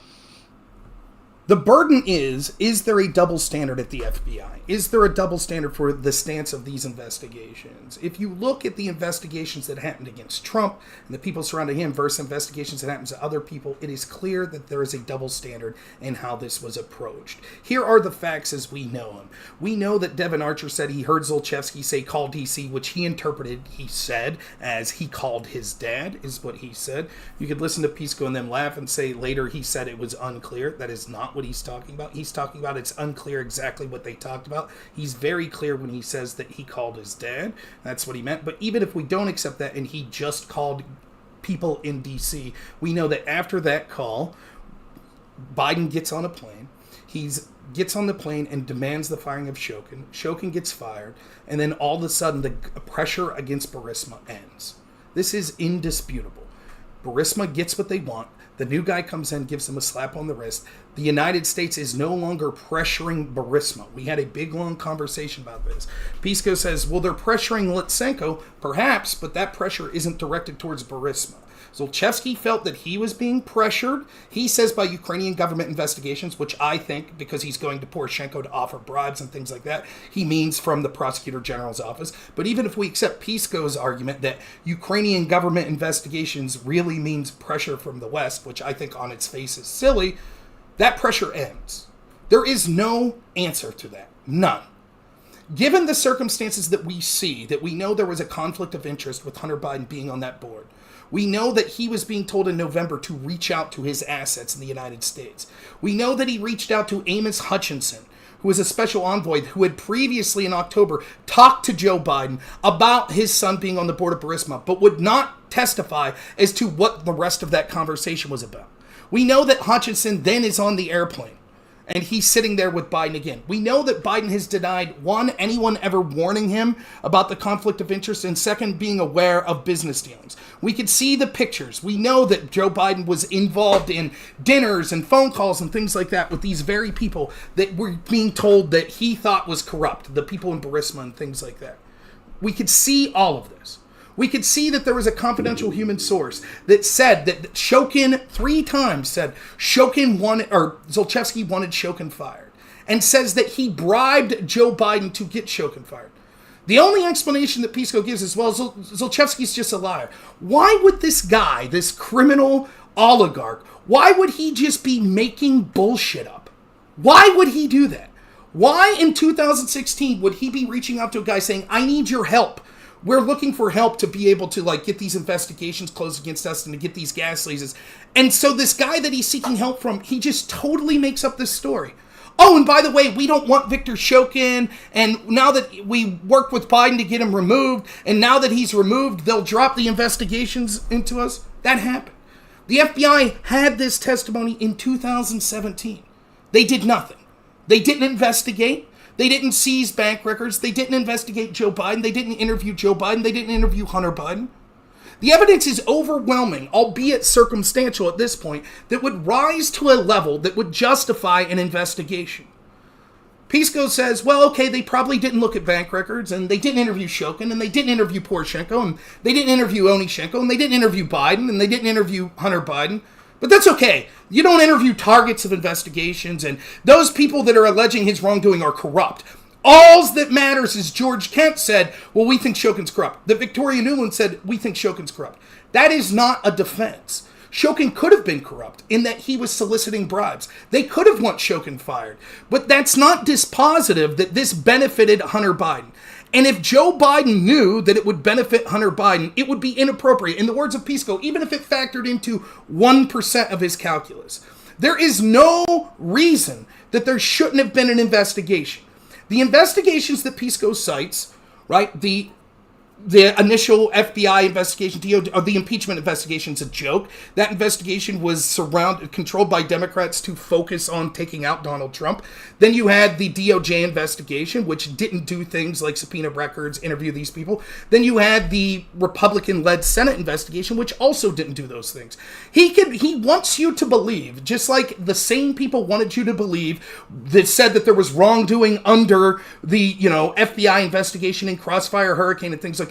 It couldn't have been. It was Trump people there. It was Trump people. It was Trump's DOJ, so it couldn't have been corrupt. It is nonsense. When the overwhelming evidence is there that these necessary steps weren't taken, it is ridiculous to say, oh, well, we just have to say that it couldn't have happened that way because if it would have, it would be corrupt and Trump's people wouldn't do that. It's nonsensical. The evidence is overwhelming that would have justified, at least at the bare minimum, an FBI investigation that took the minimum stance of interviewing Hunter Biden, interviewing Joe Biden, and looking at their bank records. If this was Donald Trump, it is undoubted that they would have done that and more. Absolutely. Every one of us know it. Pisco knows it. Erudite knows it. Everyone watching knows. If it was Trump, they would have went after him as strong as possible. The other part of this is the other defense, other than Shokin wasn't interviewing, is everyone was suggesting that Shokin be fired. It could be that people were suggesting that. We've yet to find any evidence. There is no contemporaneous evidence of any international body whatsoever in the form of emails, in the form of official memos, in the forms of any official policy that they were recommending firing Shokin. The best Pisco has is, well, the EU memo that says that they thought benchmarks were being met, and didn't suggest firing Shokin, well, that's not necessarily, in dispute with you could also believe Shokin wanted to be fired. Maybe that evidence will come. It's not sufficient, but that's the only defense that is offered.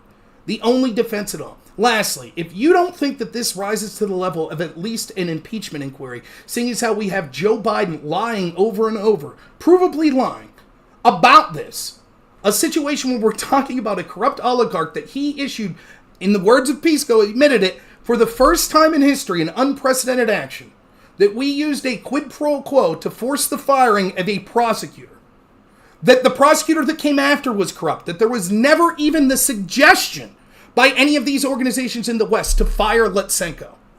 That they knew that Poroshenko was this guy that was putting corrupt cronies, but that was okay. They just, for whatever reason, said, just this one time, the first time in history this has happened, that we conditioned aid on the firing of a prosecutor, just so happened to be a time when it was a prosecutor that was tasked with looking in to the company that Joe Biden's son was on the board of directors.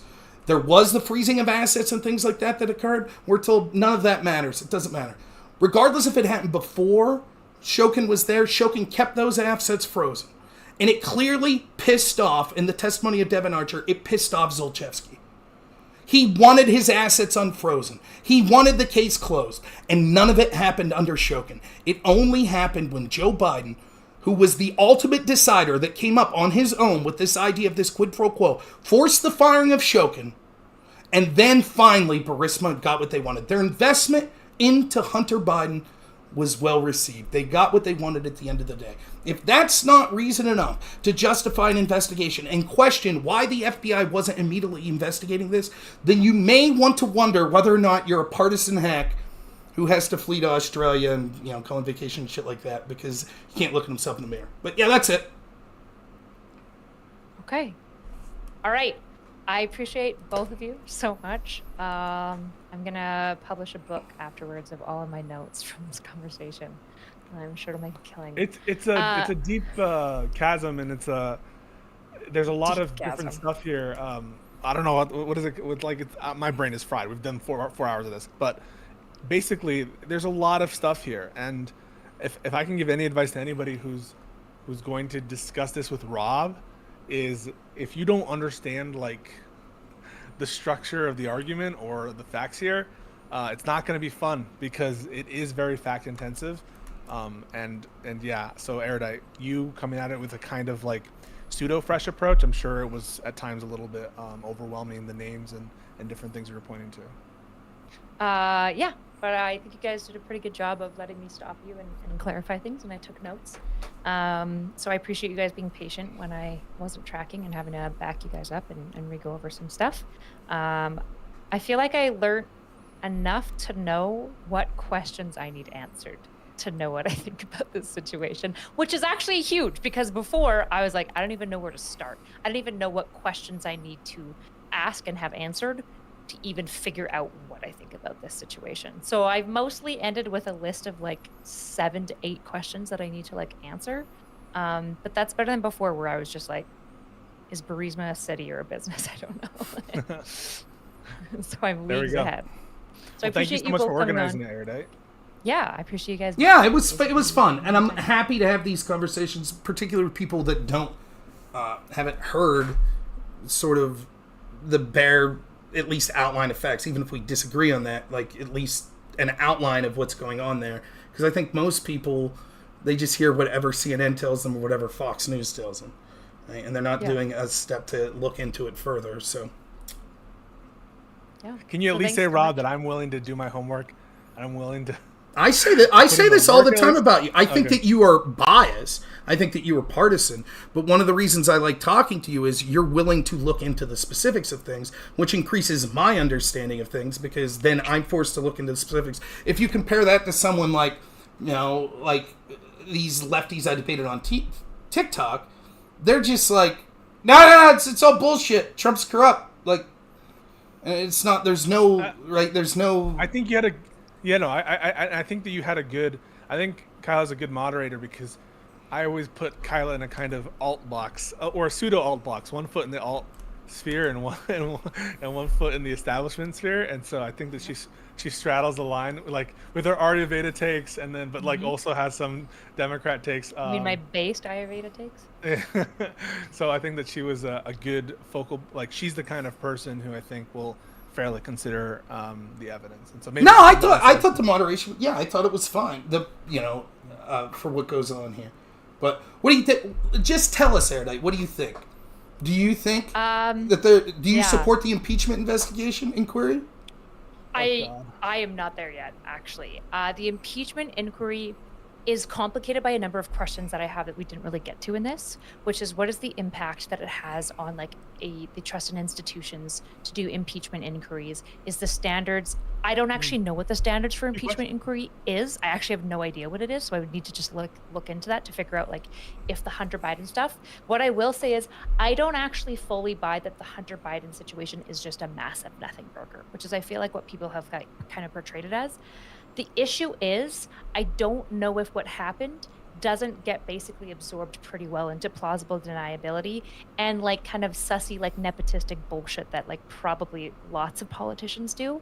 And I think at the end of the day, the fact that the Republican Senate specifically didn't find major suspicion. I am curious about the future investigation with the Senate and stuff to get certain things subpoenaed. It's really weighs on me to go, if there is something here, it's probably way less intense than what maybe Rob would suggest that it is.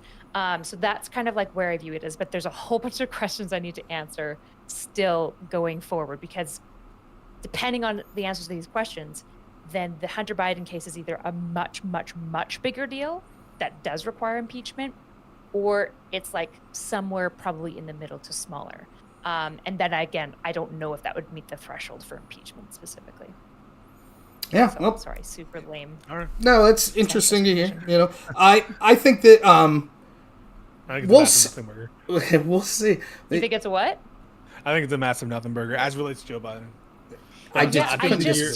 Here's the thing. If it's not a nothing burger, if everything's kosher, so my thoughts are basically this: if everything ends up being kosher, which I'm willing to believe that maybe it is, then it makes me feel like there's some serious policy updates that need to be made, because there's questions to be why the fuck is Hunter Biden there at all?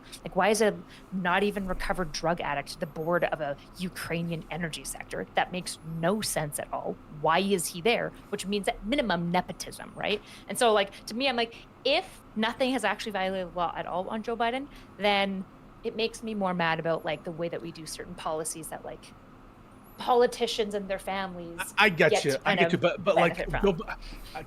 how can Joe Biden prevent Hunter from being on the board? He should have recused it. He should have recused himself at a minimum for being the person that came up with the quid pro quo. I mean, I don't understand how that's even a dispute. Back into this. I'm not going into that. I'm not saying that Joe should have prevented it. I'm saying that there should be some level of scrutiny and conduct that goes, why would Hunter be on this board? Really seriously, why is Hunter? Well, we know why he was on the board. Even Pisco owned it, because he was the vice president's son. He was selling access or the appearance of access. That's what he was doing. I don't disagree that's what. Listen, I don't think. I think that's Hunter Biden was brought on for his acumen. I think he was brought on because he was probably thought that he could smooth relations with the West. I think that's probably why he was brought on. And he probably can to some degree. The issue is, can he criminally? That's the real question. Well, yes. I don't think he could. Because, he can't.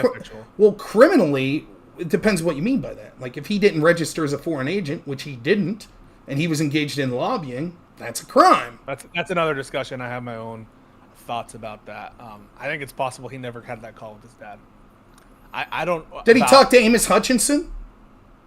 I think that Amos Hutchinson told him that essentially that they're aware of the conflict of interest, or the appearance of the conflict of interest. I almost think that the appearance of conflict of interest is a point against is the fact that this was well known and they continue to do it.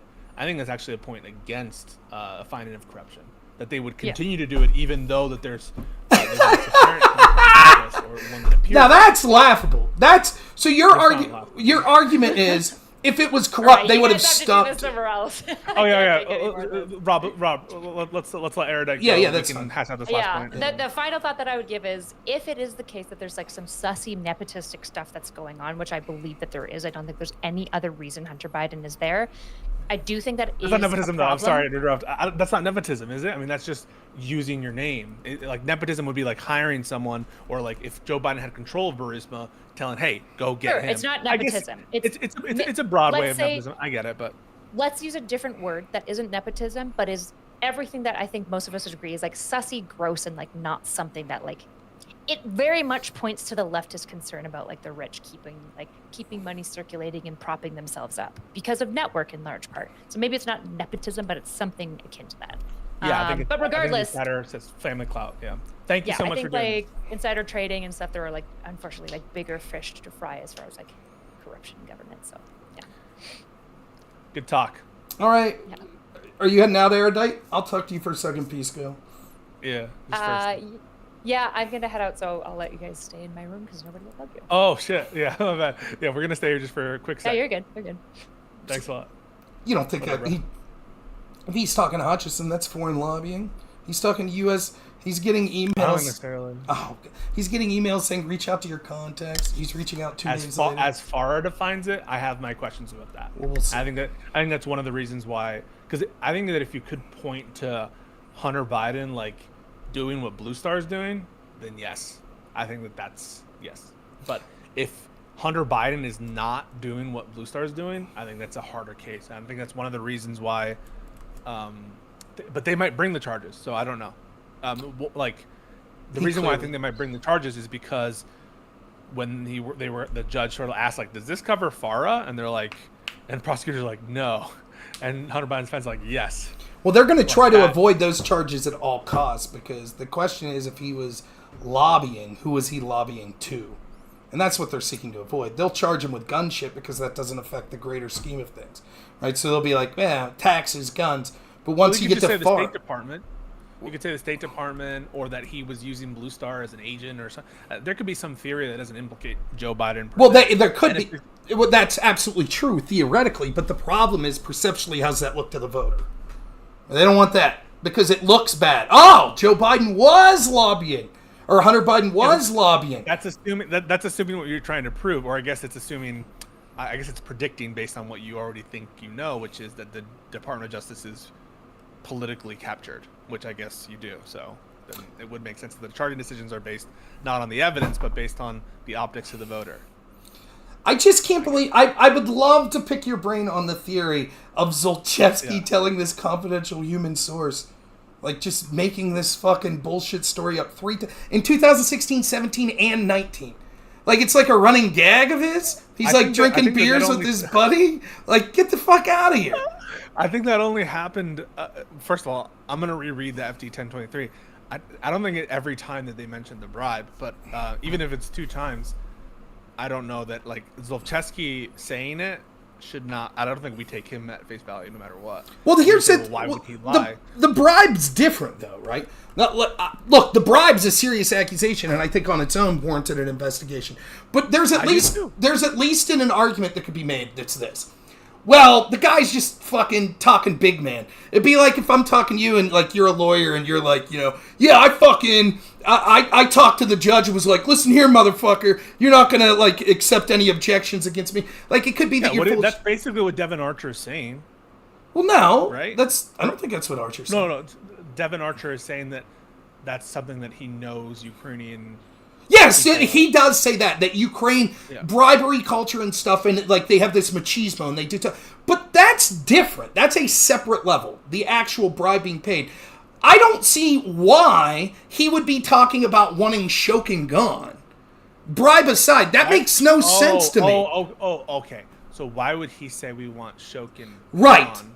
Why would he be saying that sort of stuff? Like, I could see being like, well, just because he said bribe doesn't mean that could be a bullshit story. But he's literally reaching out to this dude, and he's like, hey, I need your advice. Like, we want Shokin gone. We want these gas permits and stuff. Like, what's up? And the confidential human source is, like, telling him over and over, like, I wouldn't fucking pay the Bidens because this could bite you in the ass. If I were you, I'd just hire a lawyer. And Shokin's like, well, it's too late now. Like, why would he even have this conversation if it's like, you know, oh, we like Shokin? Why? I don't understand what his rationale would be. I can't think of anything. Yeah, so I think one reason why you would, it depends on who this confidential source is. And so obviously our determination on whether it makes sense for Zlochevsky to have said that depends on who he's saying it to. Unless what you're saying is I cannot envision a person where it would be plausible he would say that to if it weren't the case, which I think is approaching what your thoughts Yeah, I just don't know who it would be, especially to then bring it up again in 2019. Because, like, what happened? The conversation in 2019 is basically like he reaches back out to the CHS and he's like, CHS is like, I fucking told you. Now Trump's team's looking into this, right? And he's like, well, I have all this evidence that I was forced to pay the Bidens. Would that make a difference? Right, if I was forced to pay? Like, I don't understand why he would be making up this shit about Shokin if that was the case. I don't get it. Oh, Can I just listen to you guys? Is that okay?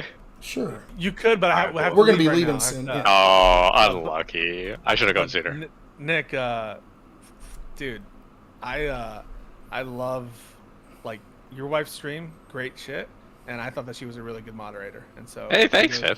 Yeah. Oh, you're Erudite's husband? Yeah, that's right.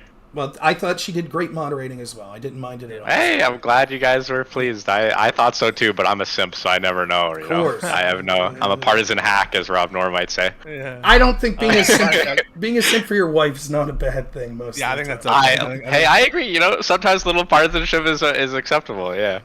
Yeah, and honestly, Nick and I were very much aligned on the Sunday saga, and so I just feel like a kinship towards that whole bullshit. Anyway, yeah. Thanks a lot, Rob, and please send our thanks to Kyla, because it was a lot of fun.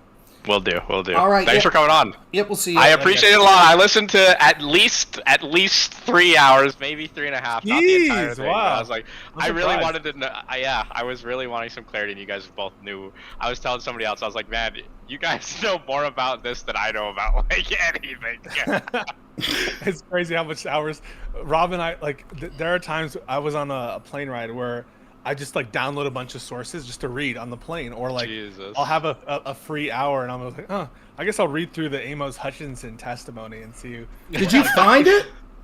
I can't find. Oh, I have all the testimony. I have them all labeled. Yeah, I can send you a bunch. Send of me stuff. the Hutchinson. I could only find readouts of it from the Senate report. I couldn't find his whole. I have an entire folder with dates on articles and like what the article says, and so yeah, I have organized myself like it's like a real case of mine. So yeah. Well, send that Hutchinson. Yeah, we'll see you guys. I'll send that. All right, we'll see you. All right, Take peace. it easy.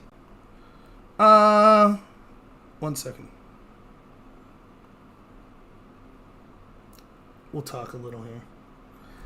Yeah, you know, I thought it was a fun debate. I really did, but I think that, you know, first I'll put the part that I thought was the weakest for me. I thought that I was absolutely incorrect when I looked into it further, that actually the Senate investigation in 2019 did have subpoena power. It did issue at least one subpoena, right? I still don't think that investigation, it doesn't matter what the reason it was insufficient was. Was it corruption, ineptitude, anything like that? They didn't subpoena the records, the bank records. They didn't investigate Joe Biden, or interview Joe Biden. They didn't interview Hunter Biden. Right? They basically allowed people like Amos Hochstein to say, I don't know what, I can't, I'm not going to say what we talked about. And it was something I never talked to Pisco about before, that Amos Hochstein situation. I mean, that's so damning circumstantially. Dude's talking to Joe Biden, about Burisma. I can't tell you all what, but I was talking to him about his son being on the board of Burisma. Then he's talking to Hunter Biden multiple times. Then he's on the plane with Joe Biden. Not good. Not a good look. Yeah, I thought Erudite was a fine moderator. I did. I didn't think it was bad at all. You know, a couple little things hardly worth mentioning, so I won't. But what did you all think? Where were the parts I could have been better? Did you think I did well? Are there questions that you all have based on the discussion that me and Pisco had? I could stick around for maybe 10 minutes. So, first off, did you think it was good? It was all him, Rob. I don't know what you mean by that. Yeah, there's a lot to the topic. Ranch Commander does not think I did well. I've no doubt that they probably didn't move the needle on many people that are predisposed to thinking that there's not corruption. I think that they'll say, this is what they'll say, well, Republicans in the Senate investigated it and there's nothing there, so that's all there is. That's what they'll come away with. And that's sort of the predisposition that people like Pisco are going to be able to play to. It's why it's such a problem that there are so many people inside the Republican Party that clearly don't like Trump, right? Because what happens is, when the institutions are on your side, you could always point to those institutions and say, see, they looked into it, nothing to see here. Flying Crouton, go ahead. I saw that you were saying stuff. You want to help the right get out of traps that they walked into, but you have to play it a different way. Go ahead, Flying Crouton.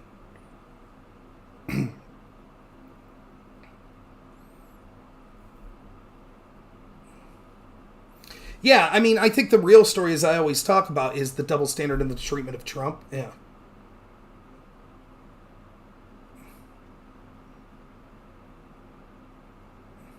Right, that's... Thank you very much, Flying Crouton. Right, that's exactly what I do quite often. He says, when you bring up Hunter or Biden, and he says things like, well, nothing is under oath or there's no actual evidence, you could respond with the argument that Trump is being considered guilty and you have the same kind of evidence. I feel he might have done this. Stay in the current times, don't go in the past. Completely disagree. That's such a weaker argument because the argument of whether or not he has a gut feeling will be irrelevant. He'll just say, I think Trump's bad. I think that there's evidence. We have evidence now that suggests that he had, for example, the Mar-a-Lago, he had classified documents. Therefore, I think he's guilty because he had classified documents. There are claims that he instructed people to do this. We don't have those with Trump or Biden. Therefore, I completely disagree. You are actually playing right into the hands of people by trying to compare what's going on now directly to Mar-a-Lago and things like that. It's far more... now, and see... And there we have Ranch Commander. Ranch Commander says, complaining about process is not actual evidence. Pivoting away from your point just makes you look weak. It makes you look weak to left-wing bullshit hacks like Ranch Commander here. So this is what people like Ranch Commander are relying on, right? They want a corrupt FBI that investigates Trump to the hilt and doesn't investigate Biden. And then when you point out the double standard, they go, that's weak! That's weak! For example, Pisco said at one point, there's no bank records whatsoever that connects Joe Biden to this. And yet he admits that the bank records were never subpoenaed. And people like Ranch Commander will say, well, that's weak to say, but wait a minute, they were having investigative tools going after Trump far harsher. That's weak. Oh, are there bank records of Joe Biden? Is there proof in the bank record? Oh, there's not, therefore no case, no evidence. Right? I love that. Talking about the double standard, ha ha ha. Right? And again, this is what people like Pisco fans will rely on. They understand that a double standard at the FBI can legally be accepted. It has been. For God's sakes, they spied on Trump's team with FISA warrants. Right? And to point out, okay, if that's the standard that we're going to set forth, that the bar was so low to investigate all these people connected to Trump, and they sat down and they tried to get him in perjury traps and things like that, why wouldn't that standard be employed against the Bidens and people like that? No, I understand what burden of proof is quite well, Ranch Commander. It's cool if you're intentionally duplicitous and intentionally cheering for a double standard. I get that. It's cool. I understand what burden of proof is. I've outlined more than enough circumstantial proof just talking about the Joe Biden Burisma case to justify an investigation. Absolutely have outlined that. Define. Define what? Burden of proof? Proof that would set a standard to justify an investigation.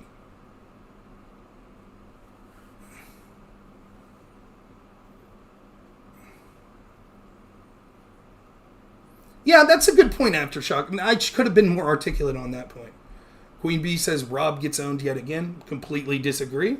I think Pisco did an okay job, but I think that he just relies to a few tropes that he always has. All the investigations were led by Republicans, so they would have found something.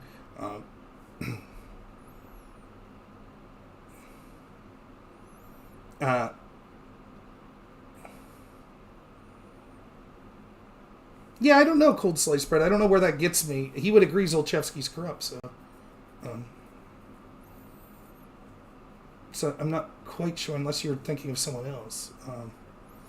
He agrees Zlochevsky's corrupt, so I don't know. The fact that he fled, he would say, of course he fled, he's corrupt.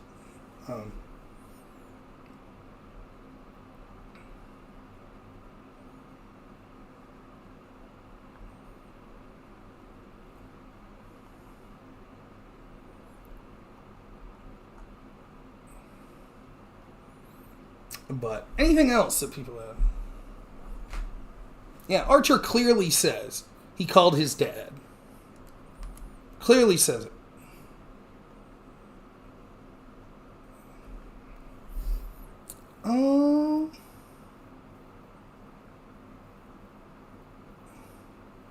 No, he was asking me, Shokin. Do I have proof of Shokin's corrupt? Oh, you're talking about Danchenko. I see what you're saying. I thought you were talking about Zlochevsky. Because you put Zlochevsky. I get the confusion. Yeah, that's not a bad point, that fleeing the country would be some sort of evidence of guilt.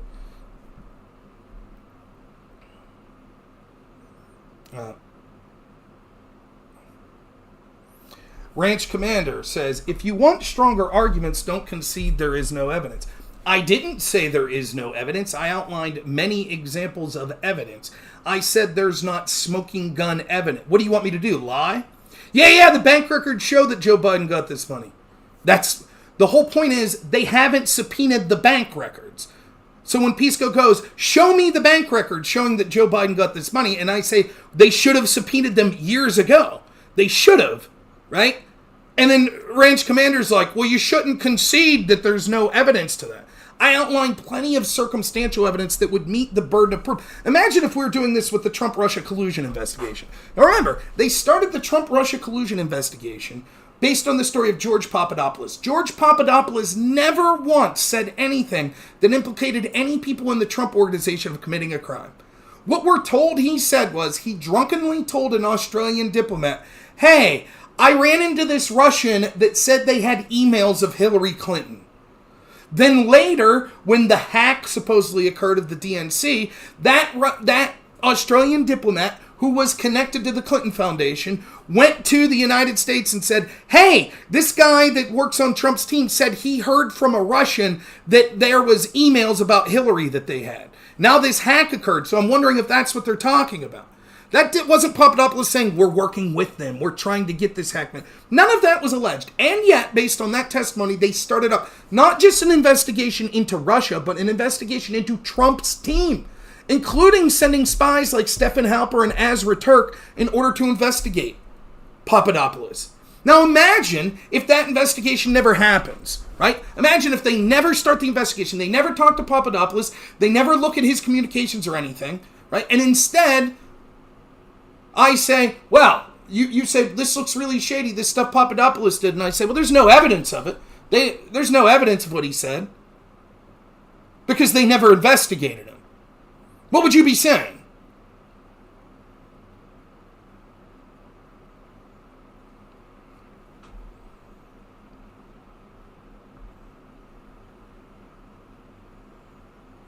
There's a little slip up on the point of investigating is the line which makes something an investigation.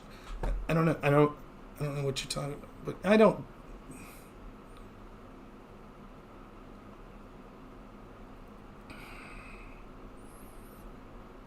Oops, what am I doing here?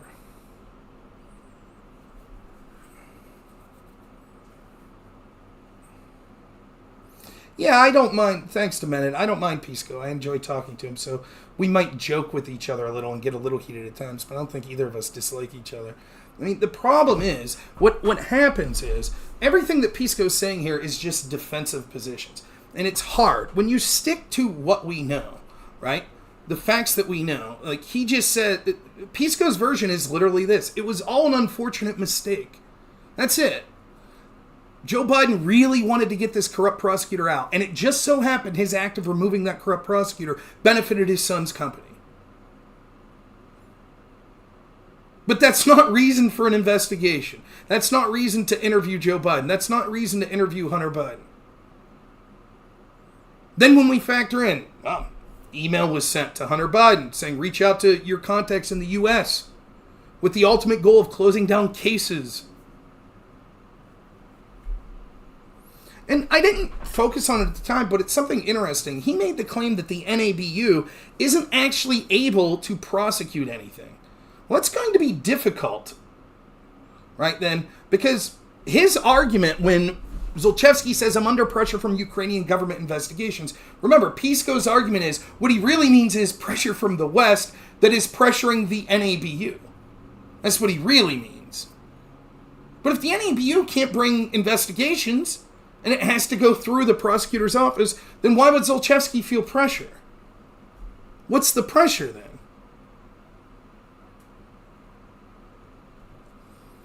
And again, I don't think he could give a good answer for the confidential human source saying, look, they wanted Shokin fired. I mean, it's black and white.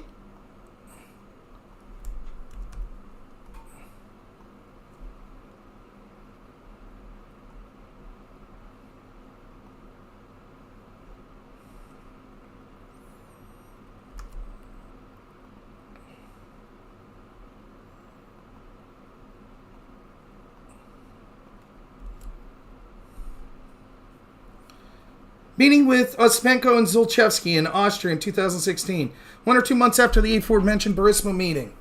CHS travels to Vienna, Australia with Onyshchenko to meet Zlochevsky outside a coffee shop. The trio continued to talk about the feasibility of Burisma acquiring a U.S.-based entity. The confidential human source recalled the meeting took place around the time Joe Biden made a public statement about the former Ukrainian prosecutor Viktor Shokin being corrupt and said he should be fired or removed from office. So in other words, this is before Shokin's fired. CHS told Zlochevsky that due to Shokin's investigation into Burisma, which was made public at this time because Shokin had frozen the assets at this time in February, it would have been a substantial negative impact on Burisma's prospective IPO in the United States. Zlochevsky replied something to the effect of, don't worry, Hunter will take care of the issues through his dad. CHS did not ask further questions about what he specifically meant. Then the CHS asked Zlochevsky why Burisma would pay $20 to $30 million to buy a company for IPO purposes when it would be cheaper for a new entity. Zlochevsky responded that Hunter Biden advised Burisma could raise much more capital if Burisma purchased a larger U.S. business and had in history. CHS recalled Zlochevsky mentioning some U.S.-based gas business in Texas, but he didn't recall the names. CHS advised Zlochevsky it would be problematic to raise capital in the U.S. given Shokin's investigation into Burisma, and nobody in the U.S. would invest in a company that was subject to criminal investigation. CHS suggested it would be best if Burisma were to litigate the matter in Ukraine and pay some attorney $50,000. Zlochevsky said he and Burisma would likely lose the trial because he could not show that Burisma was innocent. Zlochevsky also laughed at the number of $50,000, but because it contained a 5 and said it cost $5 million to pay one Biden and $5 million to pay another. CHS noted that at this time it was unclear if to him whether or not these payments were already made. CHS told Zlochevsky that any such payments to the Bidens would complicate matters, and Burisma should hire some normal U.S. oil and gas advisors because the Bidens have no experience within the business sector. Zlochevsky made some comment that although Hunter Biden was stupid and Zlochevsky's dog was smarter, Zlochevsky needed to keep Hunter Biden on board so everything will be okay. CHS inquired whether Hunter Biden or Joe Biden told Zlochevsky he should retain Hunter. Zlochevsky replied they both did. CHS reiterated CHS' opinion that Zlochevsky was making a mistake and that he should fire Hunter Biden and deal with Shokin's investigation directly so that the matter would remain an issue in Ukraine and not turn international. Zlochevsky responded to something of the effect of, don't worry, this thing will go away. CHS replied, notwithstanding Shokin's investigation, it was still a bad decision for Burisma to spend $20-30 million to buy U.S. business, and he didn't want involved in the Biden matter. Zlochevsky responded that he appreciated the CHS advice, but it was too late to change his decision. CHS understood this meant Zlochevsky already paid the Bidens, presumably to deal with Shokin. Subsequent calls between CHS and Zlochevsky. 2016-17, shortly after the 2016 election and during the President Trump transition period, CHS participated in a conference call with Onyshchenko and Zlochevsky. CHS inquired whether Zlochevsky was happy with the U.S. election results. Zlochevsky replied he was not happy with Trump won the election. CHS asked whether he was concerned about Burisma's involvement with the Bidens. Zlochevsky stated he didn't want to pay the Bidens and he was pushed to pay them. CHS explained that Russian term Zlochevsky used was Polo Chili. Zlochevsky stated that Shokin had already been fired and no investigation was ongoing, and that nobody would find out about his financial dealings with the Bidens. CHS then stated, I hope you have some backup for your words. Zlochevsky replied he has many text messages and recordings that show that he was coerced to make the payments to the Bidens. Zlochevsky said he should make certain that he would retain these recordings. Zlochevsky asked whether it would make any legal difference whether he voluntarily made the payments or forced to make them. Previous CHS report dated March 2017, CHS reported the foregoing.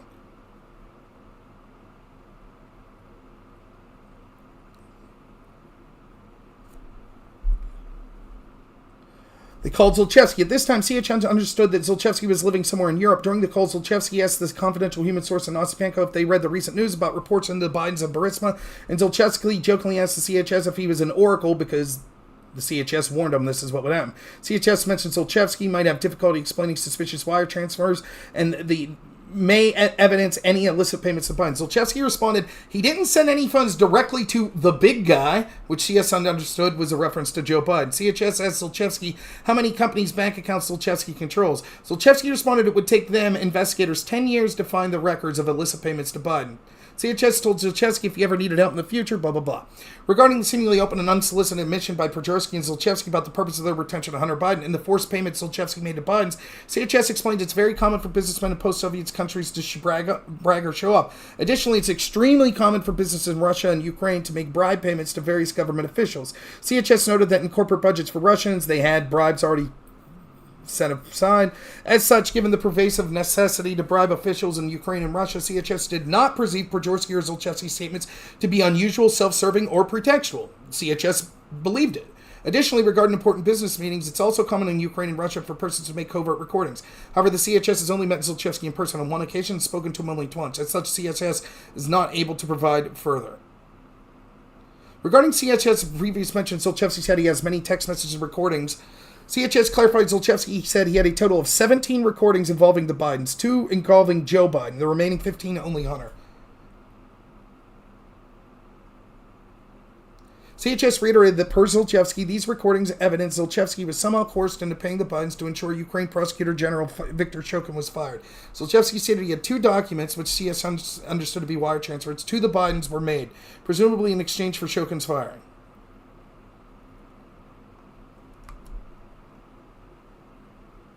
That didn't justify looking into the Biden's bank accounts. That didn't justify interviewing Joe Biden or Hunter Biden.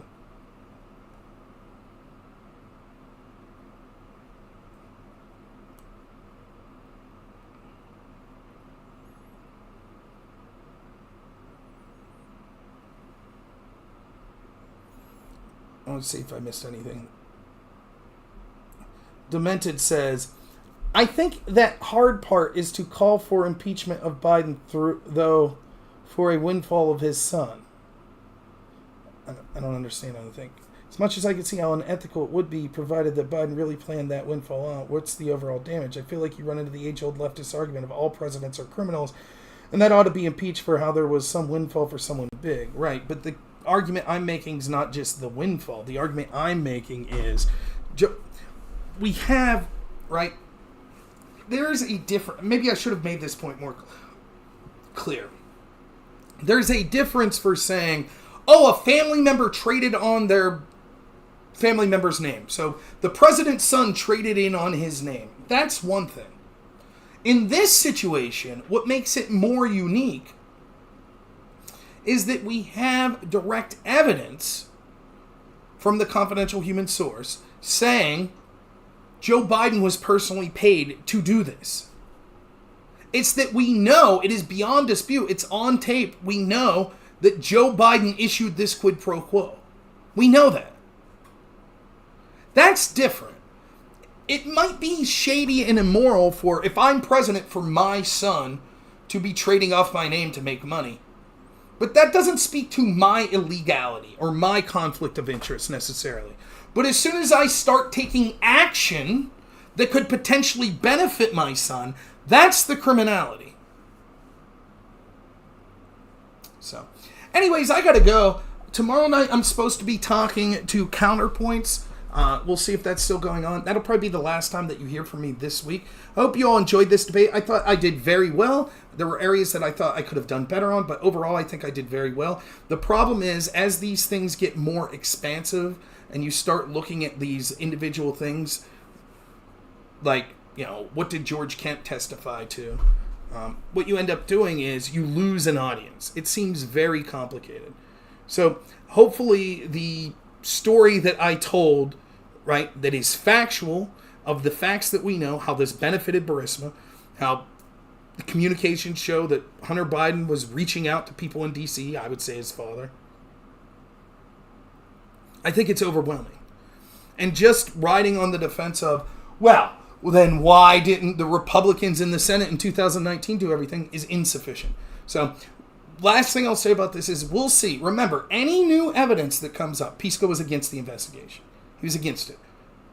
And he would have to explain if these investigations were thorough, the 3 investigations he's talking about, if they were so thorough, why didn't they find any of this evidence? So, we'll see. So, all right, thank you so much. I'm out of here. I hopefully will talk to you all tomorrow. As always, have a good one.